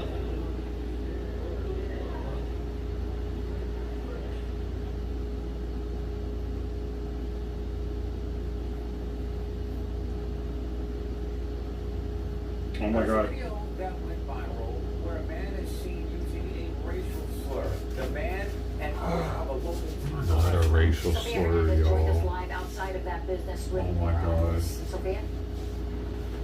Let's have a pickle. Yeah, we are here outside of Taco Rico West Kendall. One of the owners of this specific restaurant was seen in a video that was taken after the World Cup final, and what appears to be a conversation about soccer quickly turns into something more. A video posted to Only in Dave captured part of the interaction. You see this man talking with a group of Argentina fans after the World Cup final. You then see this woman push the man. Moments later, the man in the green shirt chants, while you hear a voice say, moments after that, this man is heard saying a racist remark to the black male. All while his partner continually puts her hand over his mouth. This man is the owner of the Taco Rico in West Kendall. The couple appears to have deleted all personal and professional social media accounts. Only in Dade posted this subsequent video of the black male being apprehended by Miami Beach police. Police telling NBC6 they briefly detained this streamer known as Mike from Florida. Not here. Well, not here. He's known for prank-like videos approaching unsuspecting people. And that's what this customer from Taco Rico told us he sees in the video. YouTuber or whatever influencer that he was kind of like getting people agitated or like, kind of get a response from them. And he did. Miami Beach police told us that in speaking with both parties and hearing their accounts, officers instructed everyone to end the confrontation. Officers further stated they had not yet seen the video of the incident and were unaware that any physical contact had occurred. The owner, Renee Sahini, released a statement this afternoon, writing in part, I used a racist and hurtful slur, and there was no excuse for it. I am deeply sorry. Who gives a shit? Fuck them. They would say the same shit to us. Everyone else who was rightly harmed by my poor actions. Was harmed by your actions, dude. Not reflect who I want to be, Or and I babies. take full responsibility for it. Holy The shit. franchise Taco Rico also posted several statements, the latest calling the language indefensible and saying they Indefensible. a formal review of the West Kendall location to assess the franchisee's continued fitness to operate under their brand. Other Taco Rico restaurants also chimed in, the one in Cutler Bay posting this statement, and the owner of the Taco Rico in Homestead posting a video to social media late Monday night. It's taken a long time for us to, build what we have built on the reviews, and now we're just getting hammered, on the actual reviews on them being negative. You know what I mean? That's something that had nothing to do with us. Dato Gonzalez says his store opened 2 years ago and has had numerous accolades and positive reviews, and the behavior seen in the viral post is not one he tolerates at his establishment. Everybody's treated the same. My son and everybody, nobody here is better than anybody. So, what happened, getting back to that, what happened, at the moment when I saw the video, was very disturbing, and I didn't know how the situation, how much it was going to blow up. But obviously, when things go viral nowadays, it's kind of, it's hurting all of us. And Gonzalez, as well as the other Taco Rico franchisees, want customers to know that the various establishments have different ownership. This one here in West Kendall is the only Taco Rico that is owned by Renee Seguini, and he says that he is committed to anti-racism education and earning back the trust that he has broken. Reporting live in West Kendall, Sophia Hernandez, NBC6 News.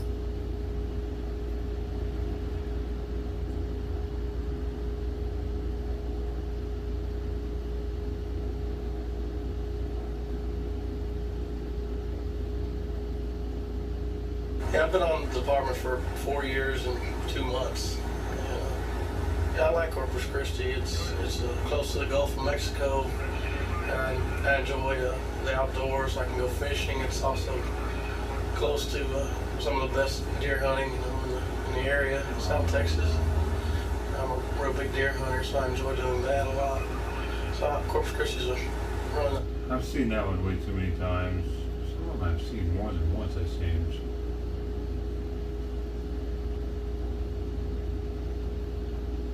Anaheim police said they have stopped a massive shipment of methamphetamine before it could hit Southern California streets. Investigators seized about 2,200 pounds of meth during what the department is calling a significant narcotics bust. The amount of meth is potentially worth millions of dollars. Police did not say if any arrests were made in connection to the bust, but the department did say that the bust came after surveillance led to 2 traffic stops. You know how we could have been off that day, right? Thousands of pounds, it says. Must be. We could have been so high, baby.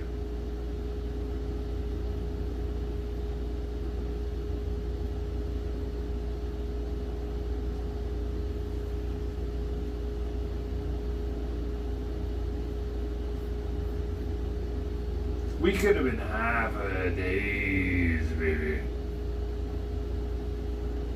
We could have been half a days, baby.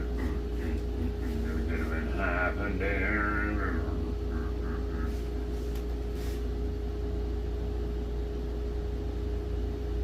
Was that real? I was a little bit intimidated that the goat's going to come over and kind of ram me off the mountain.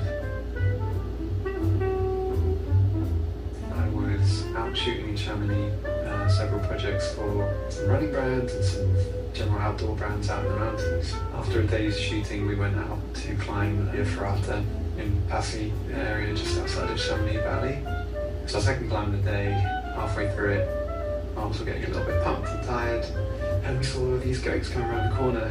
And at the time that I saw them, they were kind of level with me, level with my head height, and my climbing partner was just above me, so I couldn't move up. So at first I was a little bit intimidated that the goat was going to come over and kind of ram me off the mountain. Excuse me, have you got a reservation at this restaurant? Mm-hmm.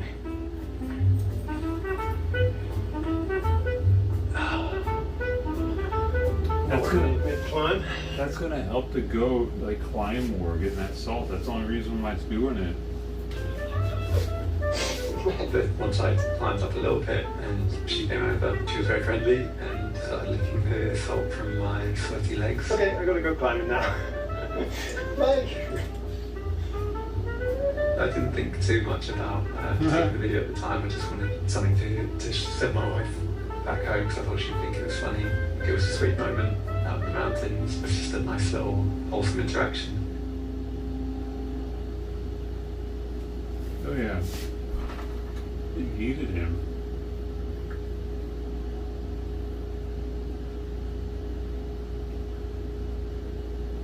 It needed him to thrive. Drinks for $10. Hey, drinks for 10? I need me a little drink before work. Which color? Oh, let me that blue one. That blue one look good. It's your 10? Yeah. Yeah, it's strong? Yeah, it's strong. It's strong? Yeah. Oh, yeah, I need me a little pick me up. Where the liquor at? There's no liquor in those. You selling this for $10 no liquor? Yes. Man, you gotta tell people that. I'm thinking I'm about to get drunk before work or something. How you selling this? I make it homemade. Homemade? Without no alcohol? None. Not even a little bit? No. It's a waste of my $10, man. You could have said something. tripping on her selling juice. Get mine, though. Mm. Hey, mine, man. Get on, man. Good night. Yeah. Whew. Can't taste alcohol no more. Mm. Right.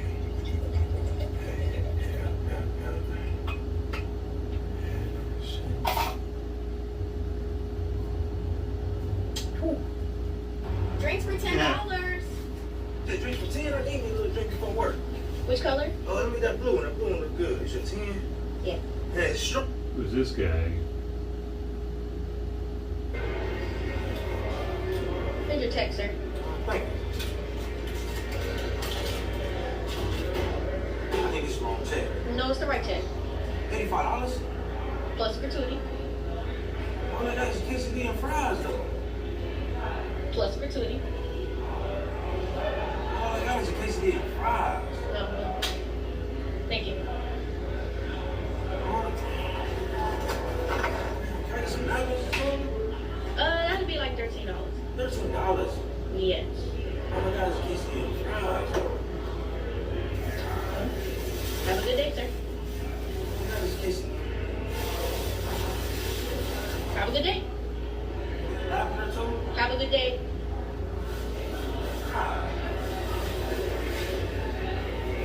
Do people really even go out to eat anymore?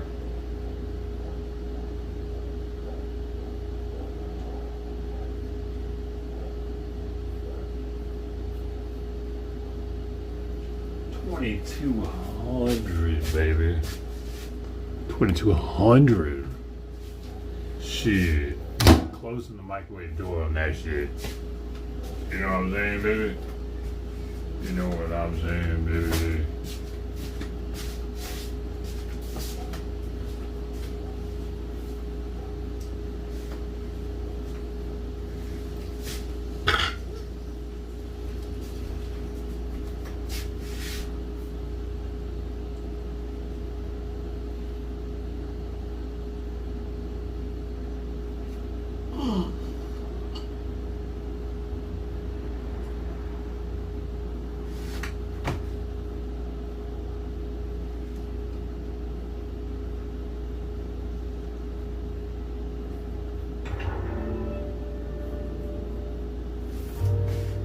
Jasmine Crockett says the vast majority of the world was rooting against Argentina in the World Cup final because of the country's racist history.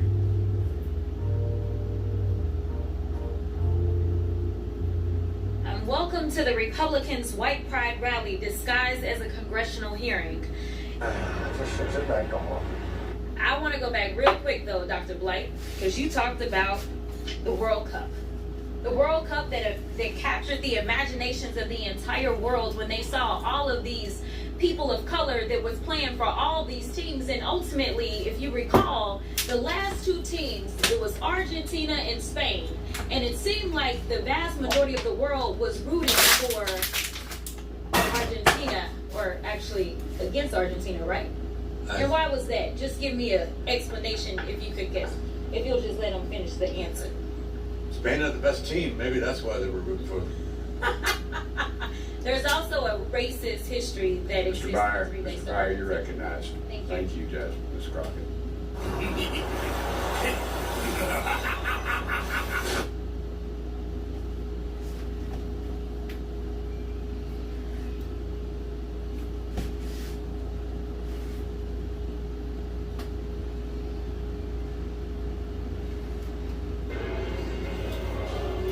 Here's your text, sir.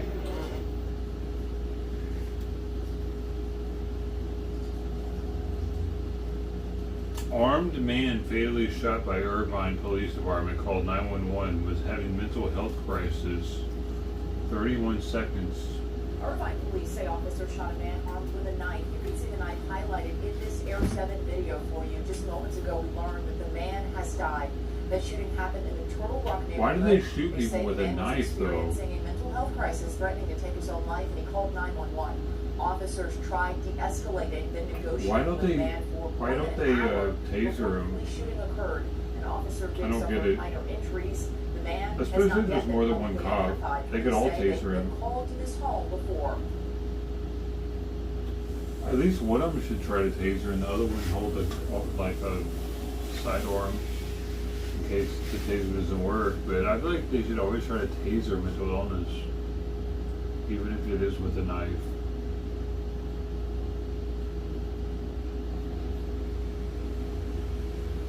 What do you guys think?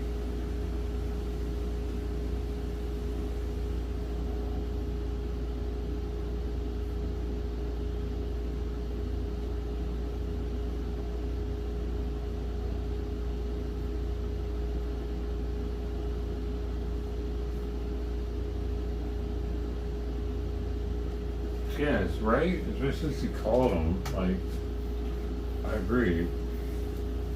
Why the hell? I mean, I don't know. I mean, he probably wasn't going to do anything. He just wanted. He was like suicide by cop type shit. He probably wouldn't have actually stabbed one of them.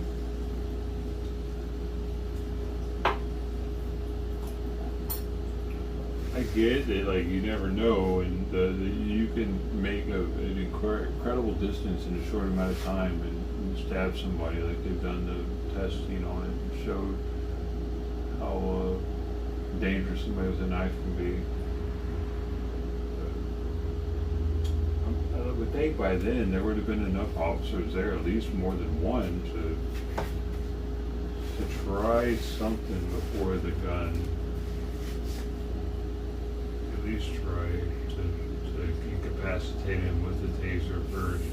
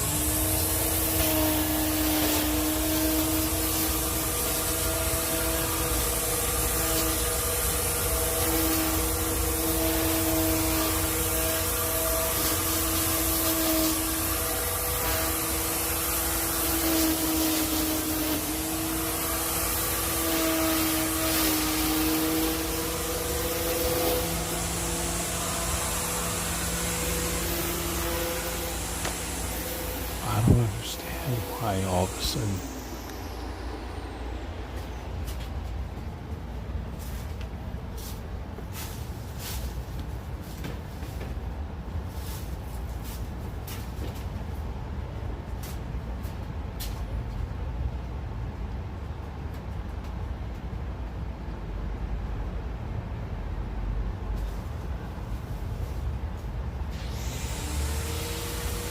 but I'm not gonna bitch about it because like I've been waiting on them to finally cut these weeds.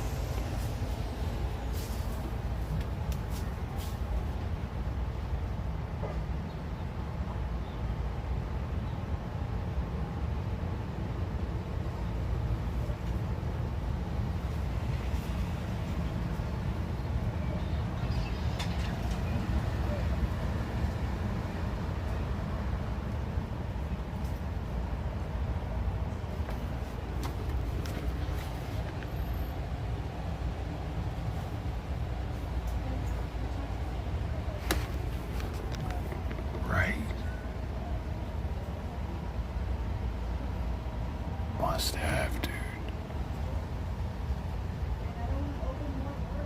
I bet he drove by. Is this on the phone or something with somebody now?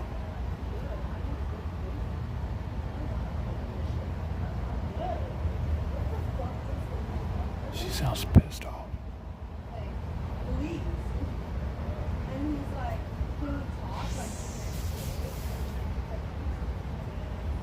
She always sounds pissed off.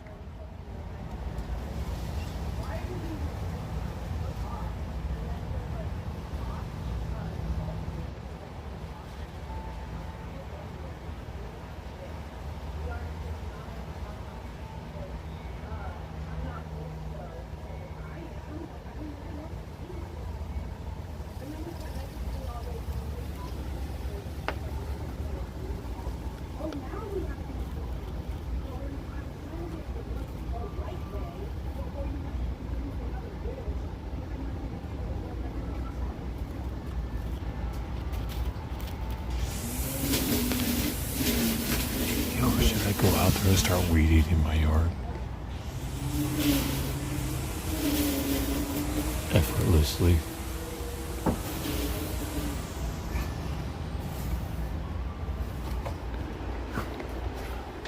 I got a fucking ego trimmer that's like, it's more powerful than a gas trimmer. I'd go out there and just, I don't even have much to weed eat, dude. It would be fucking like butter. It was, battery's already charged and everything. I think that's why she took a break. Her battery probably ran down. Fuck. Something's up, dude. It's weird. He must have drove by and looked at it, dude, after he saw my text. Because I said it looked, I said, what did I say? I feel like I said it looked like that lived next to our crack house. I can't remember how I worded it. Did I tell him that? I can't remember now.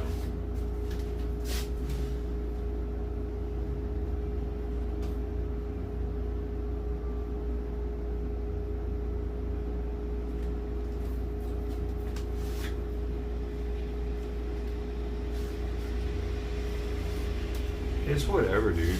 Like, if she does, it makes my place look better than if she doesn't do it, apparently, because it's like so much worse on the other side. It's like a yin and the yang, bro.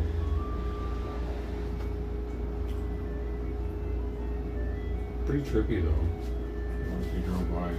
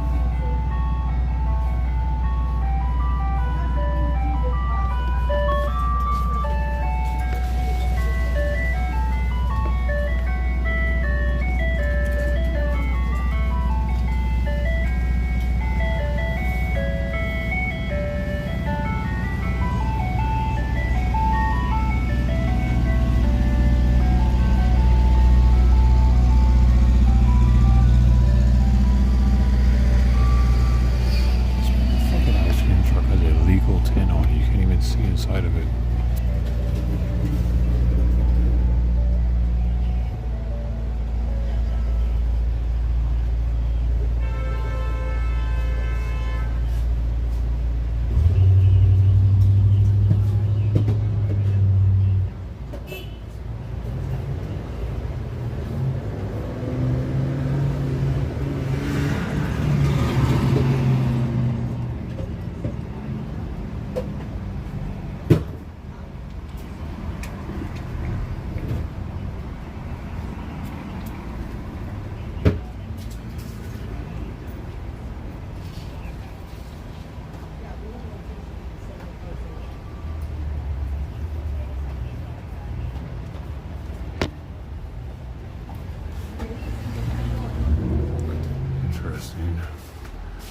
got a lot going on here. I live in a very bustling community, as you can hear. This is where I've lived for 10 years. I just appreciate that they're speaking English out there right now, honestly. For the longest, they didn't. I'm surprised she does, actually, because I guess, I'm pretty sure Spanish is her first language.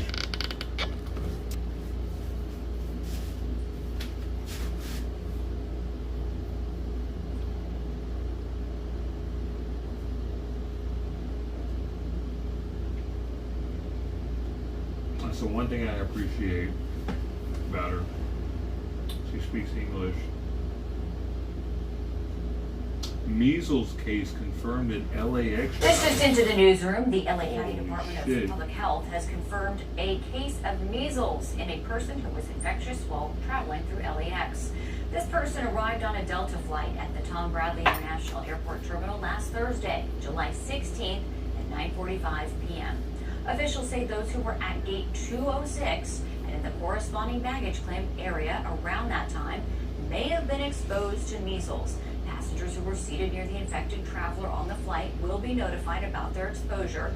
Those who may be at risk may develop measles 7 to 21 days after being exposed and should monitor for symptoms closely. Anyone who remains symptom-free for more than 21 days or until August 6th is no longer considered at risk. But don't most people have the vaccine for that, though? Measles, mumps, rubella. We had to get, I remember I had to get an extra one of those in middle school, actually, in 8th grade. They made us get a booster because there was an outbreak at the time in Tennessee, apparently. It was a mandatory thing. At school, we had to get that shit. I don't know what would happen if we didn't get it. Like, it was mandatory, but I think it was mandatory. I don't know if they would just make us not be able to go to school. Because it would ban us from school or something.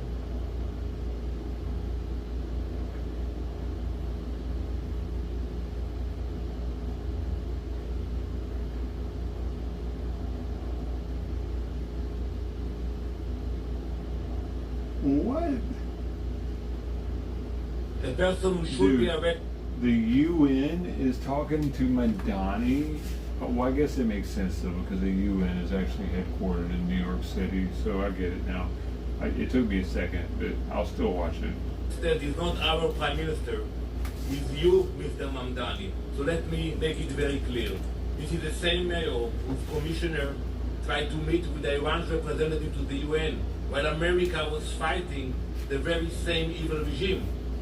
Thankfully, the State Department shut it down.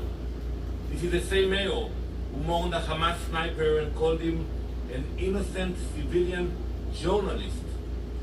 The same mayor who continues to fuel anti-Semitism across New York. And now, the same mayor who threatens Israel's Prime Minister with arrest powers he does not have. Prime Minister Netanyahu will come to New York. He will stand at this very podium. He will speak for the state of Israel. He will defend the people of Israel. And there is nothing you can do to stop him. Probably. Well, this is what he's talking about, though. Benjamin Netanyahu is a war criminal, the architect of a horrific genocide against the Palestinians. He is responsible for the killing of more than 73,000, for the maiming of tens of thousands of children, as those who survive undergo amputation without anesthesia, for the targeting of neonatal hospitals and maternity care centers, denying newborns even the chance to, for the countless people he starved as he blocked food and humanitarian aid from reaching, for the gunning down of hundreds of aid workers and journalists. And just last month, the UN confirmed that Palestinian children continue to be deliberately targeted and killed by Israeli armed forces, more than 8 months after the so-called ceasefire. The list goes on and on, all as we, as Americans, pay for the bombs that do the killing. There is a reason the International Criminal Court issued a warrant for his arrest. As human beings, we have spent generations building a shared understanding that there are crimes so grave they offend all of humanity. Anyone with their eyes, with their heart, with their conscience, should recognize the devastation he has wrought and understand that he belongs before a court of law. As I've said, I agree with the ICC that Benjamin Netanyahu should be arrested and tried for his crimes, as I do for anyone else charged by the ICC. My administration has reviewed every avenue available under applicable law to determine whether New York City could execute the International Criminal Court's arrest warrant Benjamin Netanyahu named. It is clear that we do not have the independent legal authority to enforce this warrant. The federal government, however, does, and I call on them to join the ICC and execute this warrant. And I want to be equally clear.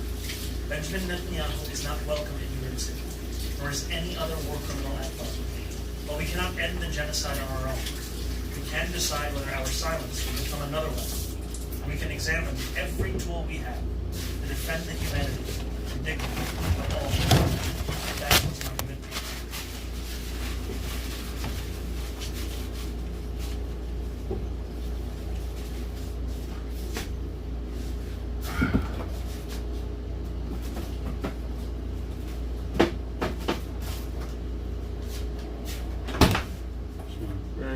Freshy, giving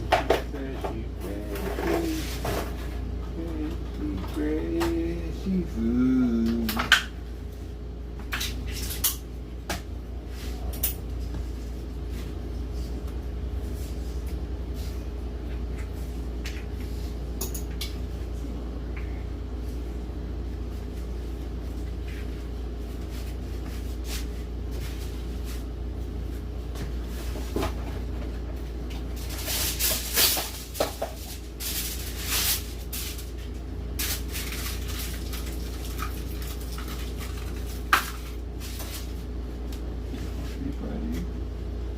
You just wanted the fresh fruit, didn't you? Huh. You just wanted it. It was too old? Nope.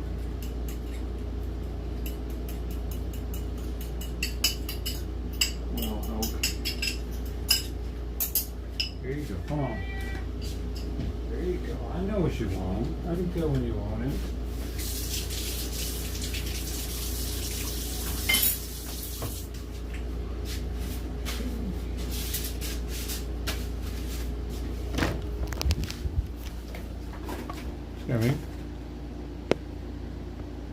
I know what he wants, the fresh food. It was getting a little stale. My mask, see the mask I got? It says positive vibes only. Positive.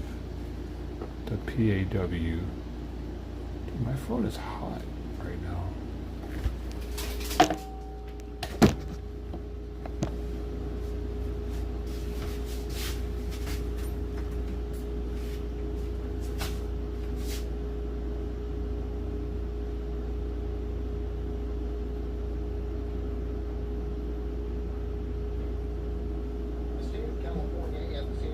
Department of Agriculture and Food are putting out a notice. If you purchase the Desert Willow from Costco stores in San Diego in late June or early July, it may be carrying an invasive insect, and they have guidelines they'd like you to follow.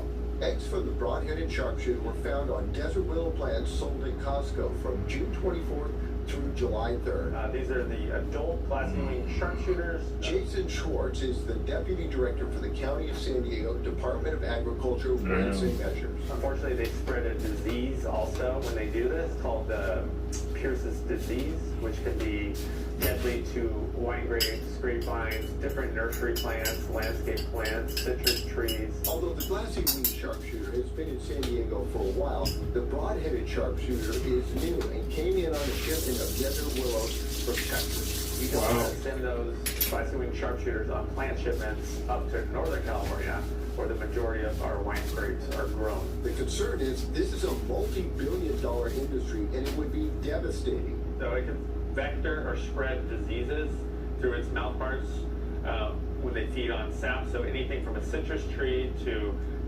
any plant really. Costco has put out a letter to its customers notifying them of the insect and what to do with the plants. It also provides a contact link to the County Agricultural Commissioner's office. We'll talk to you about how you can dispose of this plant. It involves double bagging it and throwing it in the trash, not composting it or putting it in your green waste bin. And if you've already planted the desert willow, we'll go out there and actually take a look at the plant to see if it has any life stages of either the glasswing sharpshooter or the broad-headed sharpshooter. So if you did purchase the desert willow from Costco, I'll put a link on this web story so you can get more information from the California Department of Food and Agriculture. That's a willow, We'll send bro. it back to you in the studio. I got the motherfucking willow, bro. No, I didn't. You got these right here, though.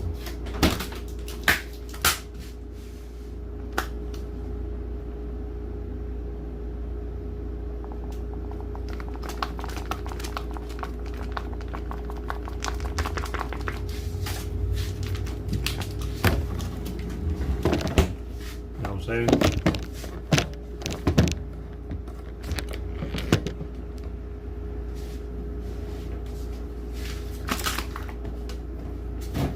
Don't forget it. Don't forget what I got. Don't ever forget what I got, okay?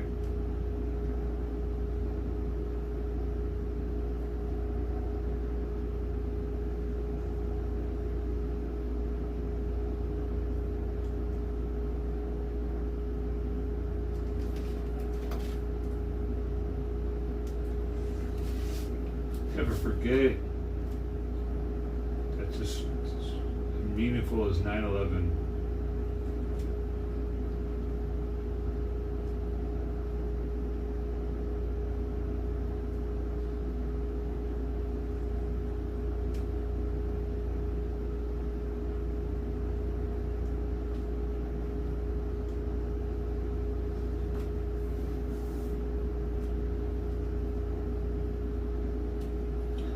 Man, it's so hot. Why isn't the fucking temperature going down, dude? It's still 87 degrees in here. I can feel that it's actually it's hitting 88 now. It's the same exact shit that it was. It's fucking miserable, dude.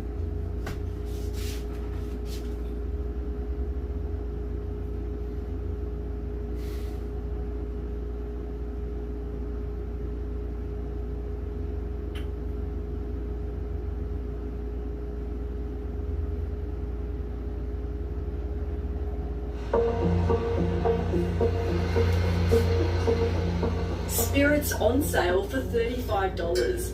It's a price that's hard to resist, but what's inside the bottle could cost you more. This is not fit for human consumption. Nobody should be drinking this. Dirt cheap and toxic. I'm worried by the prevalence of this. Really worried about it. 7:30 visited independent bottle shops around Melbourne and found suspected illicit spirits on shelves next to legal products. One bottle of vodka we bought in May contained a chemical used in paint stripper. So the bottle that you had tested and your results were Who actually, knows about this? to be honest, quite terrifying. I just need to talk to you about this because Lou, are we're you still here? doing a story on Dirty George vodka. My buddy Lou, me and my buddy Lou sang a song. Australia's illicit alcohol trade is on the rise. In 2023-24, it cost the federal government around $800 million in unpaid tax, and experts warn the black market is only getting bigger. Dr. Michaela Kowalski is an alcohol and drug researcher who Who's still recently here? produced a report on the extent of illicit alcohol in Australia. We've been to just about 200 stores across kind of the eastern seaboard of Australia, so New South Wales, Victoria, Queensland, and 30% of the stores we've gone to were actually stocking illicit alcohol products. Seems to be quite widespread. Yo, this is some shit I would expect to hear about Tijuana or something, because I've seen the news. There's a Vice story where there's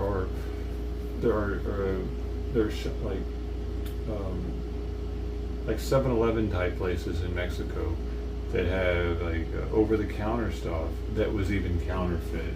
So like this is some shit like that kind of.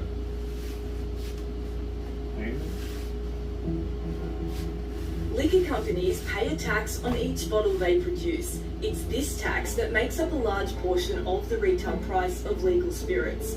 The tax is calculated according to volume and alcohol content.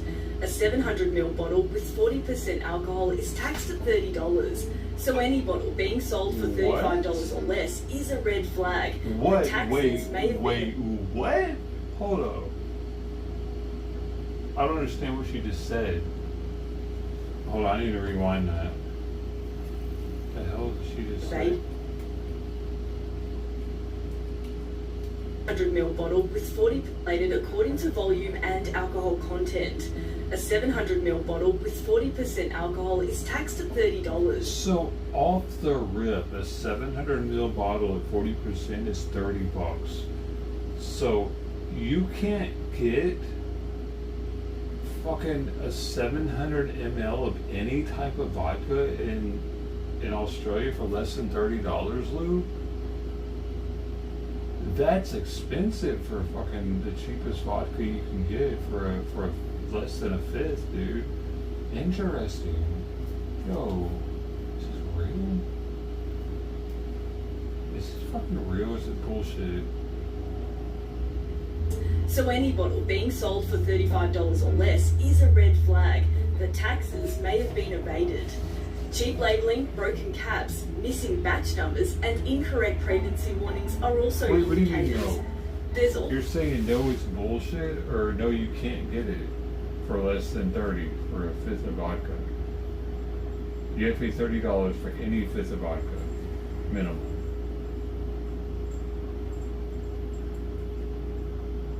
And Australia, I don't know, that's 30 Australian bucks. But still, that's like $20 to $30 American.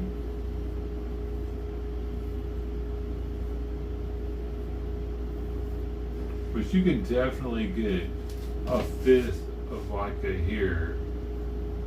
Let's see. Cheapest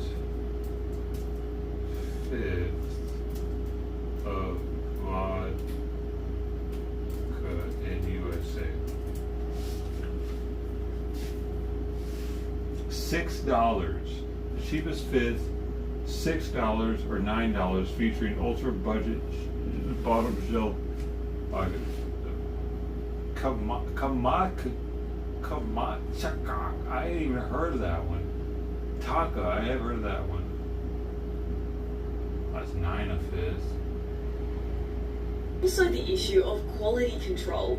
During Dr. Michaela Kowalski's research, she tested 3 suspects. Whoa, you're saying cheapest vodka you can get in Australia is $42? What? Crazy. That's crazy, man. Wow. But so what's the the cheapest way to, so vodka isn't cheap apparently in Australia. What is considered the cheap drunk in Australia?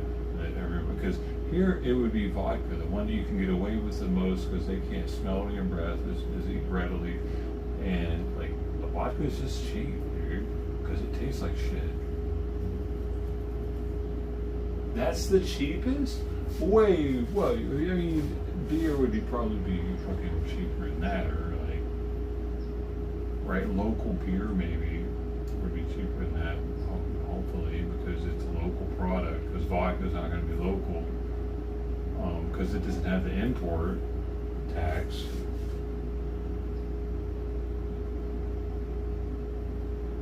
The cheapest fifth that you sell is the vodka fifth for 42. That's a lot of money for a fifth of vodka. I can't believe people even buy it in Australia, if that's the case, because there's much, whiskey must not be that much more, to have a little bit of flavor added to it. It did illicit spirits and found contaminants in 2 of the samples. What we found there was that 2 of the bottles actually contained methanol and plasticizers. Both of those are things that you don't want to have in vodka. You don't want to be drinking them. They can cause kind of long-term damage. We bought a big bottle of vodka, more than a litre, called Dirty George, for $59 in Mulgrave in Melbourne's East.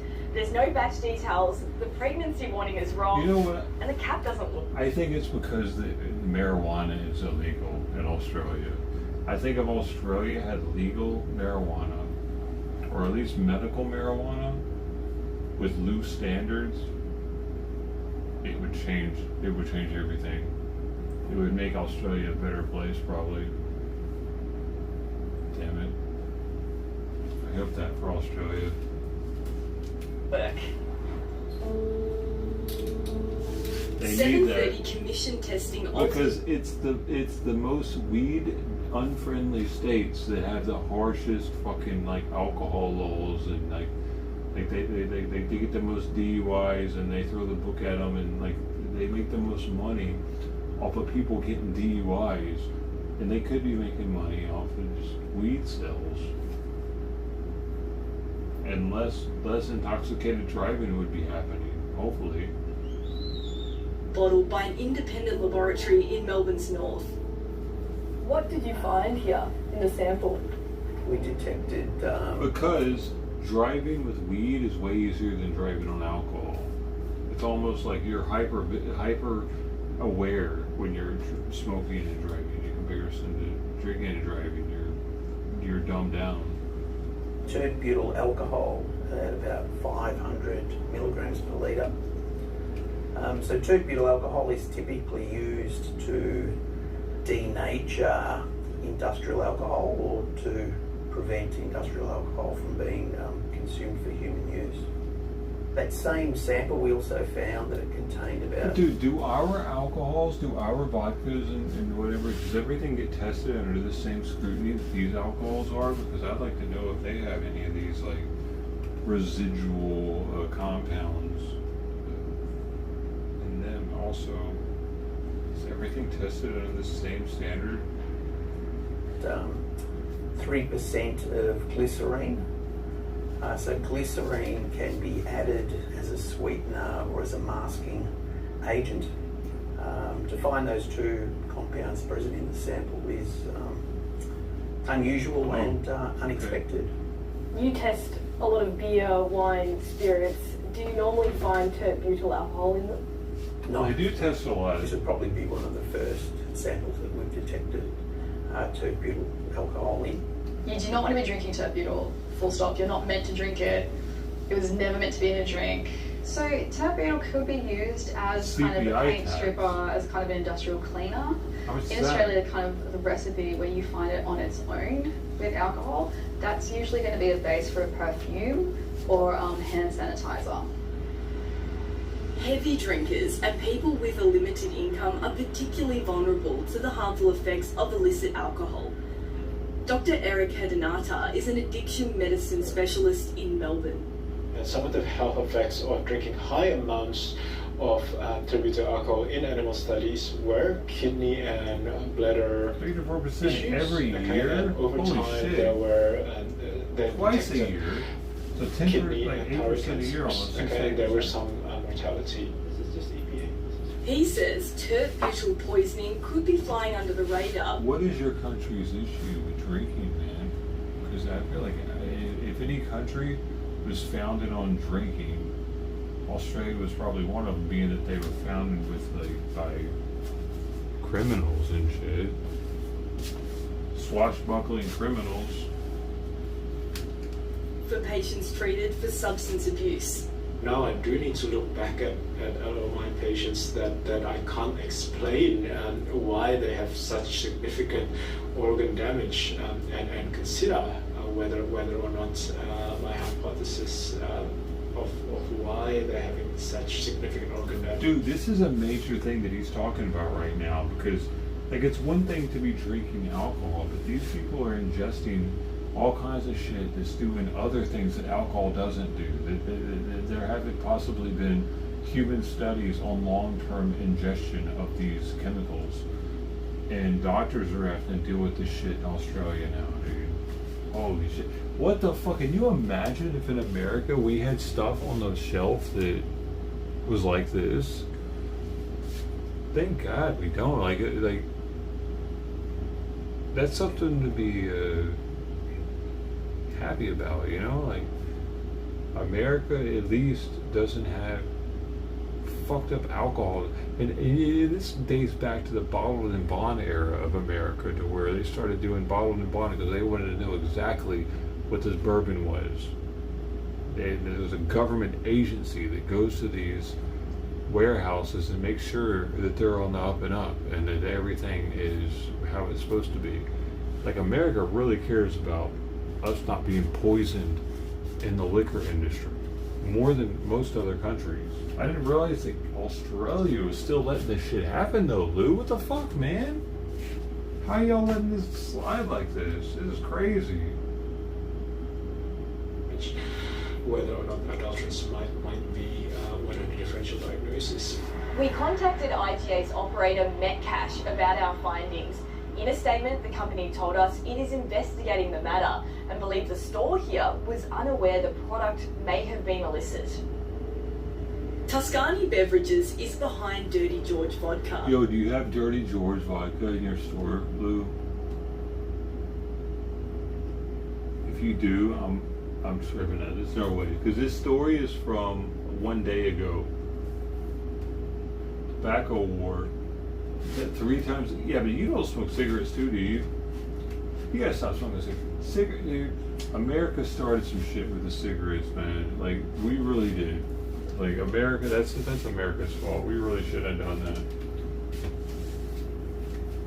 They were making so much money off the rest of the world selling tobacco, you know? I can imagine. They didn't know at the time how harmful it was. It's not really their fault. They didn't know how harmful it was. You know, they thought it was just this awesome thing. You don't know if you have the dirty George, Lou, or not. Following a search of company records, we went to an address linked to the company in Doncaster. I'm just looking for the owner of Dirty George Vodka. I'm the owner. Yes, great. I'm the owner, but yes, my lawyers.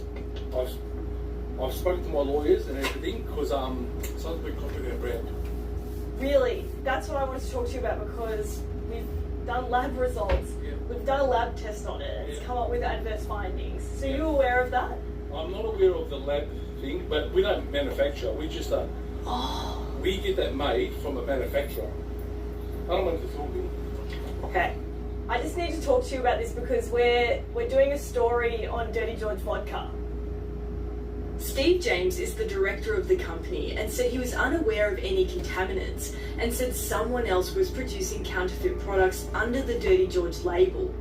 So what we found is there's tert-butyl alcohol in this, which is a denaturant in industrial alcohol. It's not us. Okay. That's all I can say. Lawyers for Tuscany Beverages told 730. Why is it 37% alcohol vodka? What kind of bullshit is that, though? That's like close to flavored vodka, dude. Flavored vodka here in America is like 35%. It's thick and it's syrupy, you know. It's like female vodka. But for vodka to not even be flavored and be 37%, that's weird, dude. It's like, that's vodka that's been stepped on. They have reported what they believe to be counterfeit Dirty George products to Liquor Control Victoria and would cooperate with any investigation. They said all genuine Tuscany Beverages products are manufactured and bottled through a properly licensed manufacturing facility. The company has not received any advice or notice from the facility or from any regulator indicating that its products are unsafe or non-compliant. We've actually seen that brand in our audits. That's one that we flagged. Dr. Michaela Kowalski raised these concerns about... This is where it gets murky. I don't think shops are generally buying from the black market. They're coming through legit companies. Yeah, it's crazy, dude, how this is happening. Like, they're pretty much like, they put their label on somebody else's vodka and whoever's manufacturing that, but is it happening? Is it on Australian distillers that are doing it or offshore? Vodka labelled as Dirty George with authorities. We've discussed our results with the different liquor control agencies, police, health departments. There are 3 ways illicit alcohol can make it into the Australian market. Through the fraudulent manufacture of alcohol that avoids tax altogether, the licensed manufacture of alcohol in a distillery but underreporting sales and not paying excise, and smuggling alcohol into the country without paying excise duty. There's a few kind of quirks in our regulatory system. So to sell alcohol, you need to have a liquor license. Whether you're a retailer or wholesaler, you need to have a liquor license. But the catch is that if you've got a bottle shop, you don't actually have to check if your supplier is licensed and above board and doing the right thing. We contacted Victoria Police, the Australian Taxation Office, and the local council. Dude, she said above board. I haven't heard that saying in so long. Keeping stuff above board. That was like a treatment saying. Gotta keep yourself above board. Sure. About our findings. We were then referred to the Victorian Department of Health, which then told us to go to Safe Food Victoria, an agency created 3 weeks ago. Safe Food Victoria told 730 Victorians have a right to safely consume food and alcohol, and any person or business who seeks to profit off this by breaking the law faces significant fines and prison. So in the European Union, all food and beverage products, and this includes alcohol, are subjected to randomised testing, quality control. That's something that could really go about increasing consumer confidence. Dr. Eric Hadanata wants to see tougher penalties for those who manufacture contaminated alcohol. And when someone smokes your drink, that's a crime. Well, this is technically smoking your drink with a substance that you do not consent to. I think this is a criminal offence.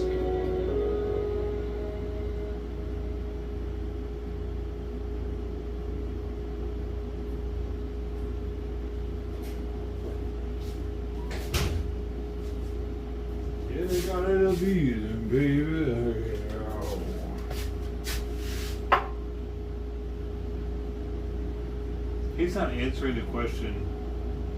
She doesn't know, actually. Never mind.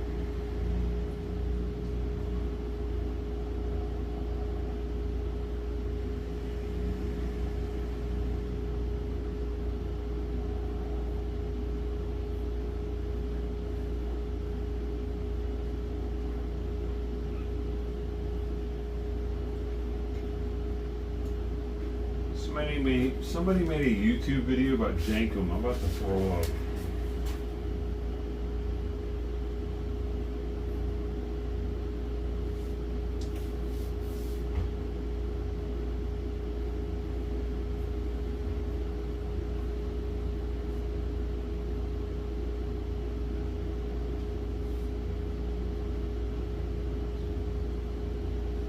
And will the real Doug Henning please levitate? Oh, yeah.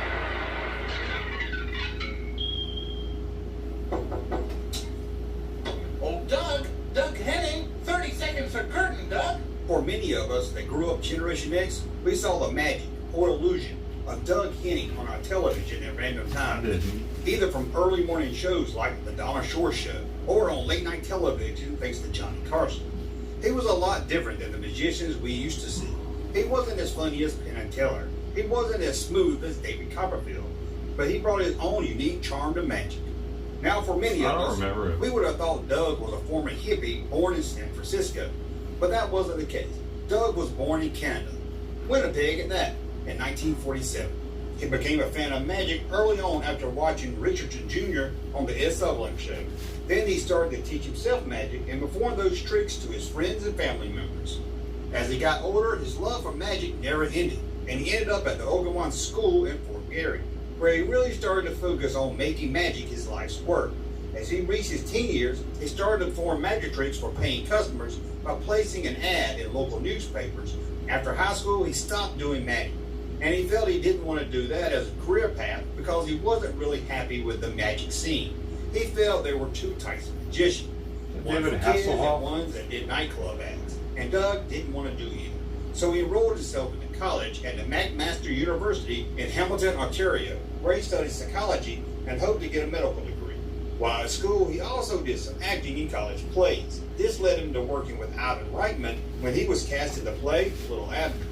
To support himself during college, he took a job at the Toronto airport loading and unloading crates, but he felt that job was just too hard, too much heavy lifting. So he formed a partnership with his friend, Mars Barker, and performed acts at a local bar. In May of 1967, tragedy hit Doug and his family when his father was killed during a training flight. His father had been a pilot for Air Canada and was testing out a new AC-8. Doug kept pushing on, and he and his business partner Mars ended up taking the act on the road throughout Canada. The love he had for magic and performing was back, so he applied for a grant from the Canadian Council of the Arts. They awarded the grant of $4,000. In return, he would perform magic at their theaters while studying the art of magic. A few years later, he would visit the famous Magic Castle in Hollywood, a private club for magicians only. This led him to meeting a fellow Canadian magician known as the Professor. As part of the grant, Doug was able to take lessons from the Professor, so he moved to Hollywood. Doug loved that his teacher was more like him when it came to magic. He wasn't just a magician for kids or nightclub acts. After a year learning from his teacher, Doug set out to return magic to his glory days by developing a live show called Spellbound.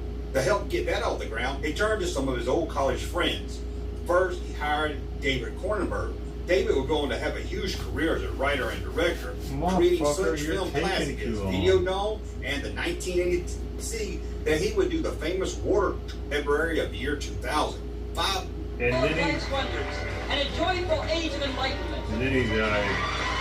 then he died, folks. And then he died.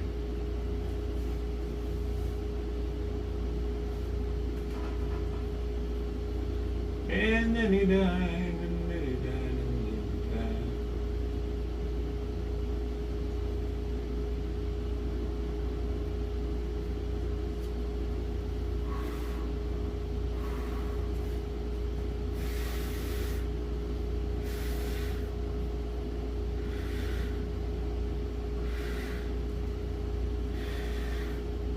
Dodgy spirits.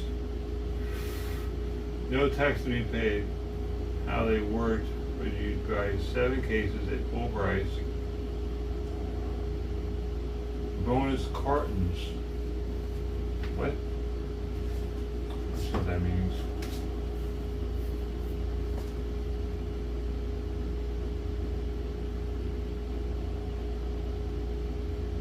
Everybody had to buy 6 cases that bought something?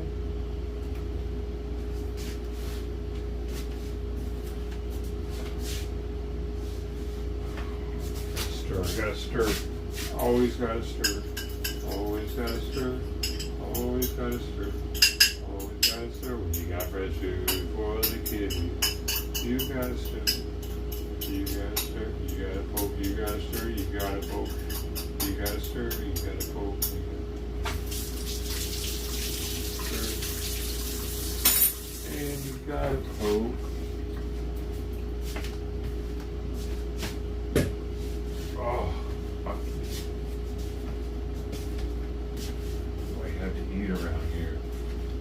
Carrots.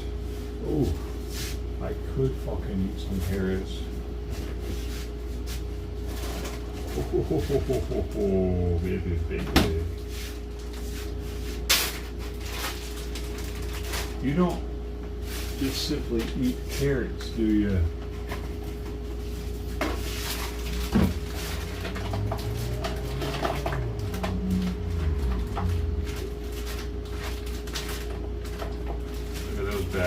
Bad fucking boys. How bad do you think they are? Do you think they need a spanking?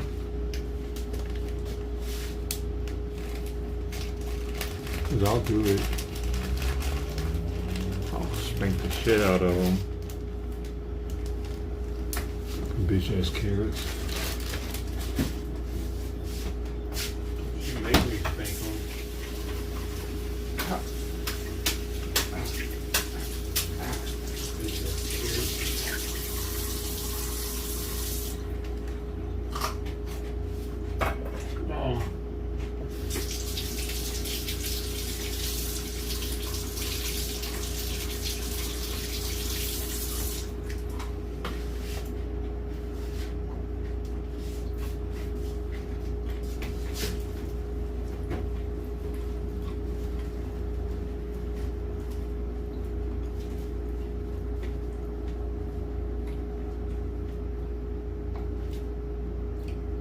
So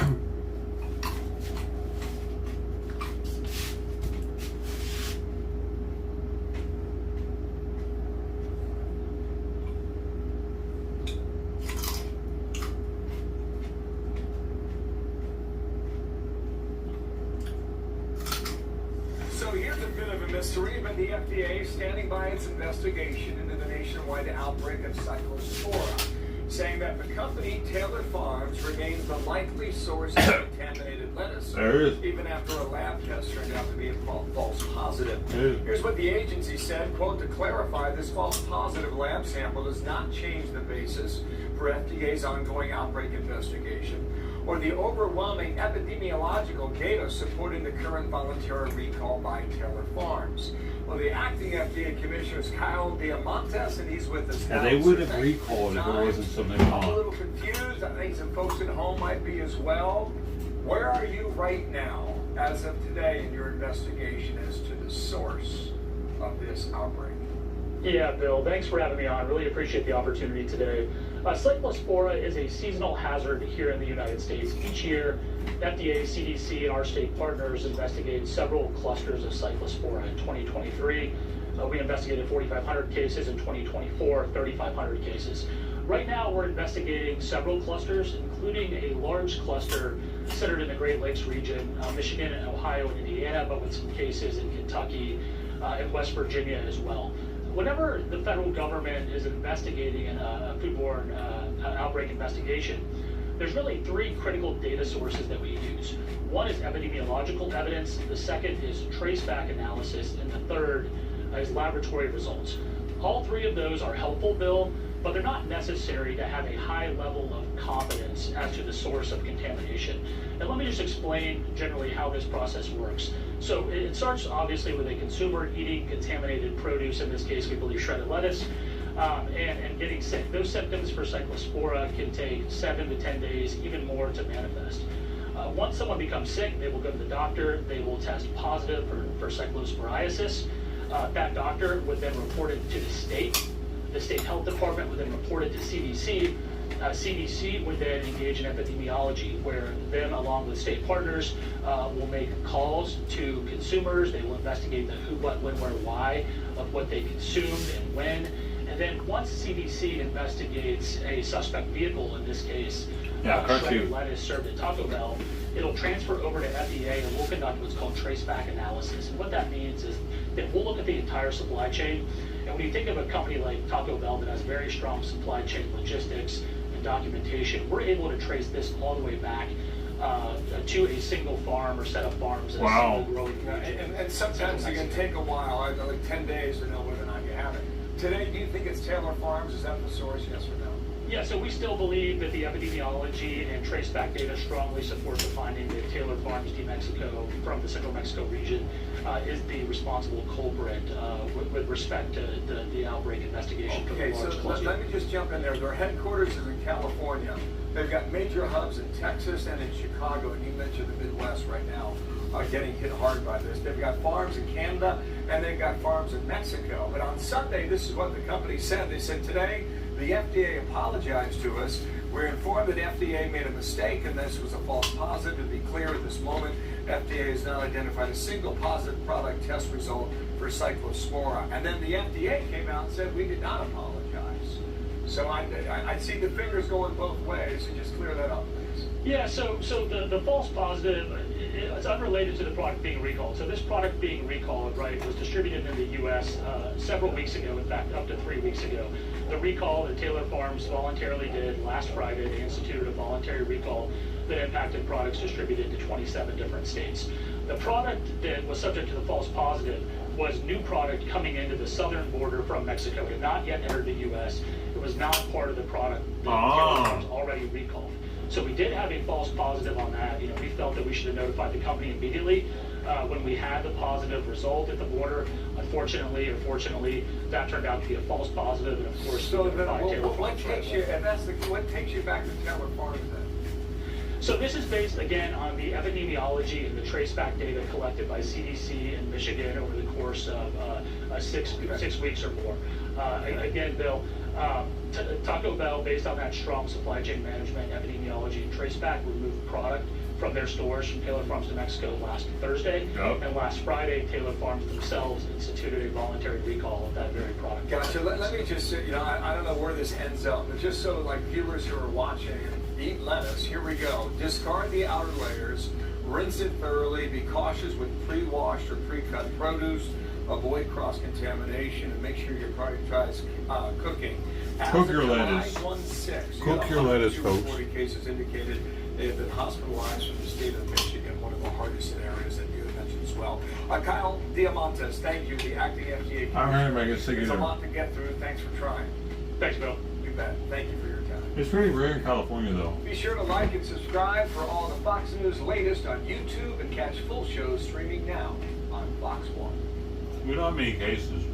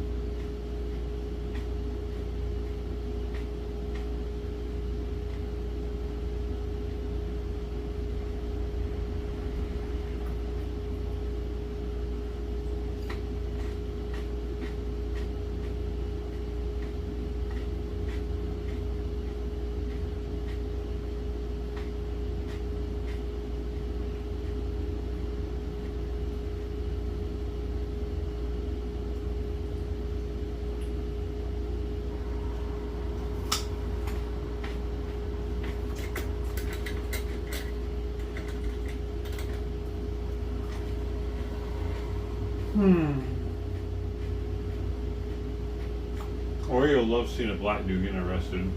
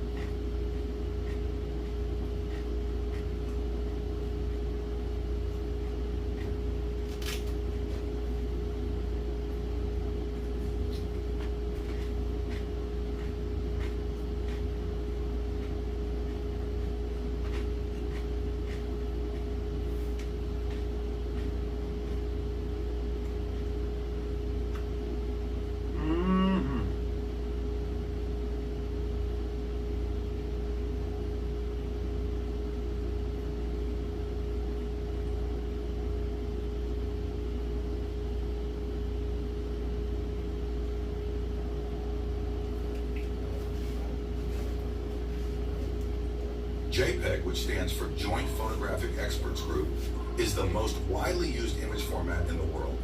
It was created in 1992 by a group with the same name, and that's why it was called JPEG. You might also see this format with different extensions like JPG and JPE. The reason is that at that time, operating systems only allowed file extensions with 3 letters. Since they couldn't accept more than 3 letters, JPEG was shortened to JPE and JPG, and there is no difference between them.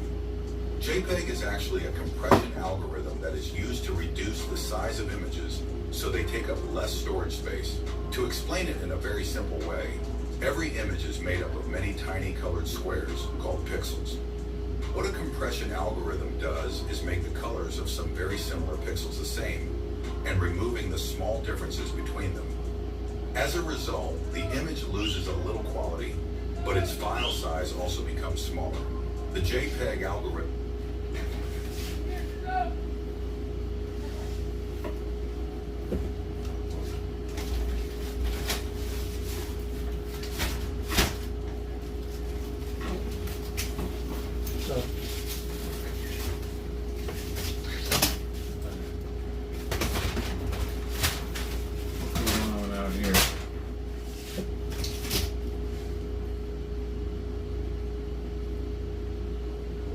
le bateau.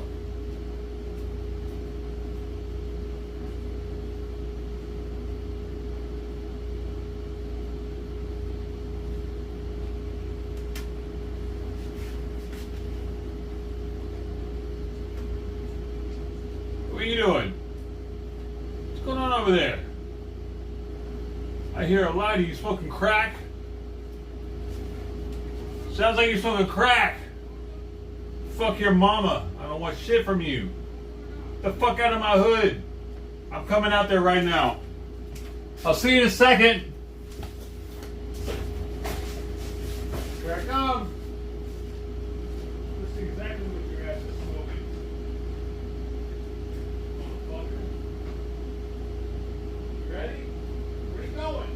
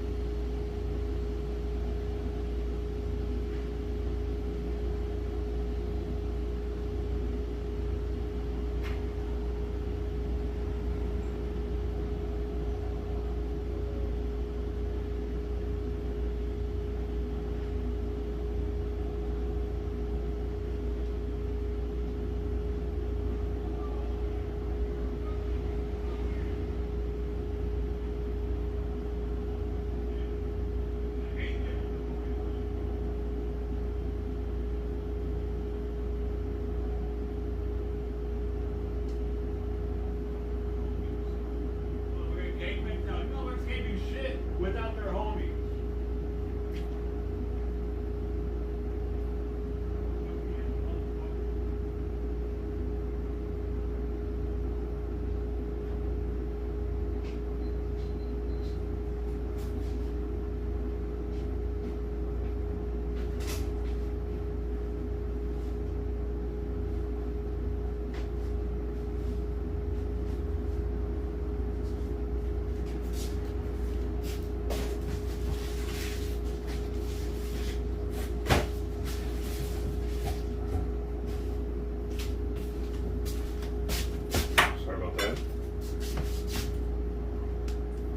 You guys didn't hear any of that, did you?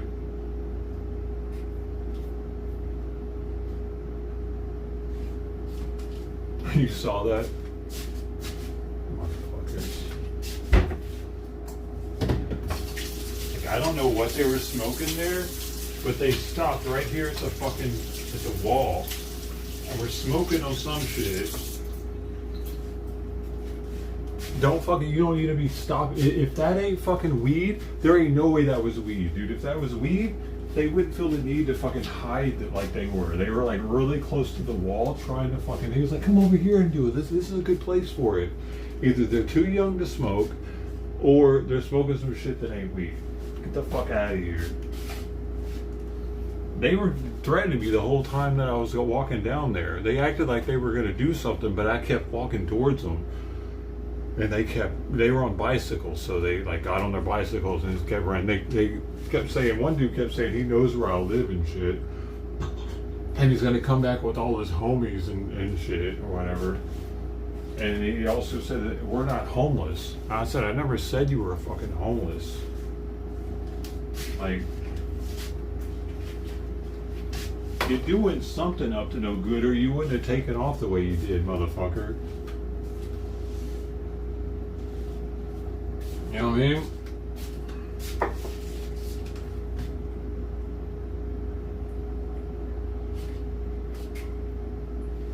I don't care, dude. My neighbors know I'm the crazy gringo, dude. I've been here for almost 10 years. What are you gonna do? You gonna fucking throw a rock through my window or some shit? What are you gonna fucking do, asshole? Over what? Over me not wanting you to smoke crack or whatever the fuck you're smoking right next to my place? You're really gonna come back like that for that? That's something. I don't think so.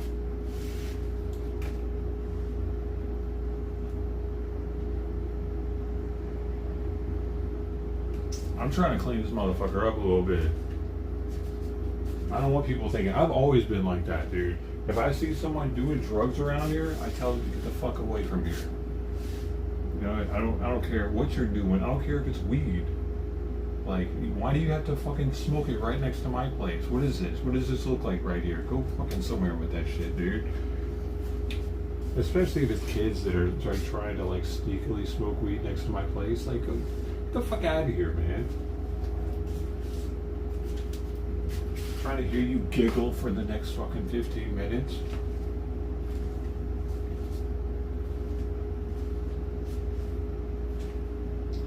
I don't know what they were smoking, but they ain't smoking it fucking here anymore. I know that much.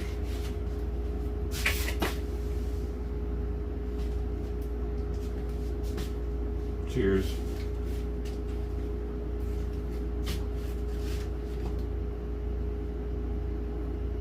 I don't let people do drugs next to my place. Whatever the drug is, if they're acting shady, you gotta fucking go, dude. I've been like that since I moved here. Because, like, I don't know what you're doing. I don't know what you're doing. If that's meth, or you fucking over here smoking fent or some shit, I don't fucking know what you're doing, dude. You're acting shady. That's all I know. You gotta go.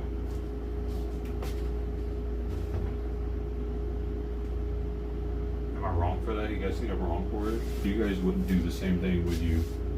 Would you guys confront two Mexican dudes, two Mexican hoodlums in your neighborhood, in the hood, in the ghetto? Would you do that? For the gentrification of it all? Would you? Or would you just be like, oh, it's some dude's just out there doing something, I'll close the window or I'll ignore it? You'd ignore it, wouldn't you? You know what that is? That's not a self-governing society if you do that. You're expecting the cops to fucking control everything. We were founded on a self-governing society. Self-governing government. If we can't govern ourselves to some extent, then this shit won't fucking work.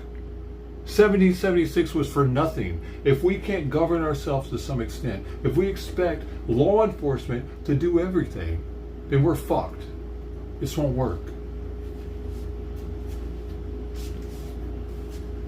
Someone has to say something when they see shit.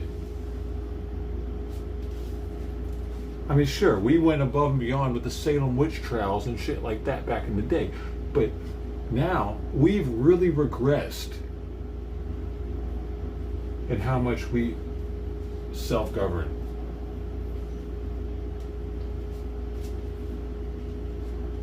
Especially when it comes to minorities. Everybody's scared to say something to the fucking minority. They've been through so much, right?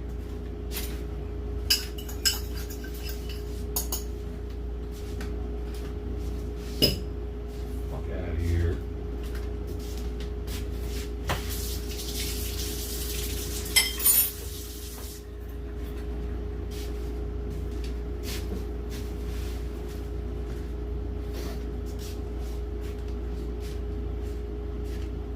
Christianity? Oh, you think Christianity calls people to be more understanding, more forgiving, and less willing to cooperate with,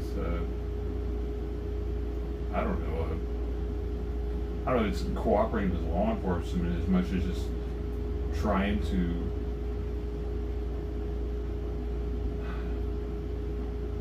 let people know that they're breaking the law without getting law enforcement involved, because that's really what it boils down to, is not getting law enforcement involved and doing it yourself. Because if we can't do that, the taxes are going to be way too much on the people, because we're going to have so much taxes to fund the police department to get people to fucking do the right thing.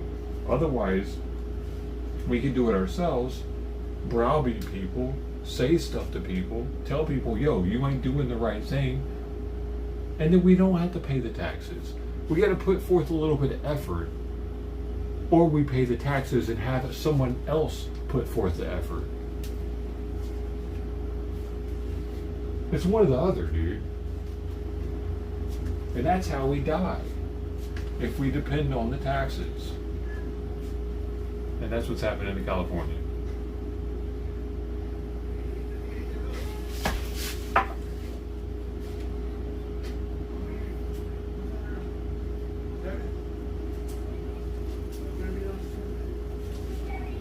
Oh, that was them, dude. Thought that was them coming back for a second. They're homies. Can you imagine? They surround my place and start fucking throwing rocks at all the windows. Holy shit, dude. That would have been something. Alright.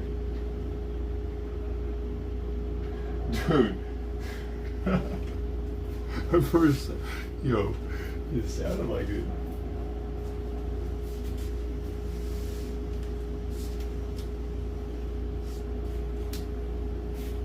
I was ready, like, I guess we're doing this shit. The first thing I was thinking is I gotta make sure the cats are in a I was gonna have to get the cats into a bathroom or something so they couldn't jump out a window. That was gonna be number one. Get the cats away from all the windows. It's not the first time that I've had a Mexican dude come back with his homies. I've told the story before. When I got this pull-up bar, I mean, which by the way, in case anybody's curious,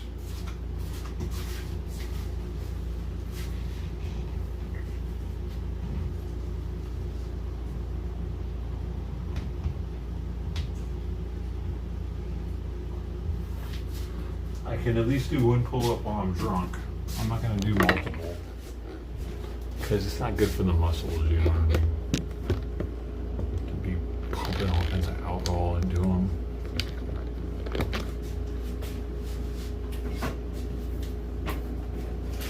The day I got that, I got into it with this dude. He was like, I'm gonna go get my big homie. It was over him not picking up his dog shit, actually. And he actually came back with this dude. And where they were looking for me and knocking on my neighbor's doors and shit, asking where the gringo was.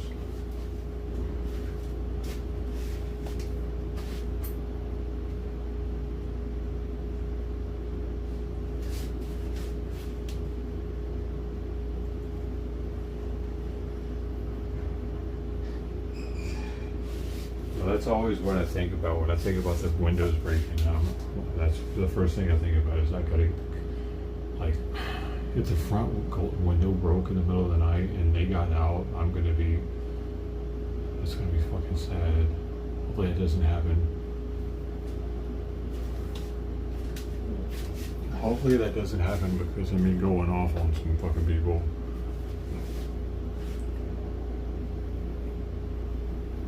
They're probably not coming back, dude. Because I told them, I was like, I already got your face on camera. There's all kinds of cameras in this alley.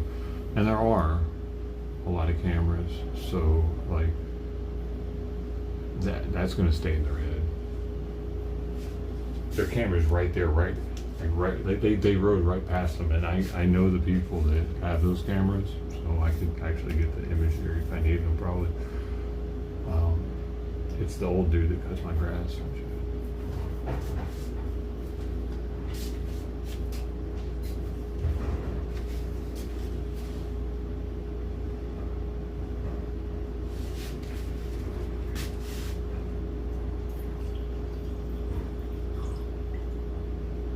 That's the thing, you gotta put people on like, you gotta let them know, or at least get that in their head that I know who you are already. Because then if they think that, they're less likely to come try to do some dumb shit. I always tell them that. No matter who I get into it with out there, I always tell them, I know who you are. We know who you are around here. I don't know who the fuck they are, dude. But they get that in their head, especially if they're a dope head, they're way less, they're paranoid already.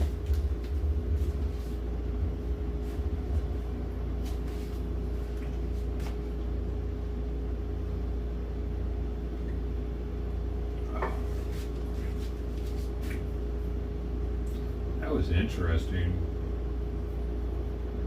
I was learning about JPEGs and shit.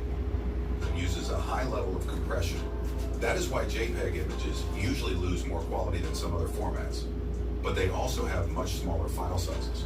Because of this, JPEG is the best choice for websites, photos saved on mobile phones, screenshots, and almost anywhere that keeping the file size small is important.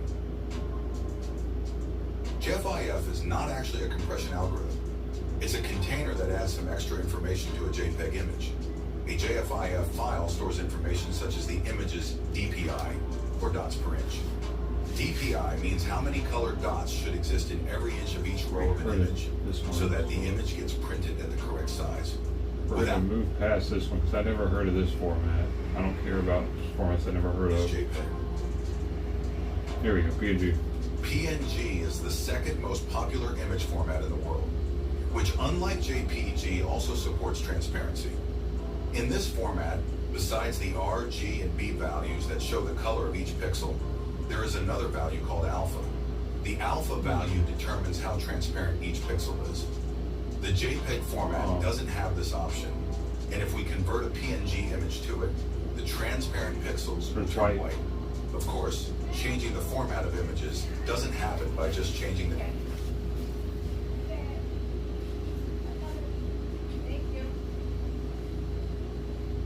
A lot of bike riders tonight, dude. Or extension to another extension. That way, you've only changed the name and wasted your time. To actually change the format of an image, you need to visit websites that do this for you online. And after that, you can clearly see the difference between JPG and PNG. The image compression rate in the PNG algorithm is much lower than JPG, and in it, the image quality is high, and yes, the file size is also high. So if you have a lot of storage space for having sharper, higher quality, more detailed images, and of course with a transparent background, I recommend you save your images in PNG format. BMP stands for bit. I'm always using PNG. I'm a PNG user. TIFF. I don't really use TIFF. GIF. Everybody knows what GIF is. What's the next one? That was amazing. That was so informative.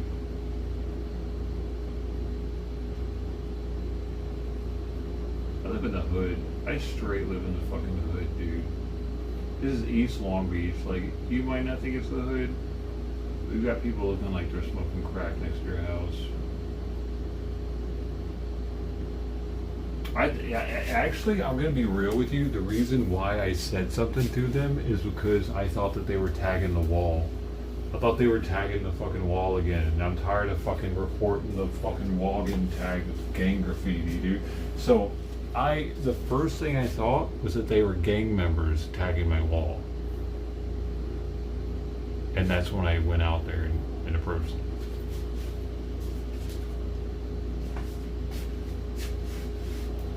Yeah. Because I'm like Gran Torino in this motherfucker. I don't care.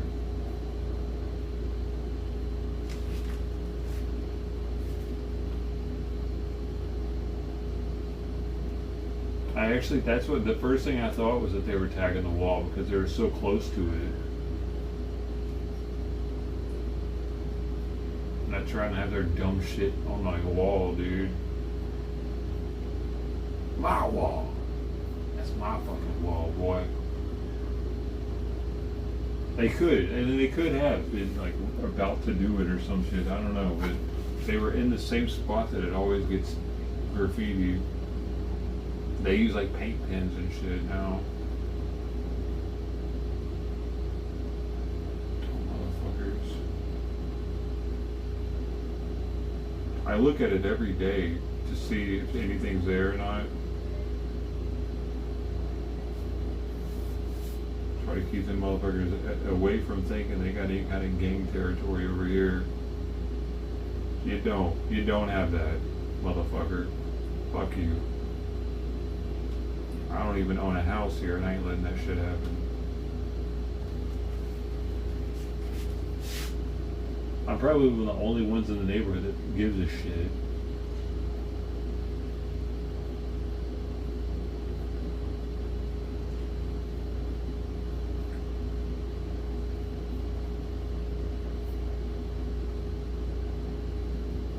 I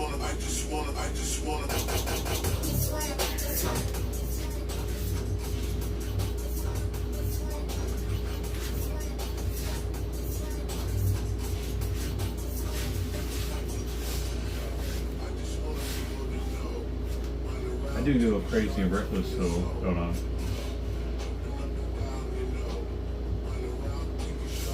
I'm a little reckless.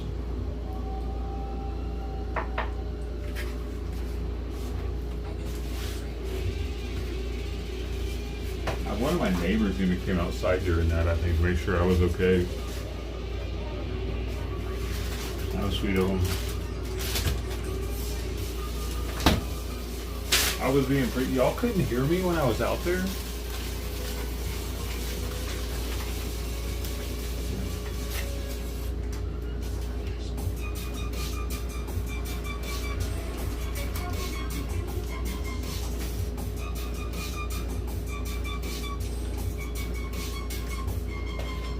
You really couldn't hear me?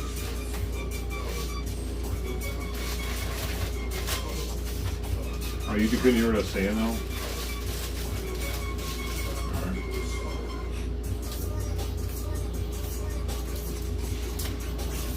Oh well. That's kind of a bummer. Hopefully y'all could hear the interaction a little bit. They took off fast, dude. They could hear when I was at the front door. And by then they were already taking off. Before they even saw me, they were taking off. This goes to show, dude.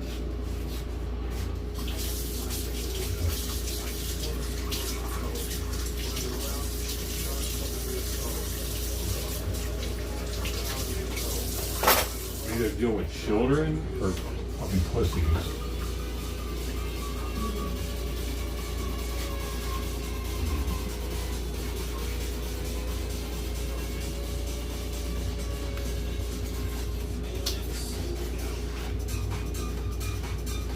You saw me grab the spray though, I was like, well. This is number one. Actually, I had this one. I had the good one on me.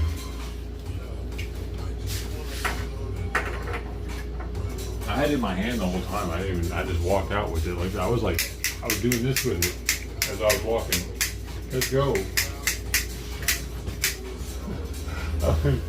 I'm ready to use this shit, man. Come on, I need to shake it first. I can never shake it.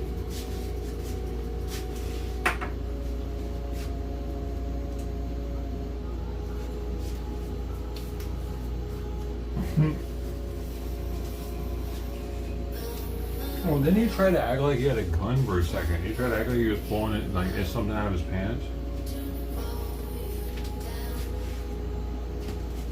They always do that, don't they? They want you to just be scared of them.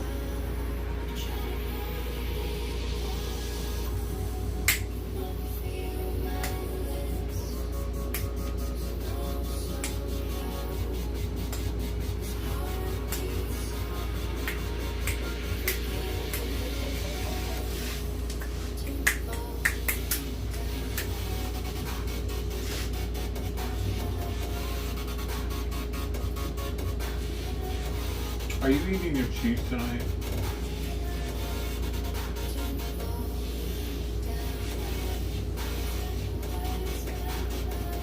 This song is actually made for the gay people of the world.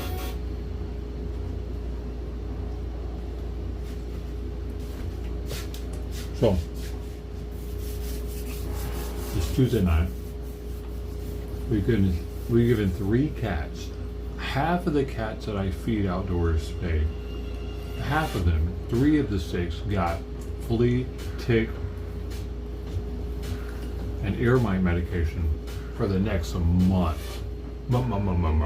30 days.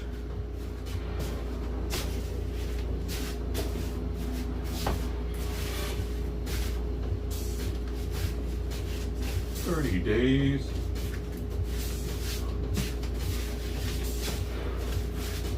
Yeah, baby. And cats are going to be parasite free. At least those parasites. There's a lot more parasites, but I mean, at least those.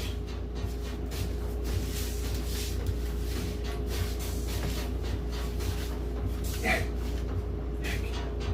did something.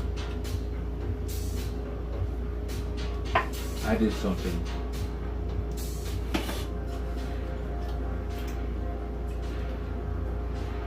How many bottles of wine do you think a person can drink in a night?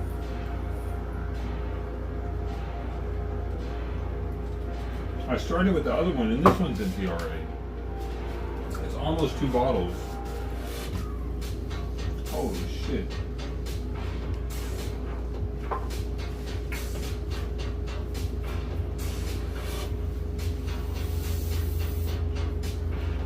Wine's gonna be in trouble, isn't it?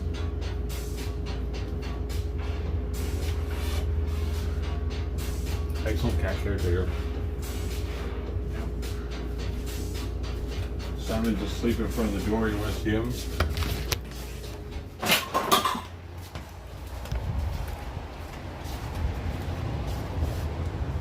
Hey, Marty. Oh, nice stretch. Nice stretch. What do we got over here? Hey, YouTube. Hey, YouTube. Hey. Hey, you. Yep. Boy, pretty girl. Pretty girl. No, thank you. He's like, cheese. What is that? It smells delicious. It's my cheese fingers. It's my cheese fingers.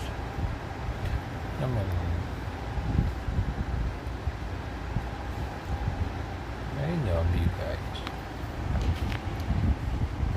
Oh, yeah. They do, probably. I've been here all day. They also know it's close to meal time. It's about an hour away from food time. So that's also playing into the situation.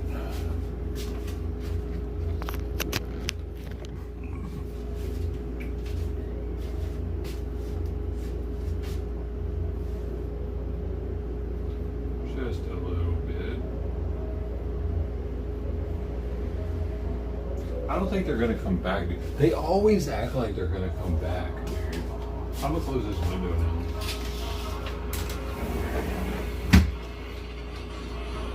I wouldn't even have known they were there if it wasn't so fucking hot today.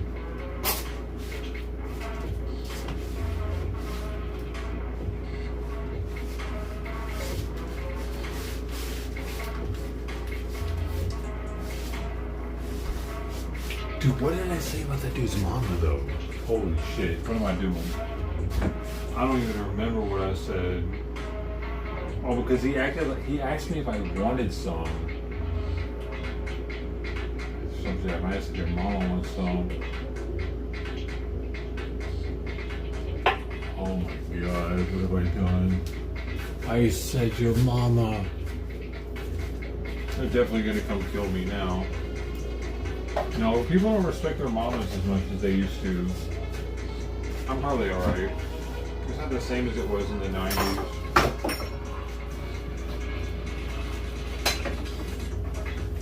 That dude would have shot my house up in the 90s for the moment.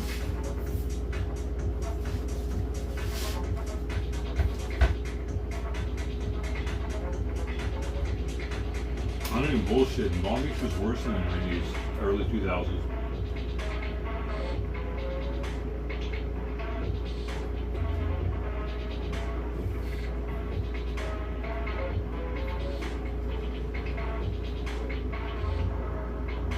I tell you what, that'd be kind of exciting, wouldn't it? I just dive and duck and weave. I can fucking dodge bullets, dude. I feel like I could dodge bullets if I have to. I would just hit the deck. I would pretend like it's fucking war zone. Be alright. It's not like they're gonna shoot at my floor.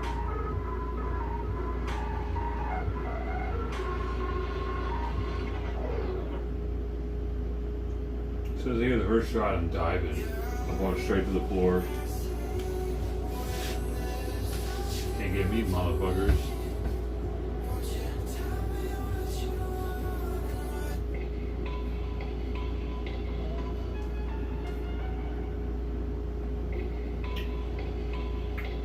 William, pure gold. No, it's not the same guy. I don't know. I don't think I've ever seen them before. Those people that were tonight. 76 hour days are pure gold. Yeah, man. Those were. That was something. It was a different time. I don't know if it would be the same for me now though, because I'm a Trumper. You know, like I was already, I don't know, they were just scammers though. I was already a Trumper at the time. I saw that they were scammers.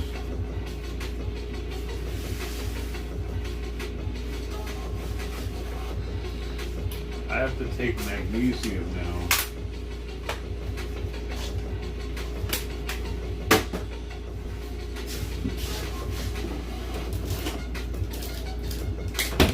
I went off again. I did crazy shit again tonight, y'all.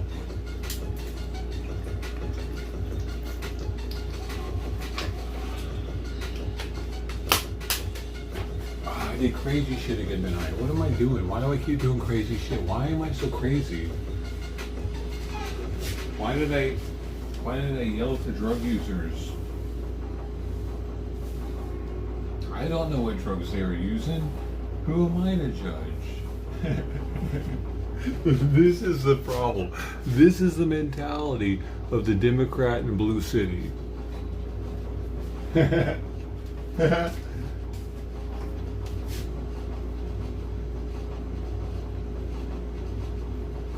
I don't know what drugs they were doing. Who am I to judge?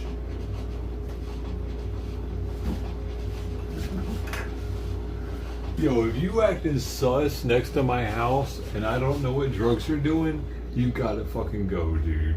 I'm sorry. You like, if you're smoking weed, you shouldn't even be that paranoid.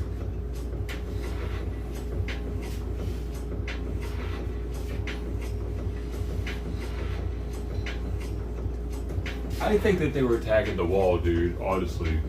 Because, I don't know, it's just weird that they were at that same exact spot that he keeps getting tagged at.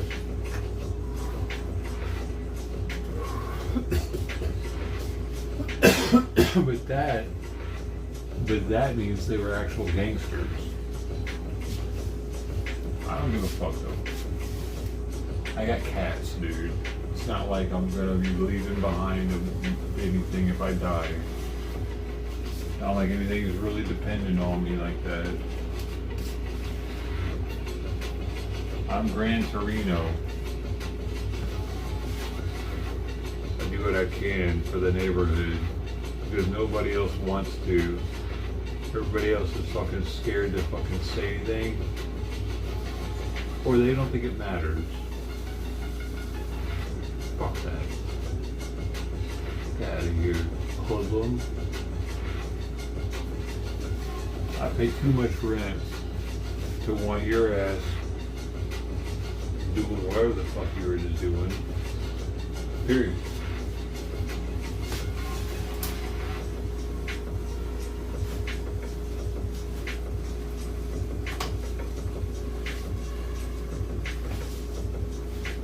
How have I drank so much wine? I'm still going to stand up.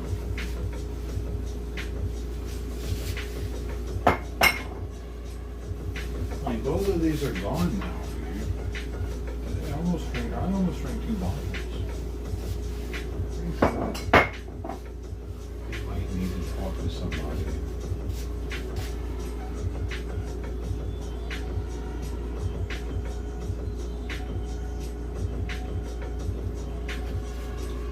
It's partially because I hate my life. tired. I guess I was like a companion and a break at the same time. I need a break and the companion to give me the break somehow. I don't see how else it'll happen unless Simon just dies. And when Simon dies, everything will change. But holy shit, I need a break, dude.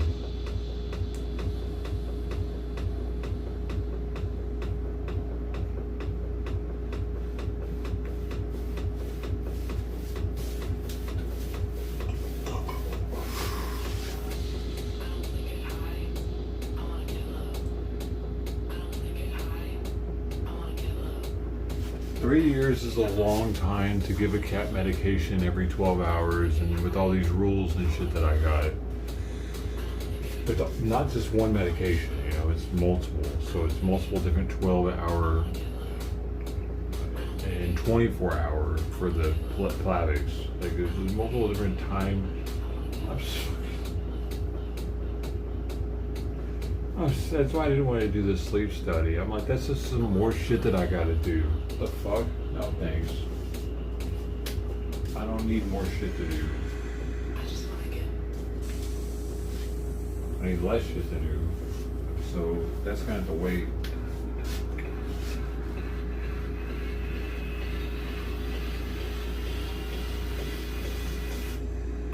Hey, what's crazy is my fucking neighbor thinks that I just sleep all day. She has no idea that I take care of 6 outdoor cats, medicating them also, checking them out, cleaning their ears, petting them, showing them love, the ones I can, and 3 fucking indoor cats. One of them that's a weirdo about eating, and then Simon that's on all kinds of medication. She thinks I sleep all day, dude. That's a little annoying that she thinks that. When I bust my ass for other small animals that don't give it, like, I'm not getting shit from it, dude. Like, I give my all to other animals that I don't really get much back from. But I sleep all fucking day. And I'm just a drain on her taxes because I'm a disabled veteran, apparently. Fuck.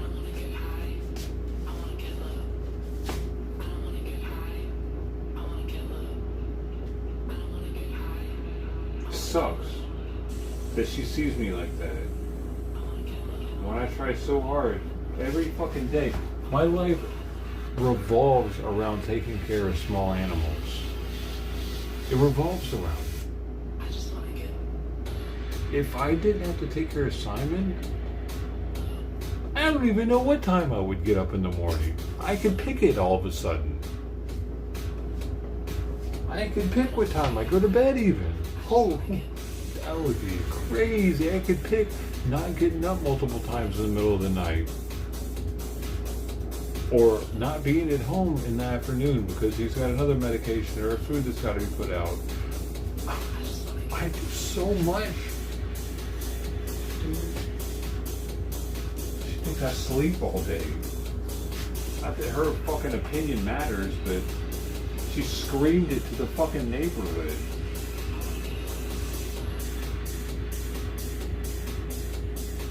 So they might think that she knows something that they don't know.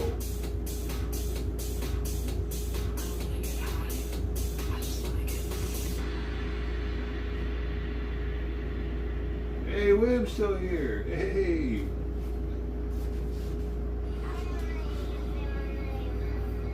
Taking care of animals shows love of character. I'm just trying to get back, man. I was just trying to get back while I was paying off my debt and everything.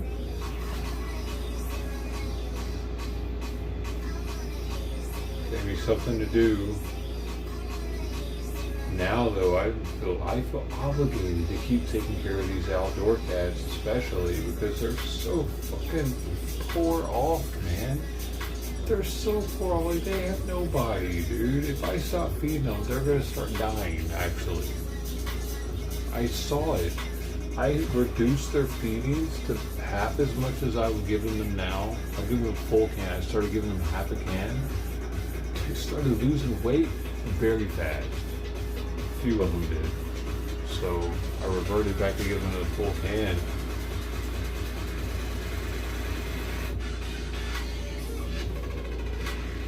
Roughly 6 cats come here every morning. Four will be stationed up in the backyard sometimes, ready to eat when I open the door, and 2 in the front. 2 in the front come from across the street every day. So, and there's only 1 male that comes. The rest are females. And the front females, I got both of them spayed. They were TNR spays that I got done, so they don't have to get raped by the local tomboys anymore.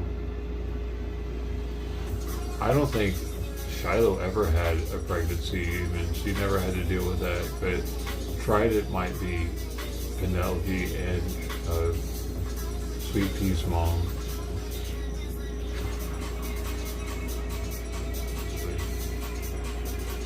Got a little bit of tabby on her.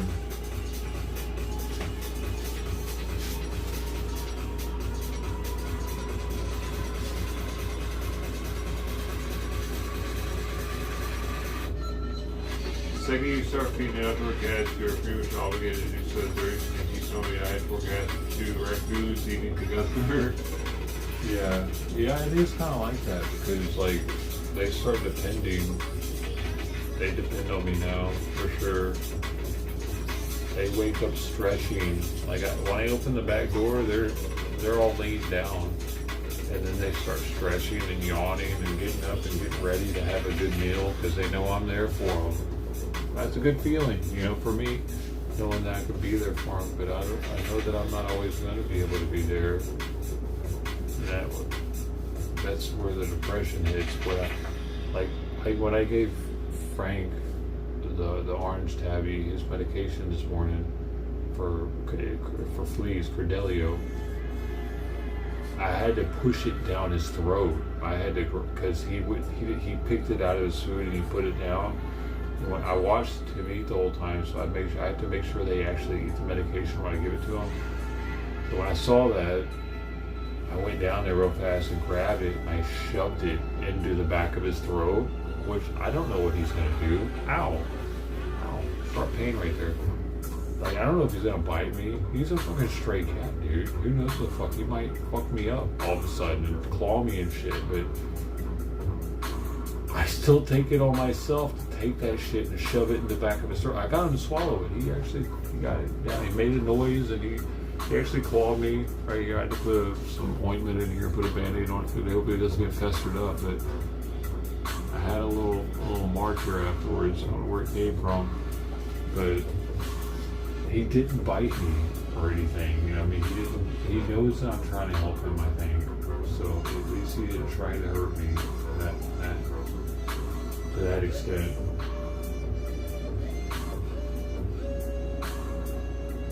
But that's like the 3rd or 4th cat that I shoved the fucking pill down their throat. It's starting to feel like I know what I'm doing. These are stray cats I'm shoving pills down their throat. Like I'm the crocodile Dundee or crocodile, what was that guy? The crocodile guy.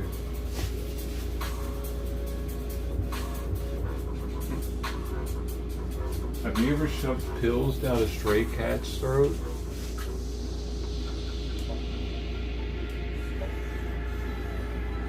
I think very few people have done that actually. Now that I'm thinking about it, I have like reached a level of helping stray and feral cats out that most, like I would say I'm like in the top 1% of humanity helping stray cats and feral cats. 1% probably. 1%. What do you guys think?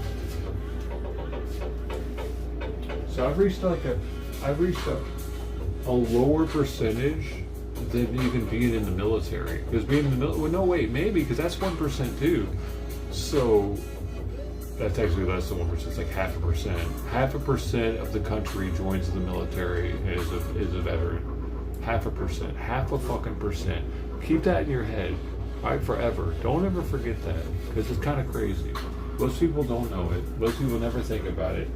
They just think that we have what we have because we have it because we're fucking American. We took advantage of people. No, we have it because 0.5% of the country is willing to go in the military. That's why we have it. Okay?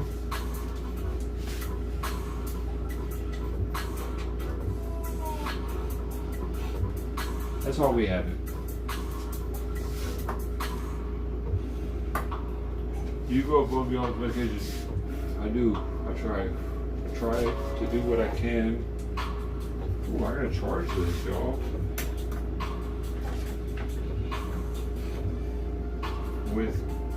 I also got him the Drontal. You know, I was giving him a couple of them. I've given a couple of them this Drontal. See, Drontal. I got a bunch of these fucking things. Look at this shit. These are all Drontal. They're prescription only, but I found a loophole to get them. You have to buy singles of them from Pet Meds, and you can get a bunch of them without a prescription. So I've given a couple of cats that also, just in case. It's good to do it every now and then. But that was super bitter. Is the problem? And dude, I had to give Fluffy 1.5 of them just because of her weight. I had to weigh Fluffy and Frank to give them those to know for sure what I was. I had no idea Frank was so skinny, dude. He was like 8 pounds. So I only gave him 1, but she got 1.5. And the thing is, she ate half. And then she licked the 1 to the point to where you could see the pill through the pill pocket, so I knew she was tasting the bitterness. So I just grabbed that motherfucker and shoved it down her throat, dude. I had to get it in her because she'd already eaten the half. Otherwise, it could have caused the parasites to grow somewhat of an immunity to it, but it wasn't strong enough. It was now or never, like, type moment. I had to do it.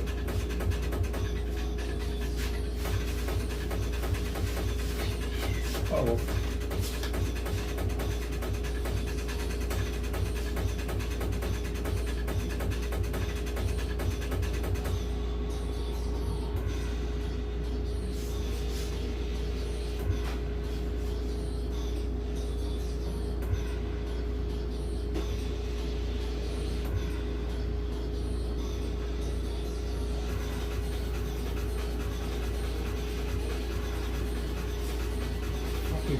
She just wants me in there so bad.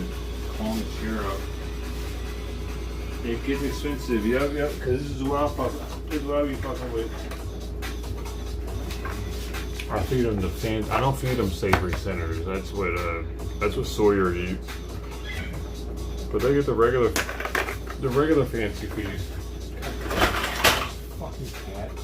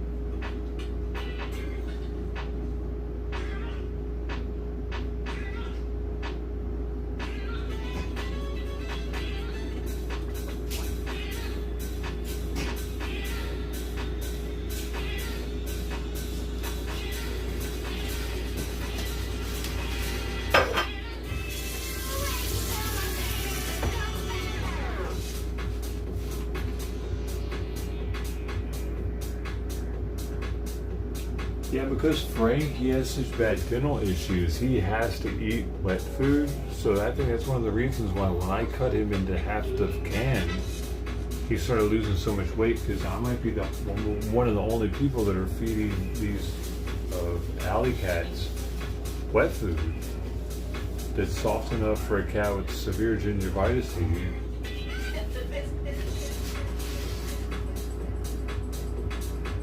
Poor little fucking guy, man. And he lets me pet him for as long as I want in the morning. He doesn't want me to leave. Him and Fluffy would let me just pet them forever. And I have to like cut them off and be like, okay, I gotta go, sorry. It's always super fucking depressing. I have to like tell him I gotta go.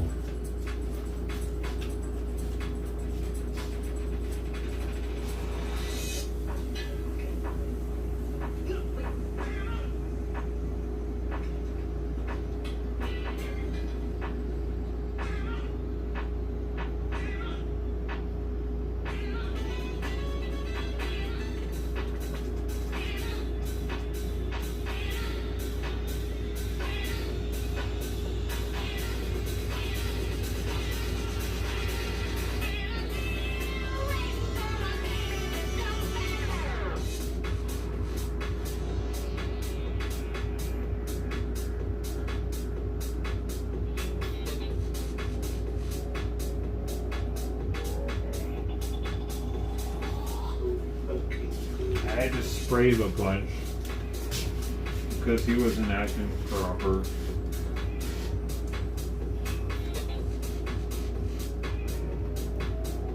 He was not acting like a proper kitty.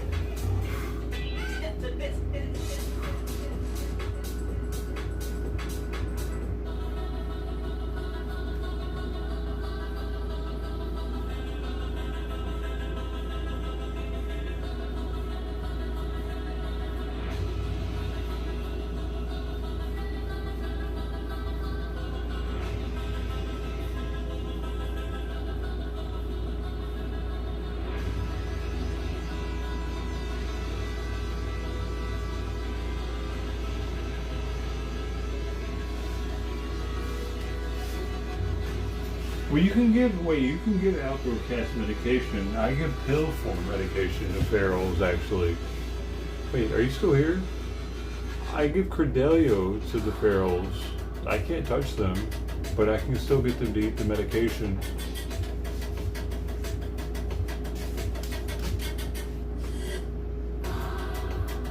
And you can get it for half price from Singapore, overseas from Sierra Pets or something. I can figure it out if you're still here.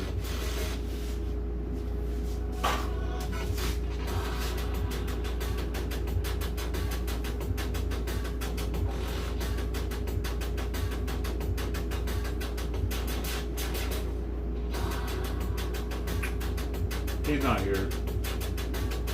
Fuck.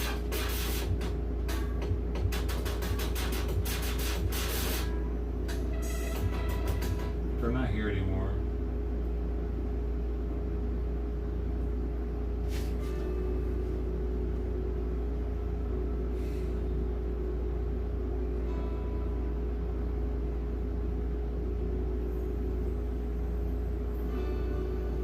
Wasn't good enough. I wasn't good enough.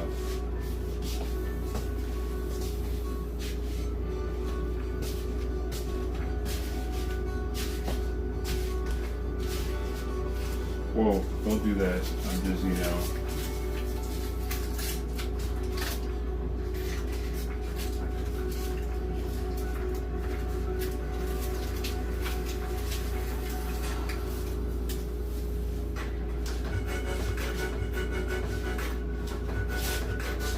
Why is Sonny so hungry, man?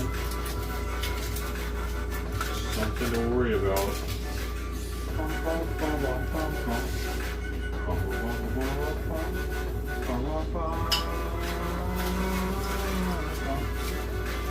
I'm gonna come back with my big homie. Come on back, let's have a party. We can have a party, you and your friend. Open up at the cottage, put a little lime on it. Say arriba, arriba, arriba. Andale, andale, arriba. Speedy, speedy, speedy, speedy. Andale, andale, andale, andale, arriba. Ooh! Where the fuck is my wine bottle at? So here.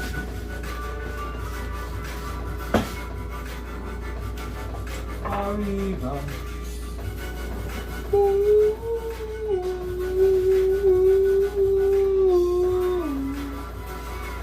Arriba. I ain't living in the hood, but it's where I stay. The cat's meowing every fucking day.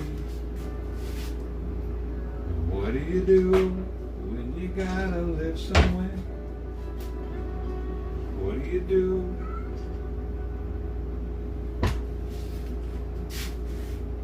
Fuck is my bottle opener?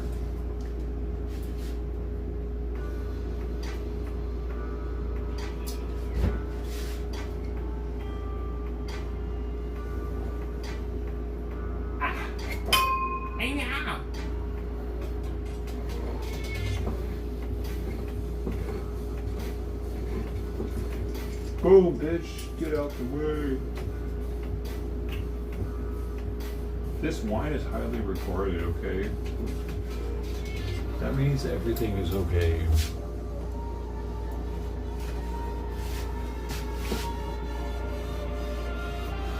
As long as it's highly regarded, it's okay. Okay?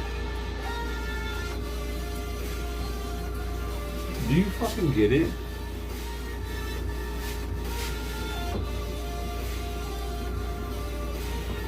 I'm not sure they get it, John.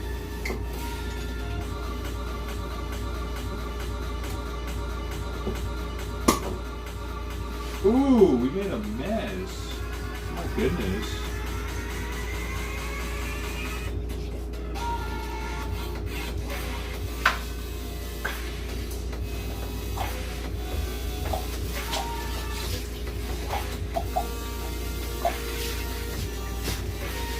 What, you think I'm scared? Ay, ay, ay.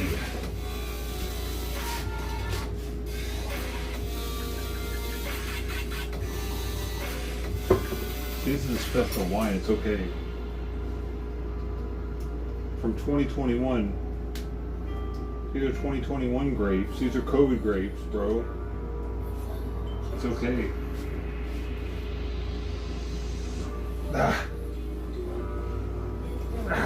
It's okay. It's COVID grapes. Don't you get it? I'm doing a service here. These are aged COVID grapes. They could have something in them. Someone's got to drink it.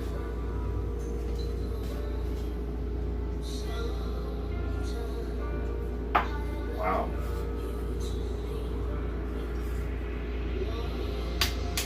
I gotta slap that shit. Reserva, look at that.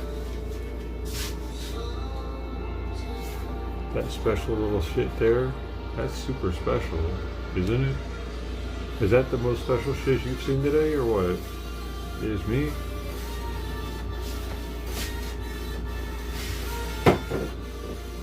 It definitely is me. I'm looking for that type of special shit all the time. I look for special shit.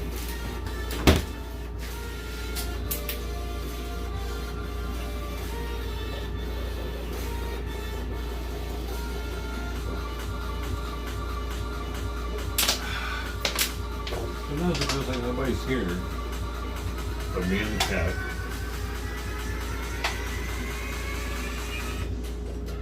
Oh, me and Simon.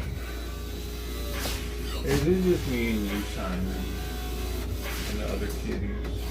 What are you looking at? What are you looking at? What is it? Hey.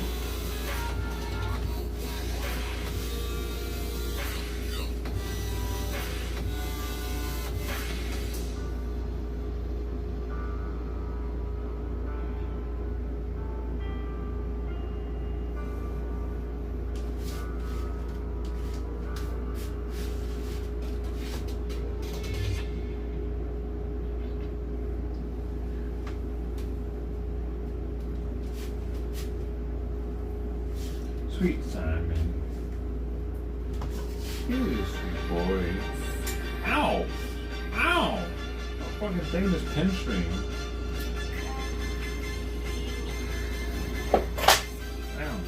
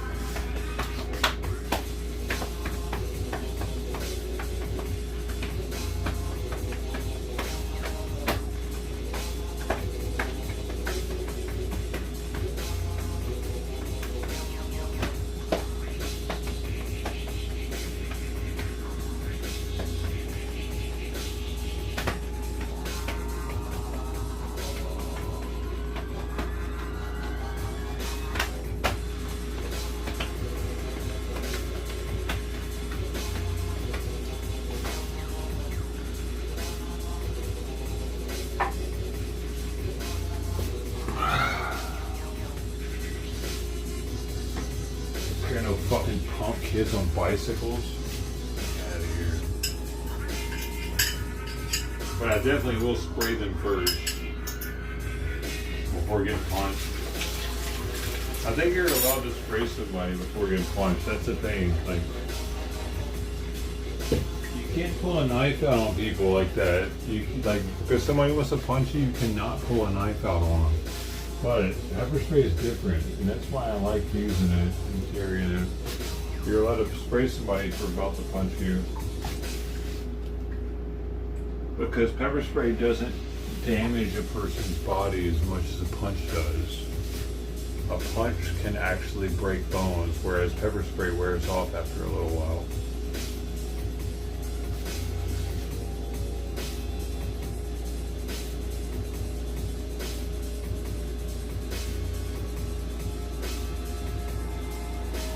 It's one of the reasons why I always feel ultra confident when I'm approaching somebody out there, because I don't just have pepper spray. I got the Fox, the little medium fucking guzzler right here. This motherfucker will have somebody wanting to go to the emergency room. I can feel the weight of the liquid inside of this thing. And it's the strongest formula, oil-based, that you can get in California. So of course I feel extra chest. My chest is pumped way the fuck out when I went out there in my tank top looking like a fucking crazy motherfucker. I look crazy as fuck on it. I love it. I love it. I am the Gran Torino.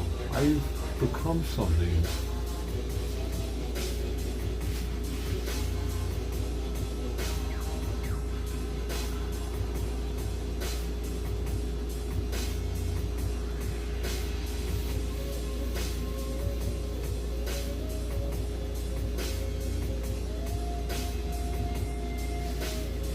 Yeah, they probably won't come back. Hog.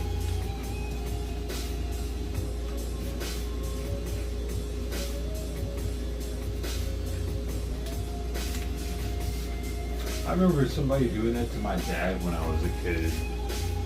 He acted like he was reaching for a gun under his floorboard. when I don't know what happened with him and my dad, he cut my dad off or some shit. I don't know. My dad cut him off on accident, maybe. But yeah, that's the thing people do, man. A lot of people like to try to act like they got a fucking gun or something to intimidate somebody. I don't really get it because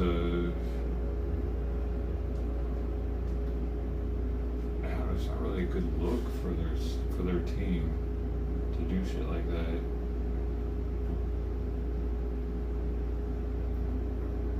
Especially when they don't even have anything. It's just like they just want to try to scare somebody.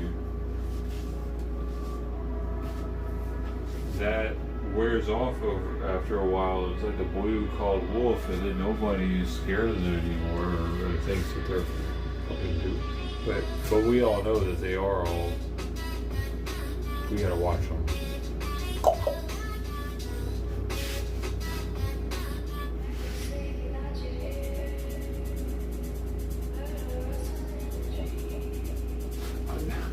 Can you imagine being those dudes, especially if they're like teenagers and they see me coming around the corner looking like scrawny as fuck but tall with a long ass beard and not stopping, just continuing to walk after them?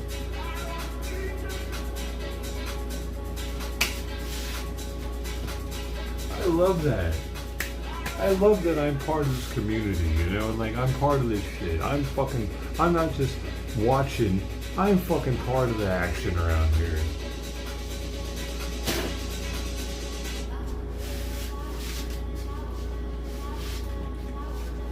It would be more boring around here without me, dude, for sure. And it's not like I'm not taking up for the hood. Not like I'm taking up for our hood. I'm doing something productive while I'm doing it. I'm not just being a fucking obnoxious asshole. Like I'm standing for something while I'm doing it. It's for a reason. It's always for a reason.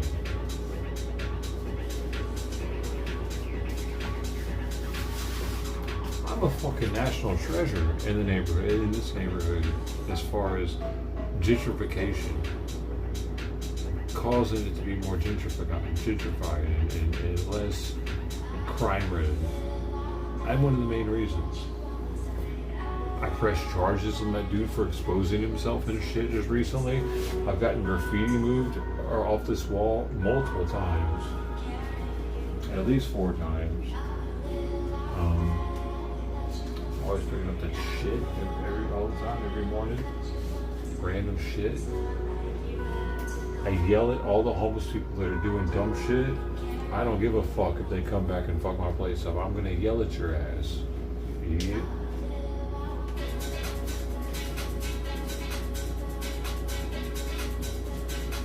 Thank God my windows haven't been broken though.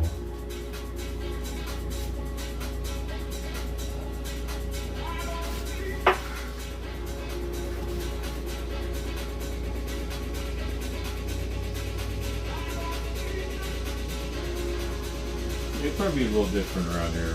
A little bit. How was it? At least in our little block right here. Our little corner of the neighborhood. I'm reporting for duty every morning.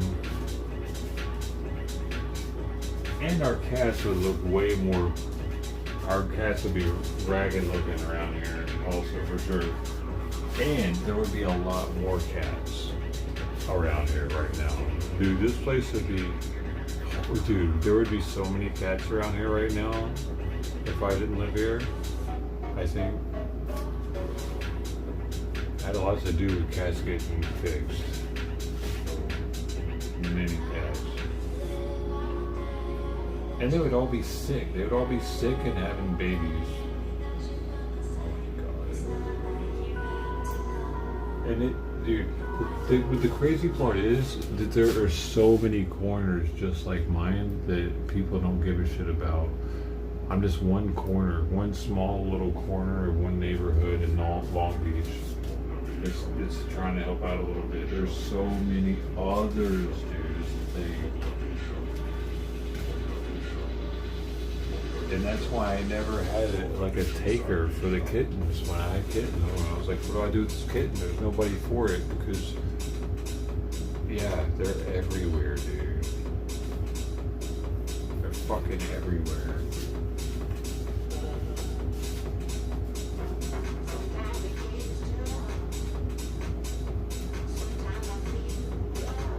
What fucking soundtrack have I got on, dude?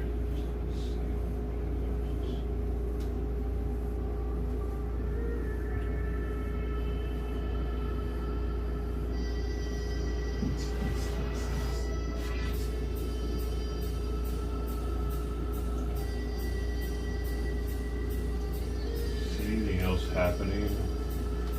Has anything?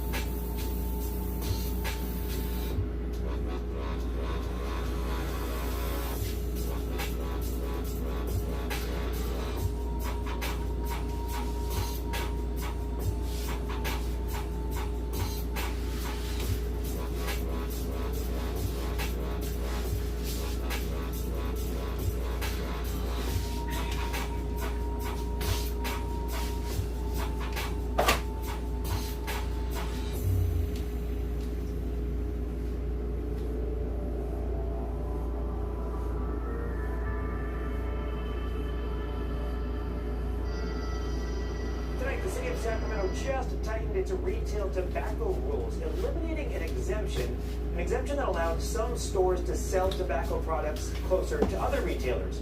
After months of review, the city council is moving to change its healthy food exemption. It was initially designed to improve access to nutritious foods by allowing stores under 15,000 square feet to open within 1,000 feet of another tobacco retailer. That is, if no more than 5% of total shelf space is for tobacco products, and at least 10% of shelf space goes directly toward healthy food, like fresh fruits or vegetables. And so the policy, which meant that less than half of the stores were carrying the required fresh fruit, and only 6 stores were selling the required fresh vegetables. And then in addition to the fruits and vegetables being kind of sparse, there also were a law food access. So all of this together, we really did find that the healthy food exemption, although the intentions were great, the follow-through wasn't fantastic. We did find that it just didn't increase healthy food access. This makes me want a cigarette. Well, the ordinance revisions now require new retailers to follow the 1,000-foot spacing requirement. Okay, should I have a cigarette for old times?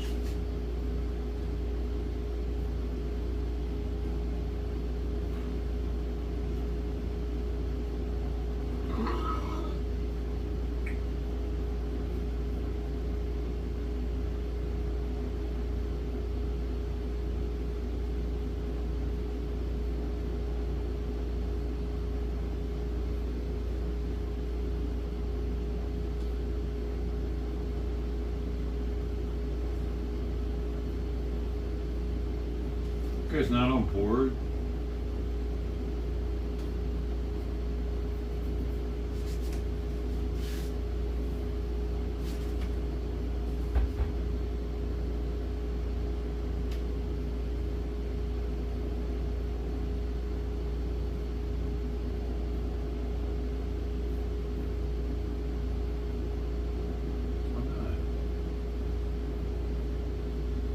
It's just one cigarette.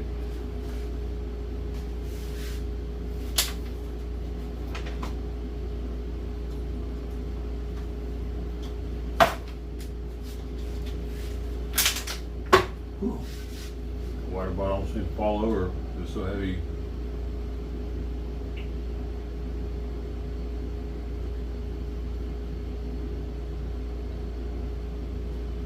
The 2020s have been a difficult decade for the theater industry, which is still in many ways recovering from the COVID pandemic. While epic movies are one way that theaters are winning customers back to the big screens, other amenities and business theories are working too. KTVU's Tom Baker live in Nevada tonight with some local examples to share. Tom. Well, these megaplexes really are the standard for the nation when it comes to showing movies and getting a lot of the big movies. But 20 miles down the road, in the town of Tiburon, there's a little one, a standalone kind of theater that not only has the Odyssey, it is also a blast from the past, and it's a blast that's lasting. If you return, he'd have to kill him. Many say giant screens with mega sound is the only way to see mega action movies. I'm speaking when I understand. There are the IMAX theaters, there are the megaplexes, but there's also the Cine Lounge. It's not just a blast from the past, but very likely a harbinger for the future. We wanted to make it cool. It's a whole warmth that some people don't even get at home. We like to bring a style component to the movie theater going experience. Also, we've deeply personalized it. It's too Along with the shiny. standard popcorn, cokes, and candy, It's way too there's shiny. also unique food and drinks. Items that we would want to serve our friends and guests at our own place. Skewers include salad as well as chicken and waffles. Plus, Steven Spielberger's, a 49ers hot dog. How much is a glass vegan of wine, gummy though? bears, and even caviar and chips. Drinks include wine, beer, cocktails, including some concocted for movies being shown. It's absolutely so much more than a Give us some theatre. prices We on are that. a neighbourhood hub. They've held sip and paint art events, drag queen performances, karaoke, ice cold plunges, and on Wednesdays, Drag queen? community-free screenings. Why the One fuck do theater they can need be a rented drag out queen for now? private events and even birthday movie I'm out. parties. I'm A out nice with this safe and that. space for a bunch of 7-year-olds to enjoy their time and evening together. And we've got all the things taken care of. It's a flashback in time. So I want to experience it. I'd actually seen this on TikTok, and then I saw that you could order your food and have it ready for you by the time you got here. I thought it was super cool. So when we woke up this morning, we were like, we have to try it. Well, that's the show. Now, the reviews. Very different and very cool. I have to say, this is the coolest theater that I've ever seen.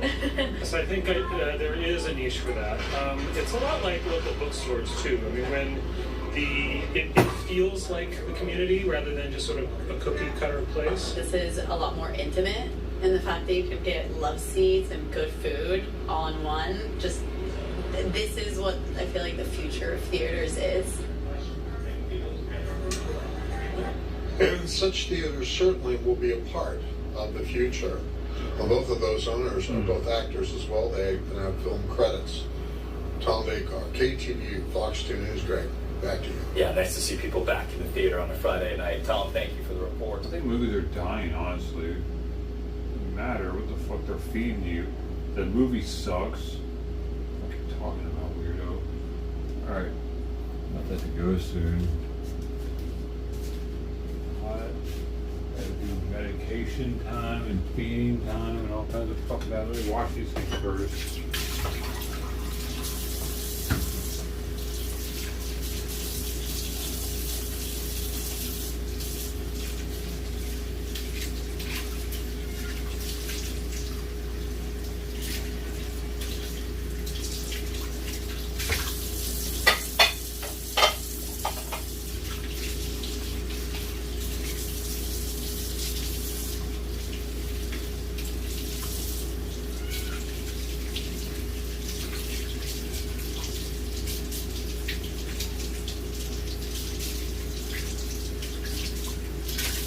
That's done.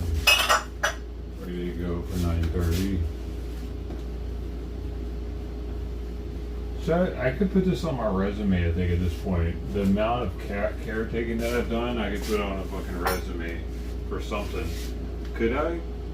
I kept a fucking cat with heart disease and heart failure, then heart disease, and heart failure, and then heart disease again, I think. I don't know. We got him back out of heart failure again. But and hypothyroidism, and like that. And I've done that for 3 years, over 3 years now, while having 2 other cats and they've been thriving while also taking care of 6 outdoor cats, keeping them alive. Why can I put that on a fucking resume?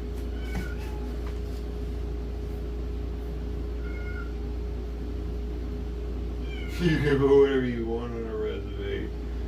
Reddit, how do you really? Oh shit. I'm pretty sure taking care of all these cats would be more respectable than Reddit mod. So, yeah.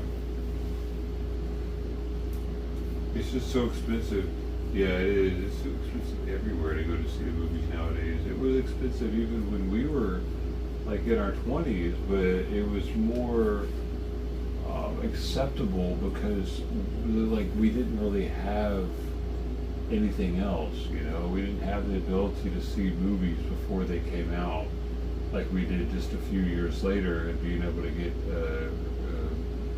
like bootleg DVDs and shit.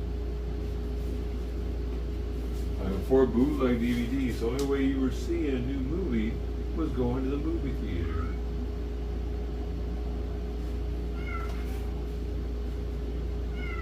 On the Blockbuster, renting it.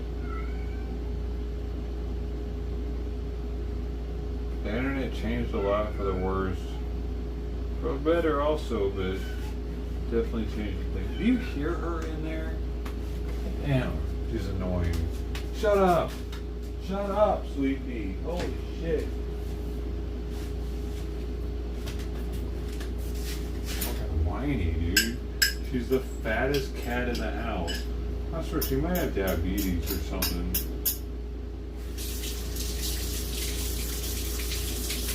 Always whining. She's chubby.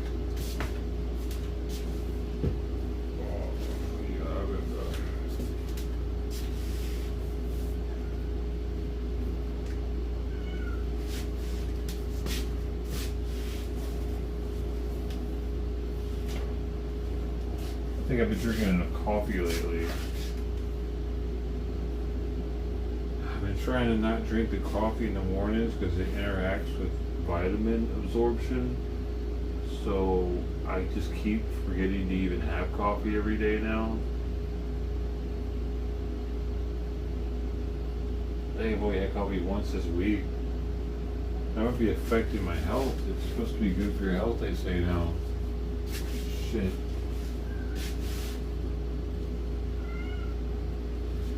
Have you guys ever had this cheese? I don't even know what the fuck I was thinking. It says that it specifically said somewhere that it's good. You're supposed to eat this within 7 days of opening? That's a big ass block of cheese, man. I'm supposed to eat that in 7 days? Holy shit. Is that crazy or what? 7 days? What does the other one say?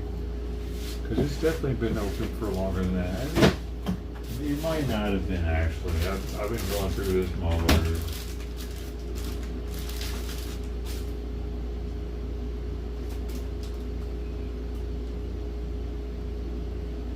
Let's say it like that. I don't know. Hopefully I like the Manchego. Oh, you saw the Hail Mary? Yeah, I just saw that movie on Amazon. It was interesting. It was kind of childish. It seemed to pander a little bit to the younger crowd a little bit because of some a little bit the screenplay of it and how the alien. That was actually the last movie that I watched. Amazon. Like a few nights ago.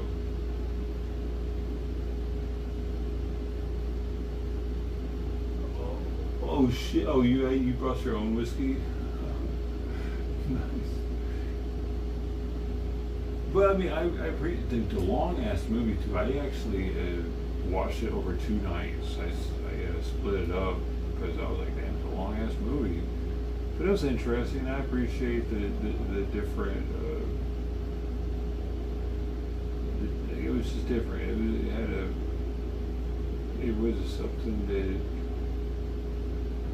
that I never thought of being as something that could happen. You know, with an organism eating our sun somehow, taking the energy out of our sun early or something like it was intriguing. So, and I like Ryan Gosling. But yeah, the whole rock thing and it being inside this fucking glass orb and running around kind of shit was missing me a little bit, but I was just letting that slide.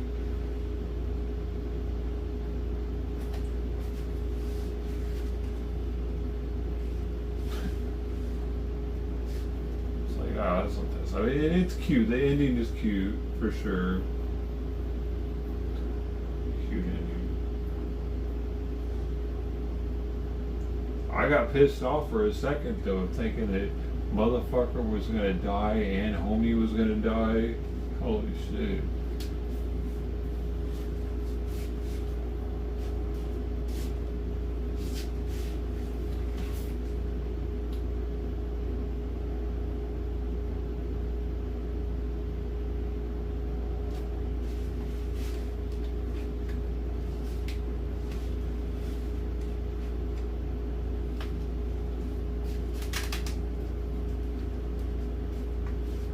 Dude, you sat in the theater for that whole thing though? That's insane.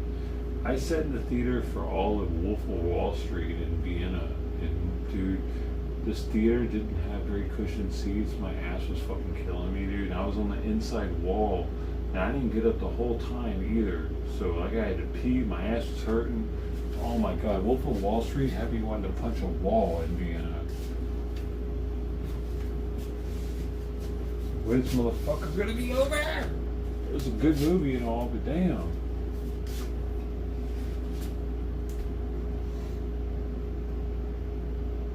I can imagine it's possibly the same with Hail Mary. It's in Bangkok. Oh shit, it was subtitled or dubbed?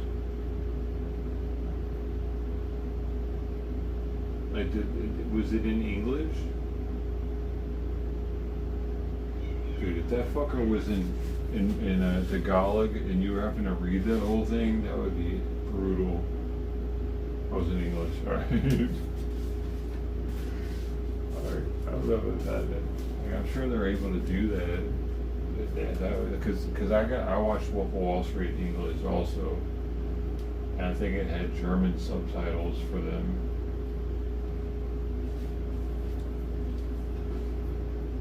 But I can't imagine watching that whole thing in German. Fuck. Hell no. Yo, no. That would have been too much. I actually didn't go to any movies in their native language while I was out there because hell no. I try to do that shit. Pay for that? You better pay me for that. I'm learning about their culture at that point. They want me to know or not. That's funny though, dude.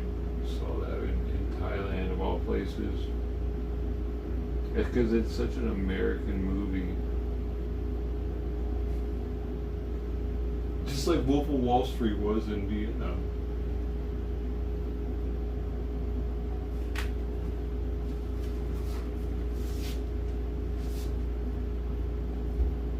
America. The cinema there is you have to stand. What? Wait, really? What if you don't? You get in trouble?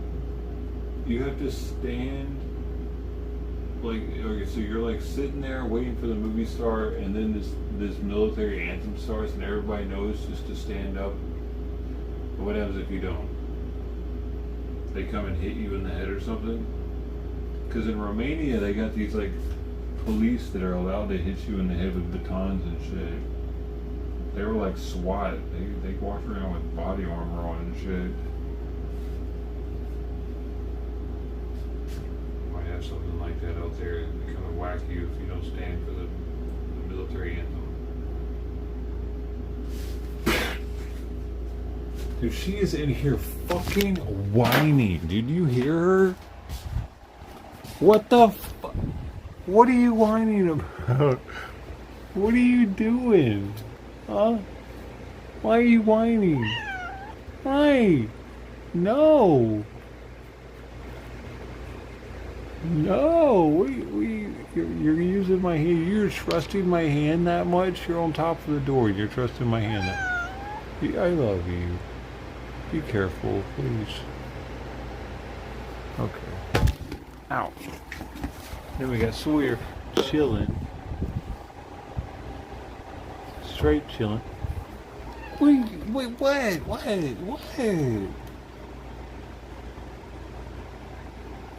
baby? What? No, you're so hungry.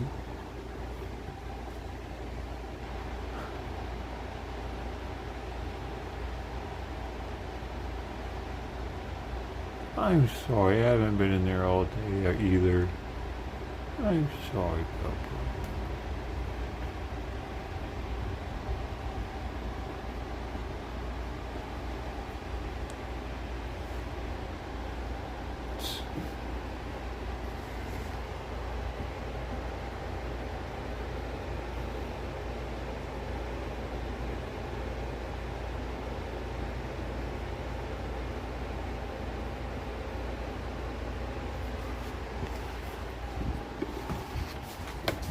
Alright.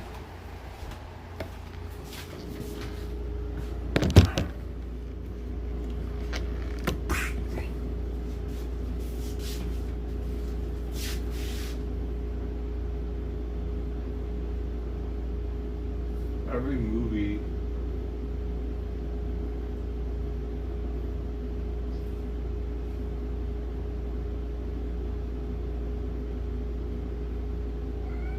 what? So they're allowed to see if they want to.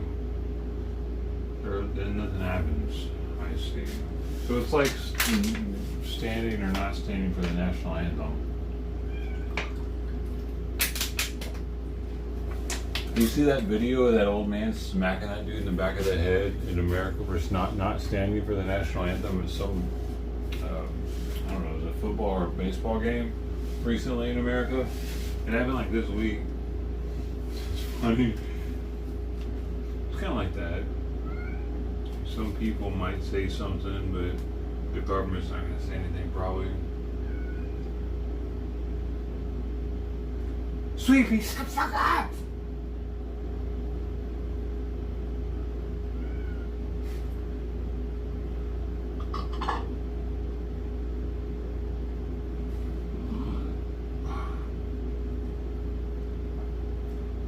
Cat. She loves me meow. Sweet Pea.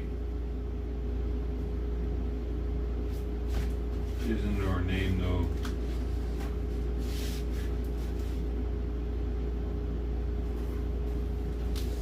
And that's a problem. Dude, are they gonna fucking come shoot me? Are those gangsters gonna come get me? They know where I live. They know where I live.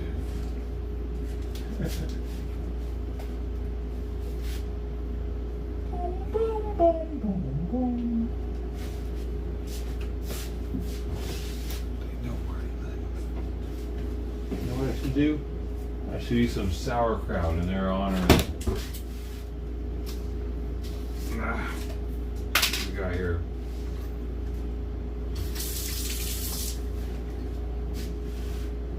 You know they say sauerkraut, fermented sauerkraut is actually the best thing to prevent colon cancer.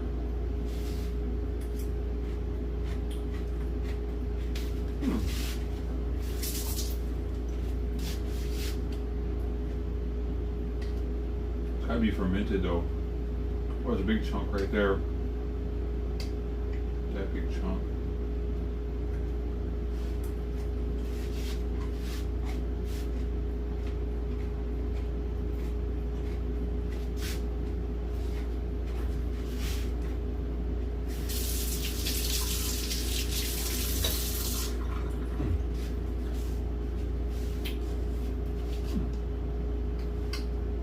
It's supposed to help with discouraging polyp growth in your intestines. But I should have some every now and then.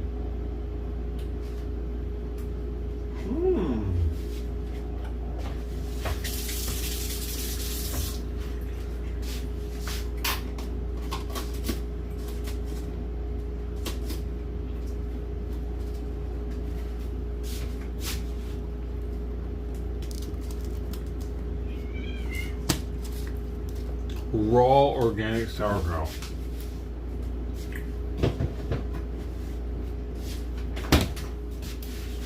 How about that? Most people don't know anything about that, probably. They're not trying to eat the raw organic sauerkraut like that. They just don't know the health benefits, so it's fine.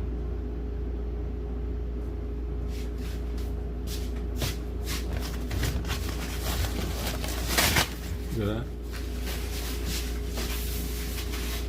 Brown paper towel. Not the same as a brown paper bag.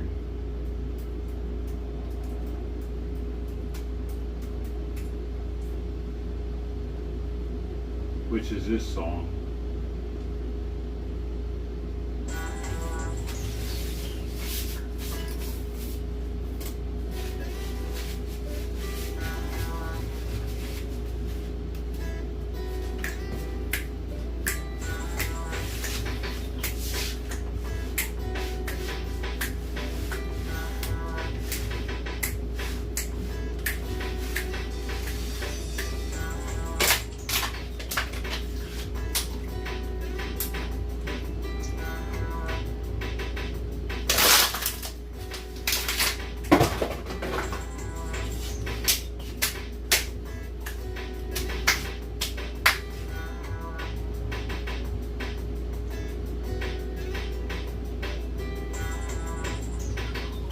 Basically want more sauerkraut, just hearing the song for some reason. Something about it. Basically want more sauerkraut. Did I have enough? Did I not have enough?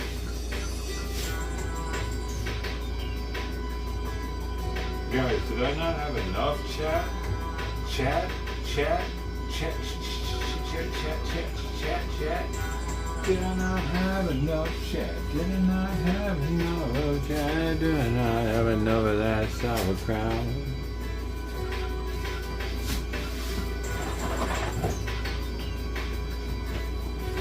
Almost forgot to plug you in. Can you imagine? You'd have died.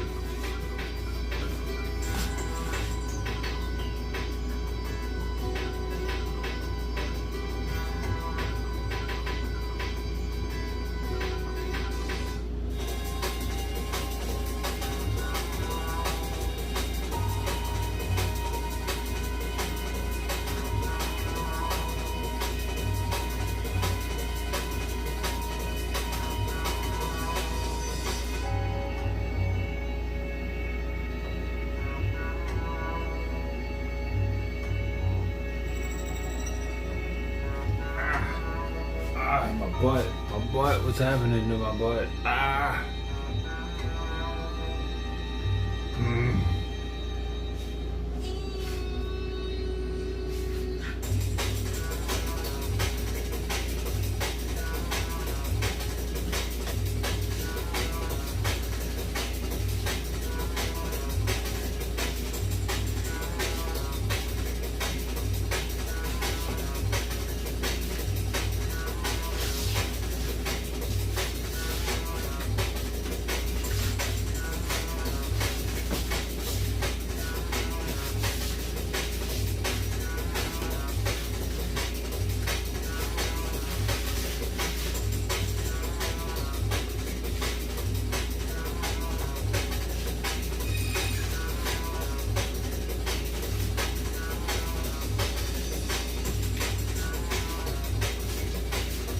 What do you guys want?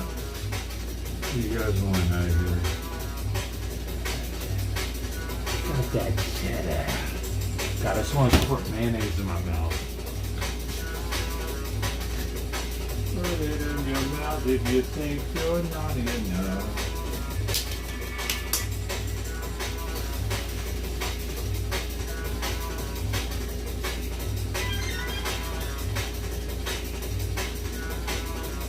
Well then.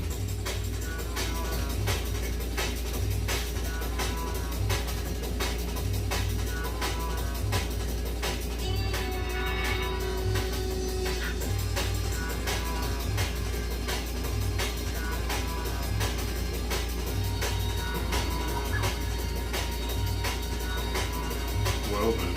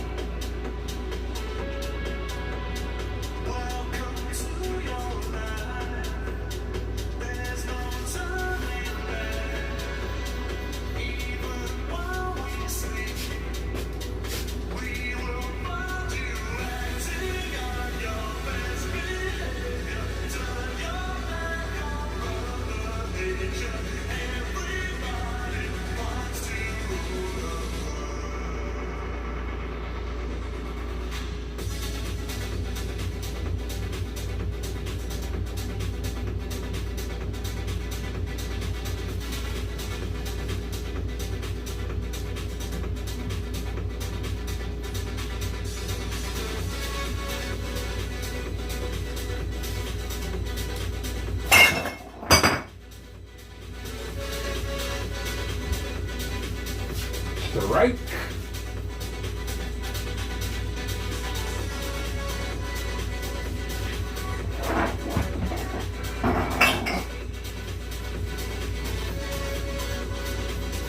Shit.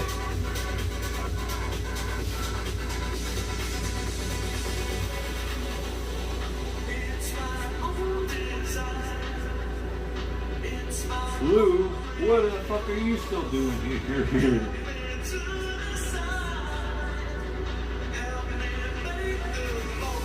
I gotta give cats. I gotta give cats things, man. I don't think anybody's here anymore. I have to give cats food and medication now.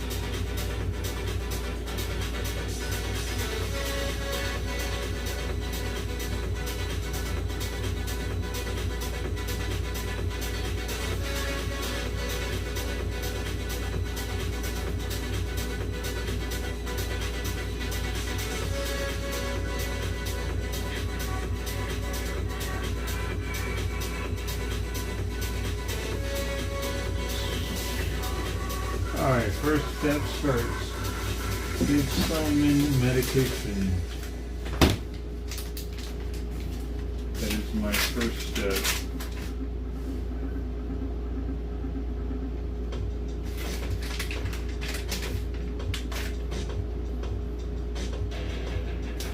I'm going to have a shower because I smell like it's shit. Or shit yesterday. Got a shower. Aww. Oh, I appreciate you, Lou. You know, I'm not trying to get rid of you, actually. You go get you. Lou always wants you to know when he's getting naked, though.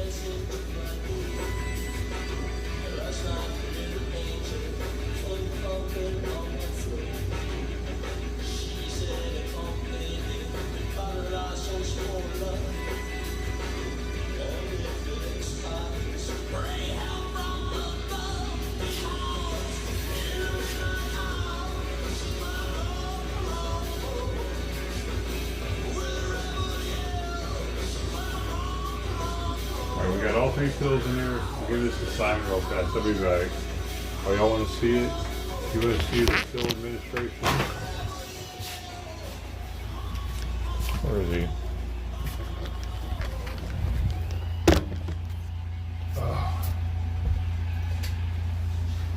Oh, hey, buddy.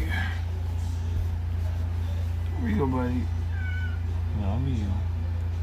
I know you hate this. I know. Good job. Good job. I love you. Good job, bud. Alright. That was for furosemide and methimazole dosages. Now we gotta get the food ready for the other two.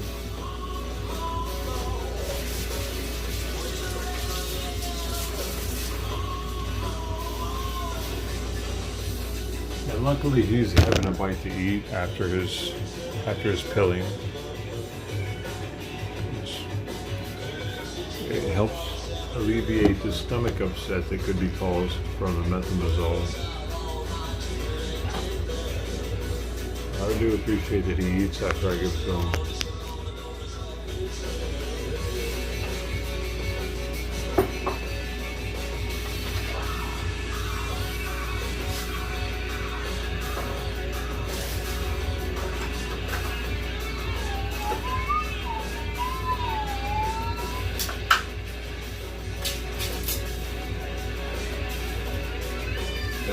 Basically chicken.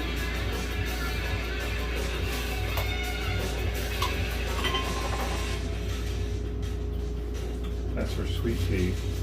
We get the Fancy Feast Savory Centers for Sawyer. Because he's bougie.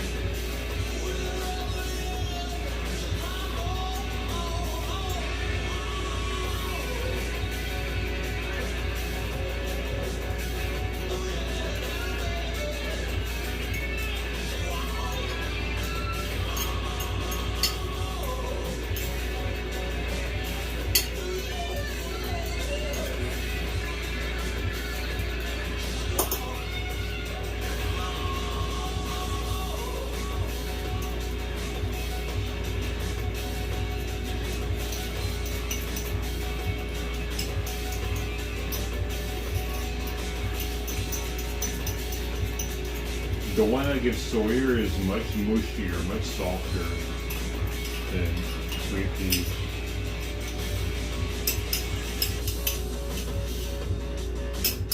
For whatever reason, he likes the mushy food.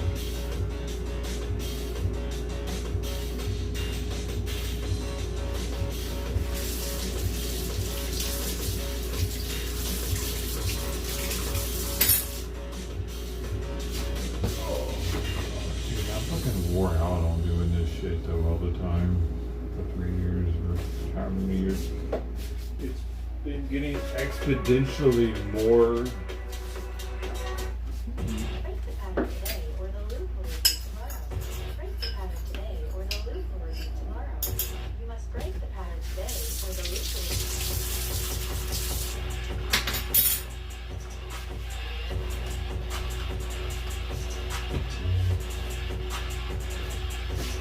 How do I break the pattern though?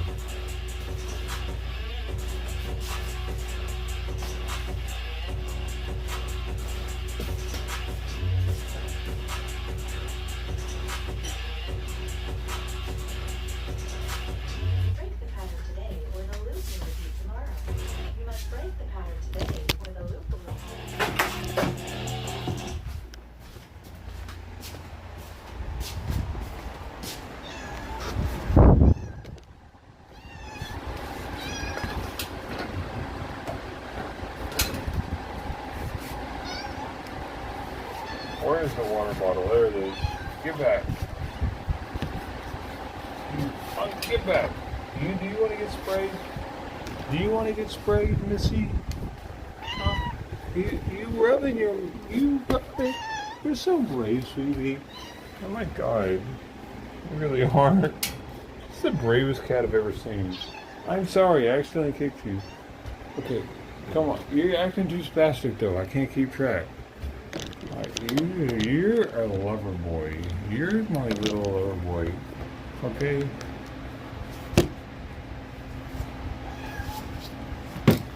You're my little lover boys.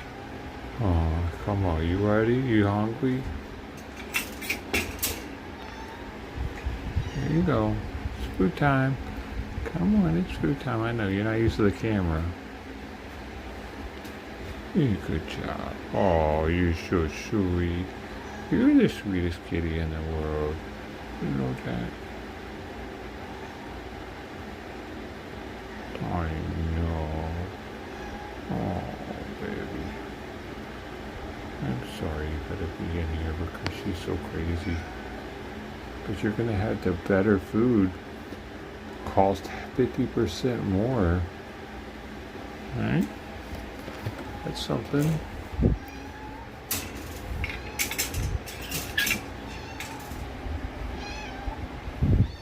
What are you saying? Right, let me turn some of these fans off. It's way too fanny right now. Alright. Try to keep it as cool as possible in there for these guys.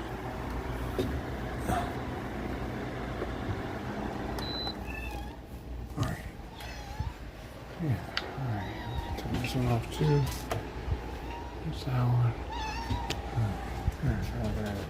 I don't even have to worry about her running out now. Look at this. Because she knows the pattern. Like she knows what we're doing. Like normally I'd have to worry about her running out. But she knows like it's futile. Like she might as well stay here because this is where the food's gonna be. You're a good smart girl. You're so good. Let's see. This one. I keep having a duck. So you might be wondering, I'm taller than that. Alright. Oh, I got a limp tripod. No, we gotta go, baby. She will take all your food. I really don't like having to do it like that, but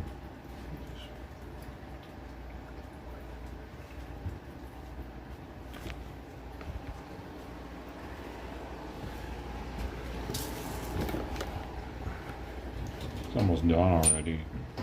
He probably won't even be done the next 30 minutes. It's wild how different they are.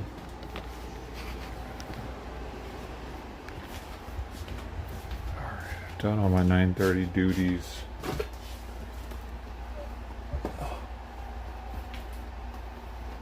My next duties are at 11.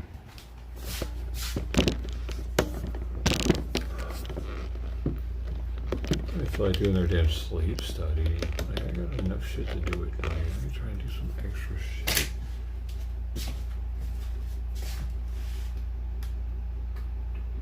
That's better?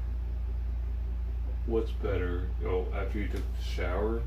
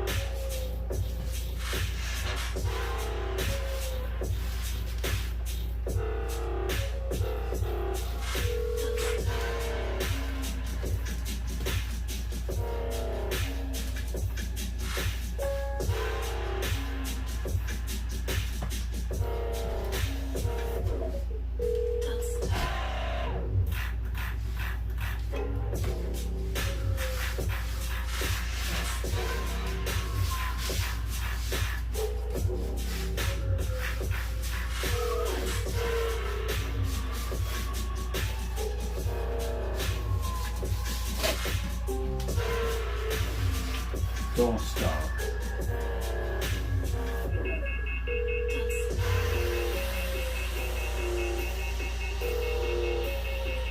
Wait, I thought I charged it. What the fuck?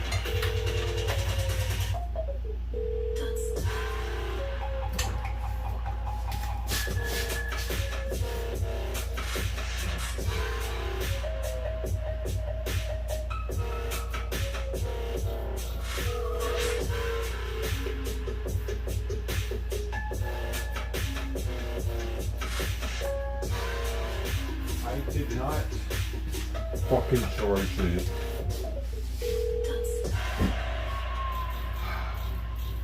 All this time.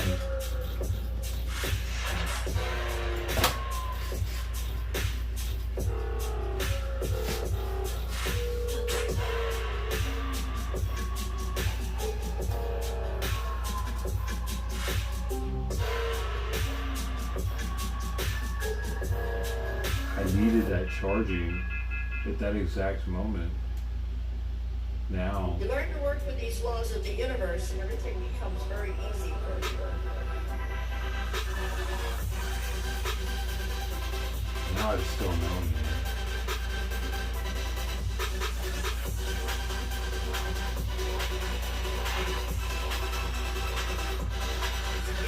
See it in your mind. It's so hot in here, dude. That's the thing. What the fuck is the temperature going down? Still 85 in here? 86? That's what I'm talking about, dude. That's what the fuck I'm talking about. Why is it still 87 still? Huh? It's the same temperature it was fucking 5 hours ago. What the fuck is wrong with this place?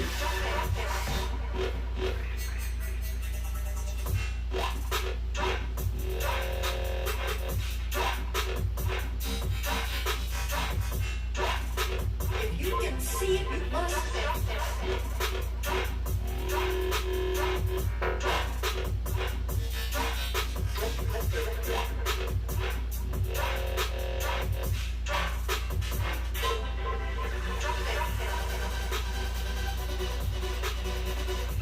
Wait a second.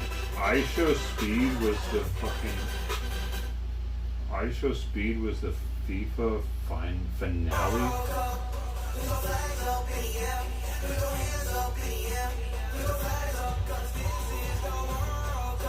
Really?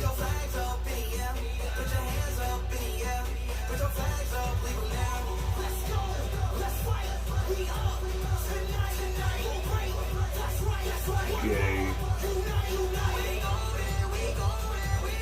He's a singer now?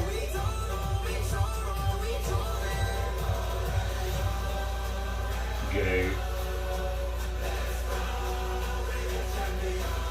They're trying to make Americans care about FIFA more is why they did this.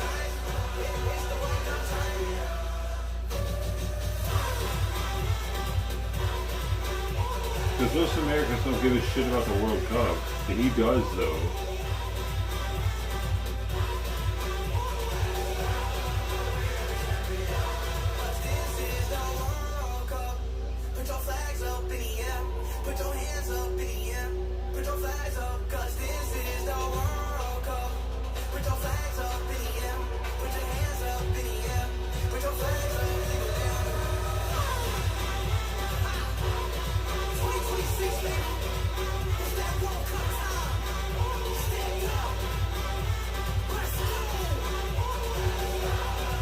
He's lip syncing.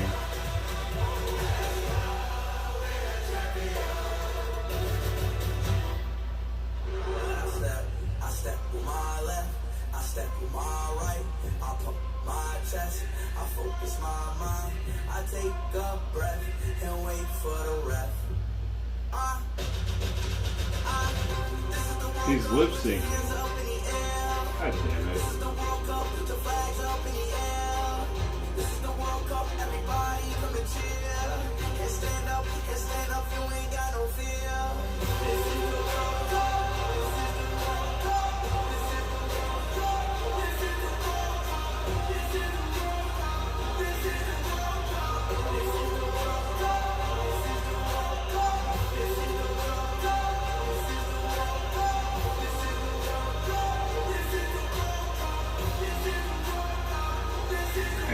gay? Was a little gay on the side or what? Who's gonna say that shit? Do they not know where they're at?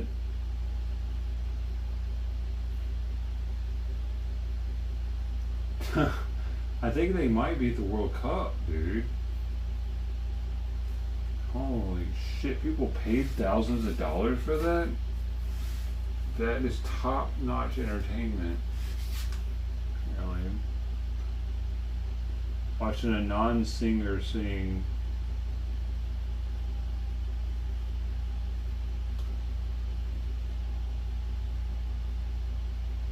Wait, this is Whitney Houston was the '94 closing ceremony.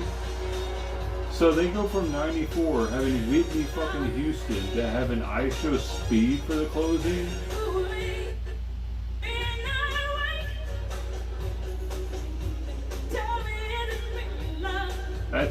That's quite the fucking change, people. In Houston, wait, no, where are they? Where are they though? Whitney Houston, where are you?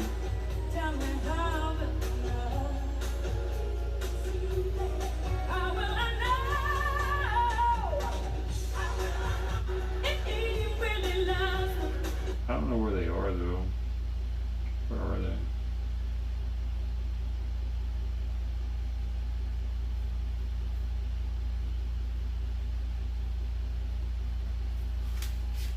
God, does he really love me though? Does he really love me, dude? Does he really love me? Something I think about when I'm having my waffles with the peanut butter and stuff, with the peanut butter and the maple syrup on them. Saucy, all syrupy, all juicy. I wonder, you know, does he? Does he really love me? Or is he just saying that because I make the waffles perfectly?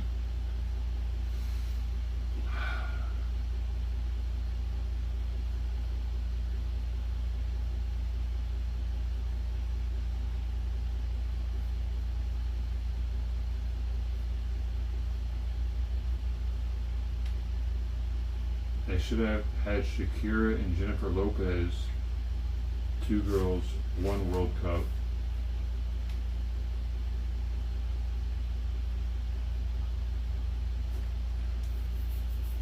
I think that would have been better than having I Show Speed, for sure.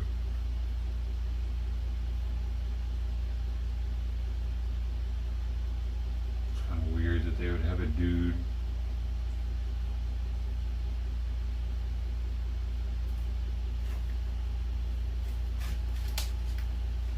I have to pee.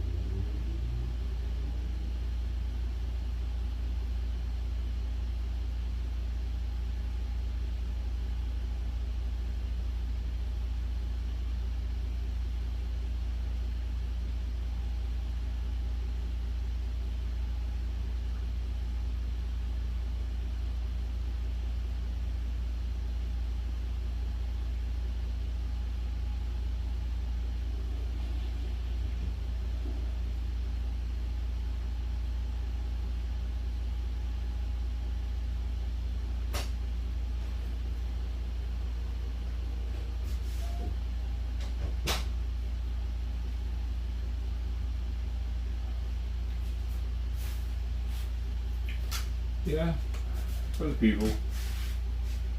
For the people.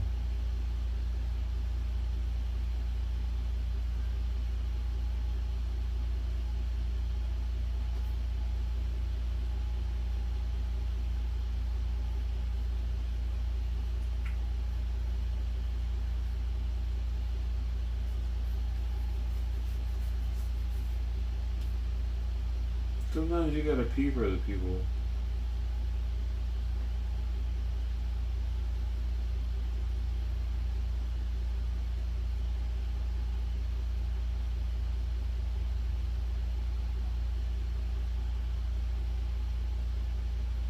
What?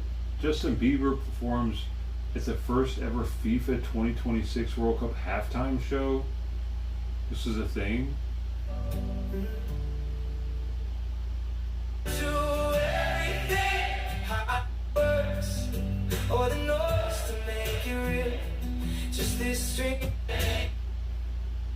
The World Cup is gay, dude.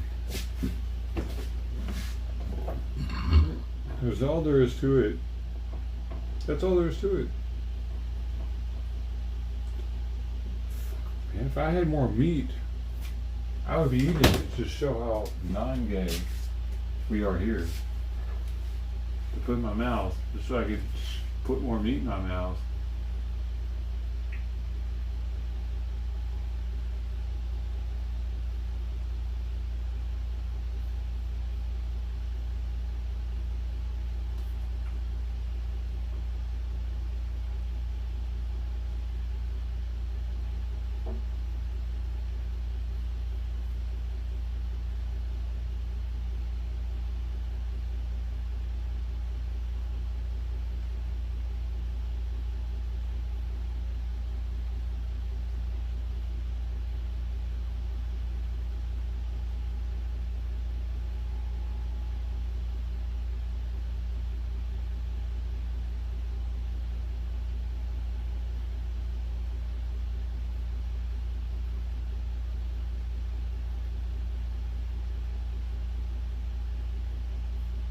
What? Jake Gyllenhaal was a UFC fighter for a night? Really? Is that real?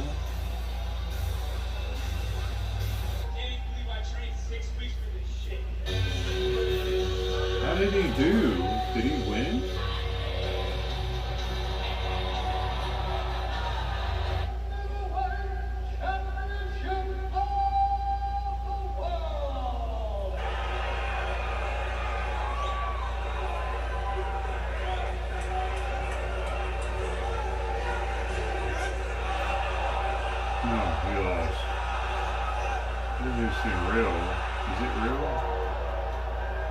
It's a UFC movie. No, it's not real.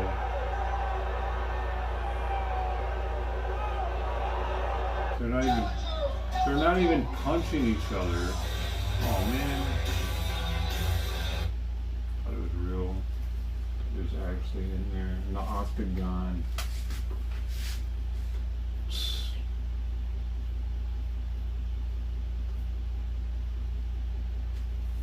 Student explodes over wrong pronouns. Yeah, I saw that one. I saw that one a couple days ago before it hit Fallen Crime. I saw it on Reddit.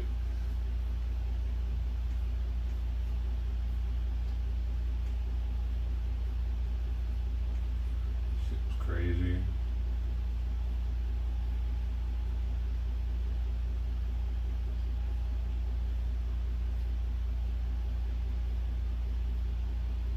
It happened like a couple years ago though too. It was a late post.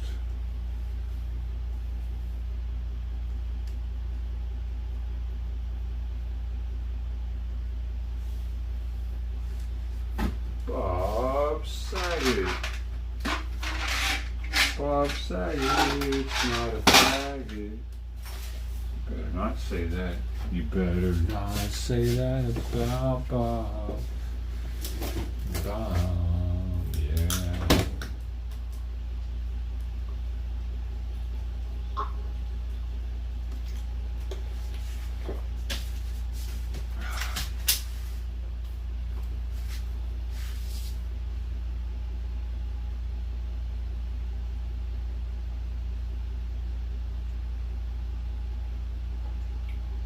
Oh yeah.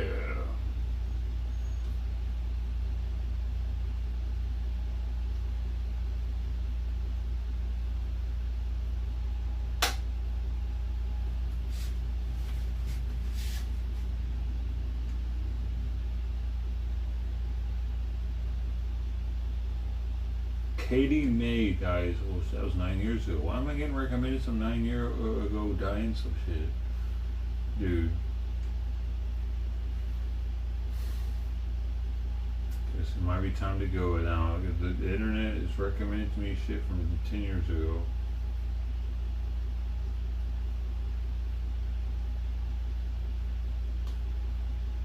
That's when it's telling me. That's when it's telling me it's time.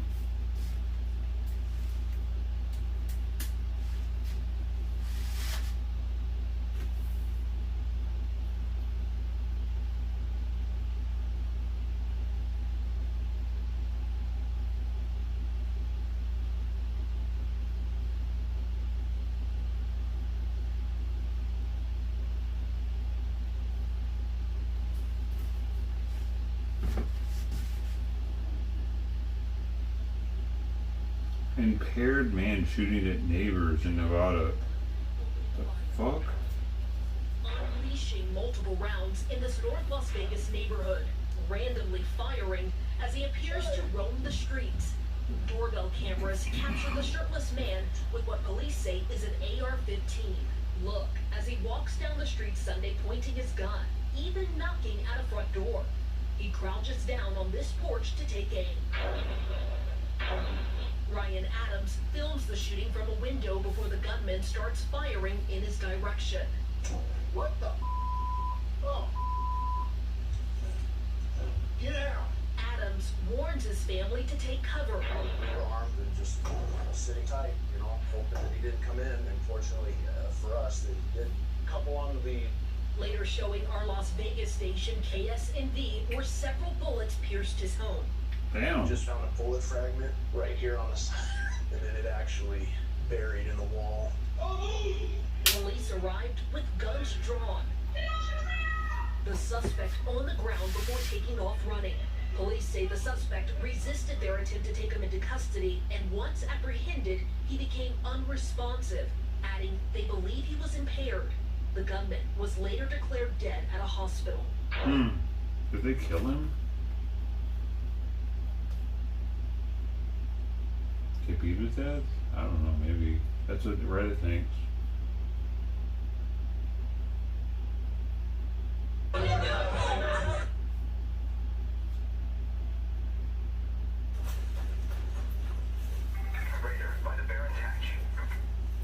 Do people are still tubing?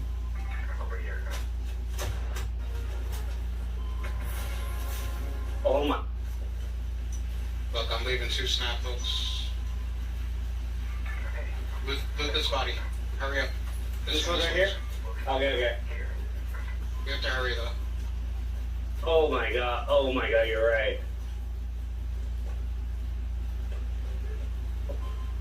Snap hooks. Lucas buddy, fucking get on it. What are we looking at? My god.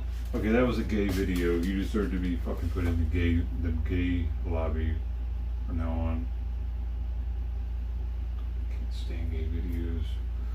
There you go. I think I gotta go. It's 10 o'clock my time. It's 10 p.m. my time. I'm in Death Valley. Yeah, it's just fucking hot, dude. I'm tired of being hot. It's 108. It's 108.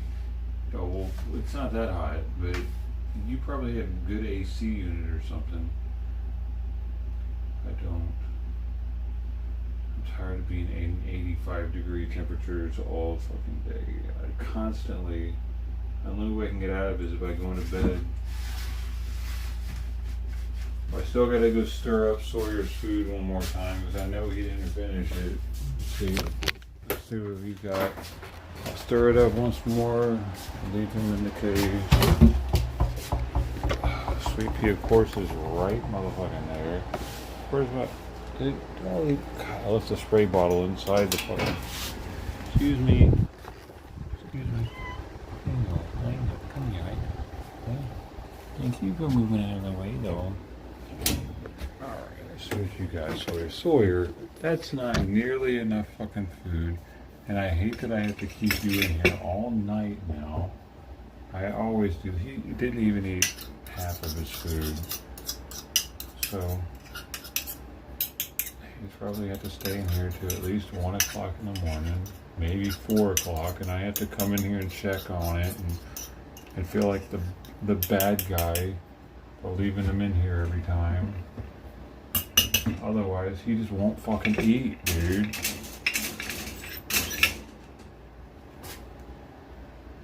There you go. Here, let's put it a little closer to there, huh? Is that better? Yeah, that might be half gone next time I come back, hopefully. What am I supposed to do, dude? Sweet Pea, move back, please. Please.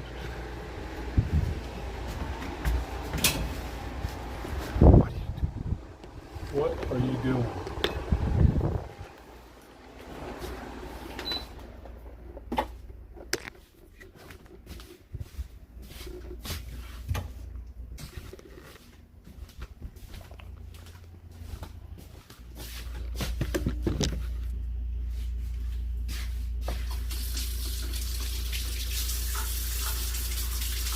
I wish I didn't have to keep him in there like that. If I wouldn't have found him, it'd be way less stressful, dude. But having to keep him caged like that and shit, like, dude, fucks with me, dude. I don't like it. I don't fucking like doing this every night, every day, every morning and every night. I gotta keep him in a cage because he doesn't eat his food quickly enough. And I'm giving him stuff that costs 50% more than their food because I was trying to get him to eat faster.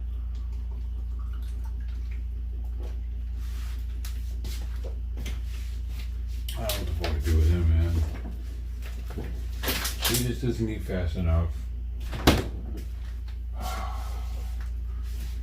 Oklahoma. Oh, that's where you're at? Damn.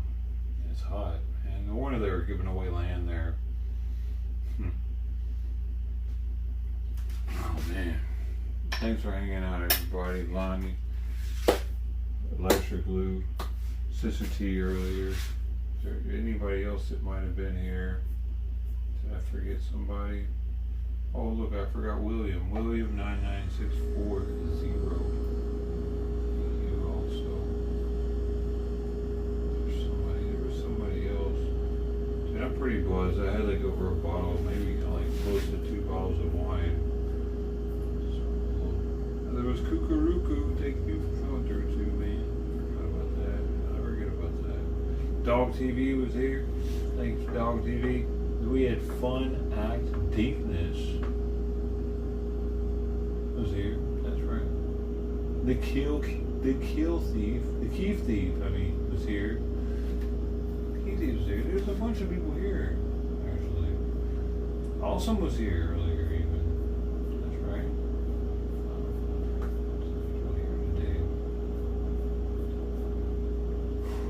Sorry I wasn't a better host. I'm just depressed, man. Love y'all. Hope to see you again real soon. Simon's eating some more. Look at that. That's good news. He's having another bite to eat here.